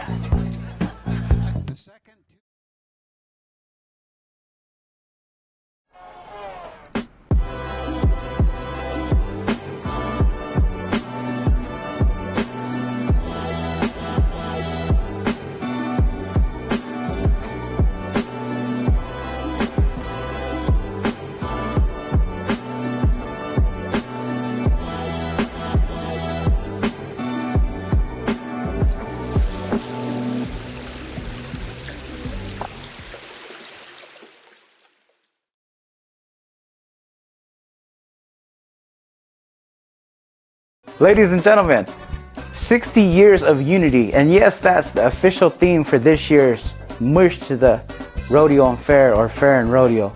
We're very, very close, so get the word out. Tell your family members, tell your friends, tell your friends' friends. Your Kayawopo, which means leg hair and autumn, but it actually means those distant relatives that you don't invite to Thanksgiving or anything like that, but that's your prerogative. Anywho, March 15th through the 17th, 2024. 2024, we made it! 60 years, celebrating 60 years of unity. I'm talking parade, I'm talking carnival, bird dancing, powwow, skate competition, chicken scratch battle of the bands. See all your favorites there, all your favorite songs, all that good stuff. What are the ones that I leave out, Joe?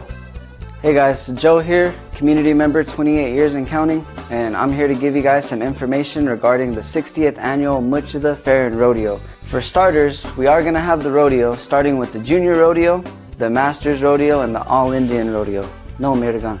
The parade will be on the morning of Saturday, March 16th, so I encourage you guys to get there early, bundle up. Camping is encouraged, but you have to get there by 2:45 a.m. on the Saturday morning, so good luck with that. As for the cultural events, we're going to have bird singers, we'll have the men's and women's games, Stoka and Shongyur, as well as the stick games, Skins and Komai. Also at the Culture Circle throughout the weekend, there's going to be various performances, so come on out and check those out. And of course, just like every year, we are going to have our elders tent, so if you have an elder with you and they're getting a little fussy, they need to take a nap, and after you drop off grandma at the elders tent, you can go and check out all the carnival rides. We're going to have all your favorites that you used to sing, the zipper, and all the other stuff. I haven't ridden rides in a while, so I don't really know the names anymore, but there's a lot of rides going to be there. As you might have heard, it's not free this year, but it's okay. It was fun while it lasted. When it was free, the lines were pretty long, so blessing in disguise, you know. So you're probably wondering, where do I get the vendor form at? Where's the registration for the parade? Where's the lineup for the All Indian Rodeo and all that stuff? So for vendor information, parade information, traditional games information, all the information that your little heart desires will be at Muchida.com or the Muchida Facebook page, or Muchida.com or Muchida Facebook page. Alright, so everybody got mad last year. Everybody was all buggered, like, oh my god, how come there's 2 videos? So I'm gonna give you a hint on this year's headliners, alright? So, for more information, you gotta check right there. You're gonna go to the Muchida Facebook page and or Muchida.com. You're gonna wanna go and check that out expeditiously.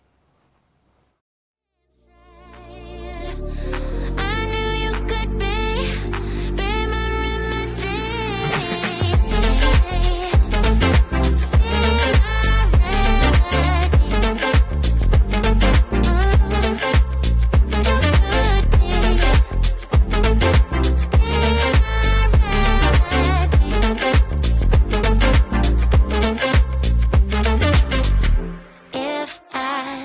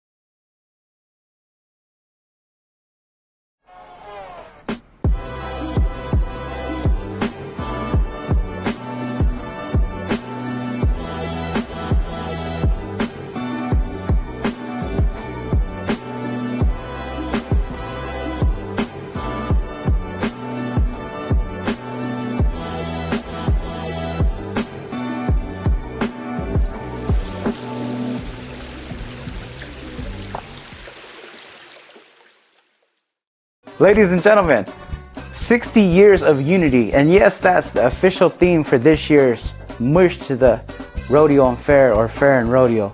We're very, very close. So get the word out. Tell your family members. Tell your friends. Tell your friends' friends. Your Kayovopo, which means leg hair and autumn, but it actually means those distant relatives that you don't invite to Thanksgiving or anything like that. But that's your prerogative. Anywho, March 15th through the 17th, 2024. 2024, we made it. 60 years, celebrating 60 years of unity. I'm talking parade, I'm talking carnival, bird dancing, powwow, skate competition, chicken scratch battle of the bands. See all your favorites there, all your favorite songs, all that good stuff. What are the ones that I leave out, Joe? Hey guys, Joe here, community member, 28 years and counting, and I'm here to give you guys some information regarding the 60th annual Muchida Fair and Rodeo. For starters, we are going to have the rodeo, starting with the Junior Rodeo, the Masters Rodeo, and the All Indian Rodeo. No, Mirgan. The parade will be on the morning of Saturday, March 16th, so I encourage you guys to get there early, bundle up. Camping is encouraged, but you have to get there by 2:45 a.m. on the Saturday morning, so good luck with that. As for the cultural events, we're going to have bird singers, we'll have the men's and women's games, Stoka and Shongyur, as well as the stick games, Skins and Komai. Also at the Culture Circle throughout the weekend, there's going to be various performances, so come on out and check those out. And of course, just like every year, we are going to have our elders tent, so if you have an elder with you and they're getting a little fussy, they need to take a nap, and after you drop off grandma at the elders tent, you can go and check out all the carnival rides. We're going to have all your favorites that you used to sing, the zipper, and all the other stuff. I haven't ridden rides in a while, so I don't really know the names anymore, but there's a lot of rides going to be there. As you might have heard, it's not free this year, but it's okay. It was fun while it lasted. When it was free, the lines were pretty long, so blessing in disguise, you know. So you're probably wondering, where do I get the vendor form at? Where's the registration for the parade? Where's the lineup for the All Indian Rodeo and all that stuff? So for vendor information, parade information, traditional games information, all the information that your little heart desires will be at merchofthe.com or the Merch of the Facebook page, or merchofthe.com or Merch of the Facebook page. Alright, so everybody got mad last year. Everybody was all buggered, like, oh my god, how come there's 2 videos? So I'm gonna give you a hint on this year's headliners, alright? So, for more information, you gotta check right there. You're gonna go to the Merch of the Facebook page and or merchofthe.com. You're gonna wanna go and check that out expeditiously.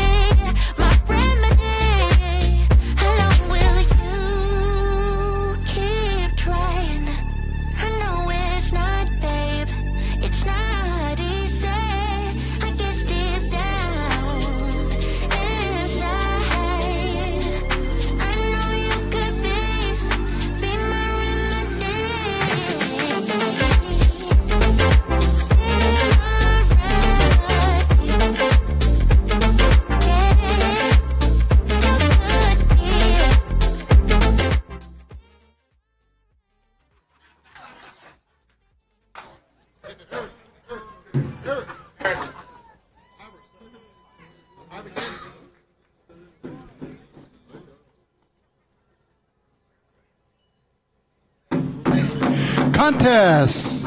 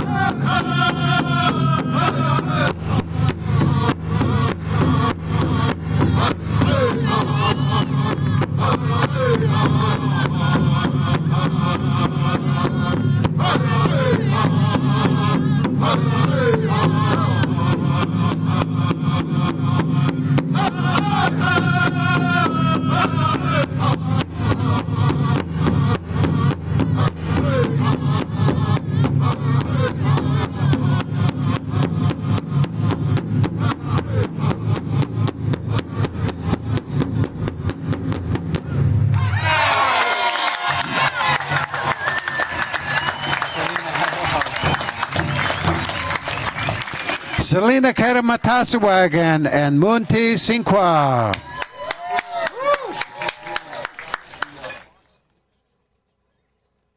Our next dancers will be Jerry First Charger Jr. Jerry is from Raymond, Alberta, Canada. We have Aaron Goodell Campbell, and he's from Lae, Hawaii. Aaron is she. Aaron, she is from ding ding ding ding ding ding ding ding ding ding ding ding ding ding ding. Go, Grandpa. Bad Grandpa. I apologize, Aaron. I apologize. Okay. Stand by, Terry Goodell and Bartley Harris. And get ready, Leroy Bull.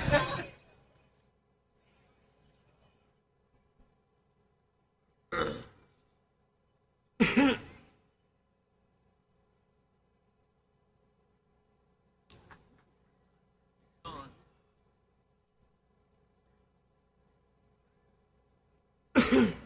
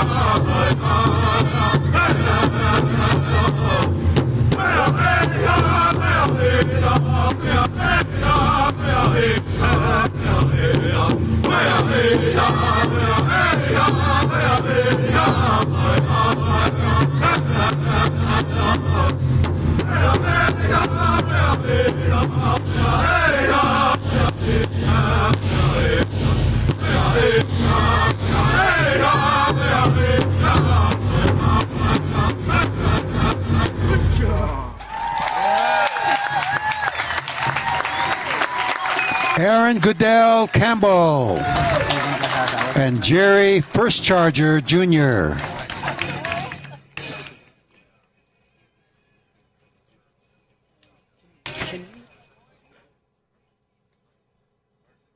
Mitchell Gray. Mitchell Gray, we'd like to get our Eagle Staff carrier, our flag bearers to come on up.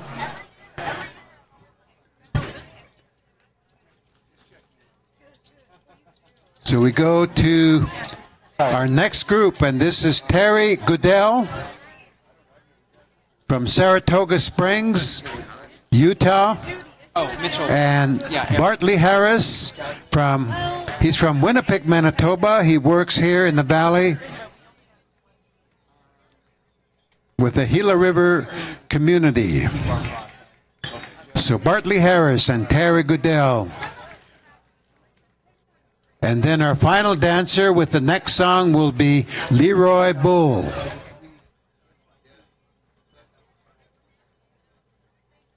Okay, judges are ready. Contest.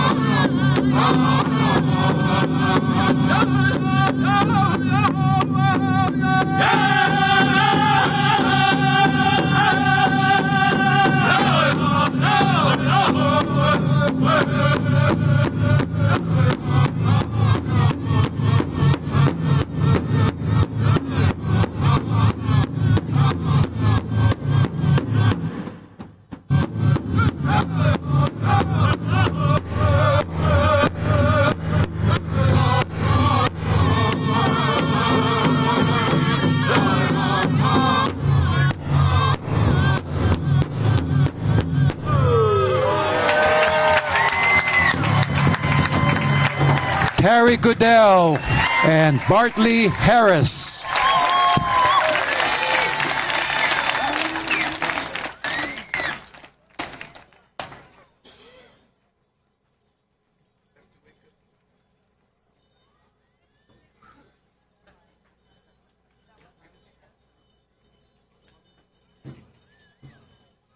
Now we go to our final dancer in the senior division. This is Leroy Bull, and he comes from Musquetees, Alberta, Canada.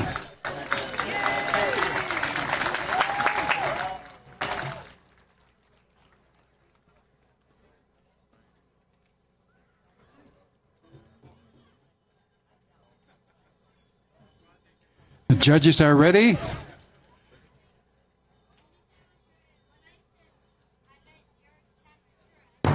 Contest.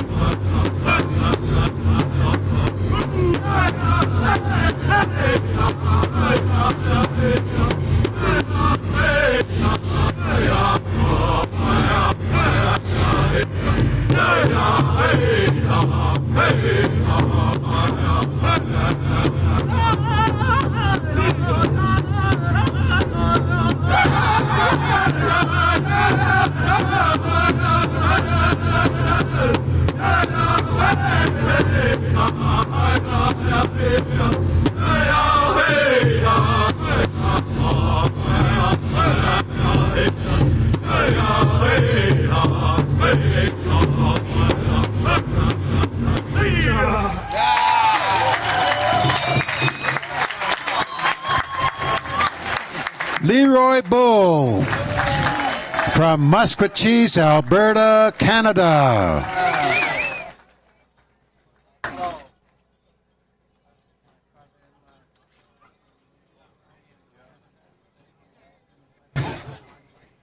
Adult dancers were nearly complete with the tabulations for the adults, so stand by, adult dancers. Okay, we're going to dance out. We'd like to have Mitchell Gray, if you're here, help us dance out the Eagle staff. Selena with the Canadian flag. Bartley with the American flag.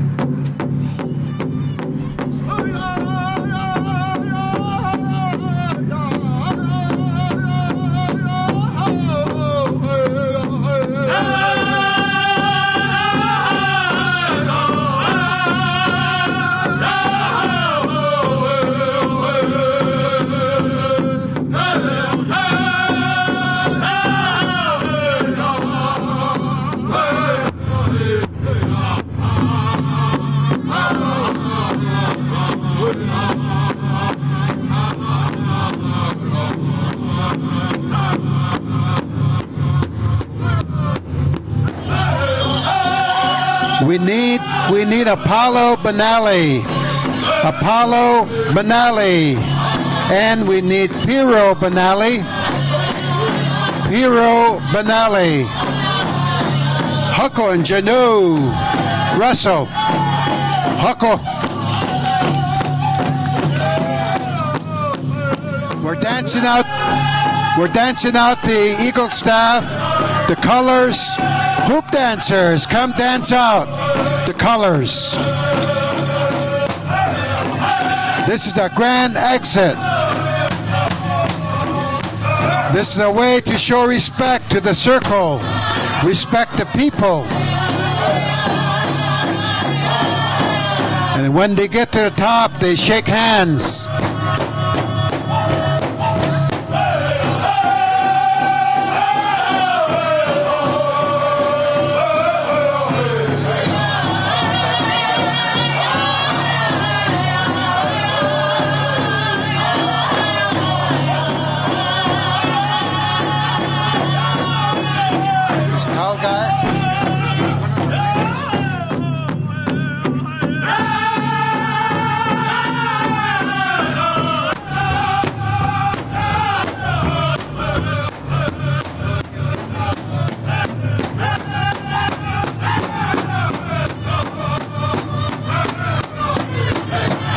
Thank you, dancers. Thank you, singers. Hoop dance fans, give yourselves a big round of applause. Thank you. Thank you.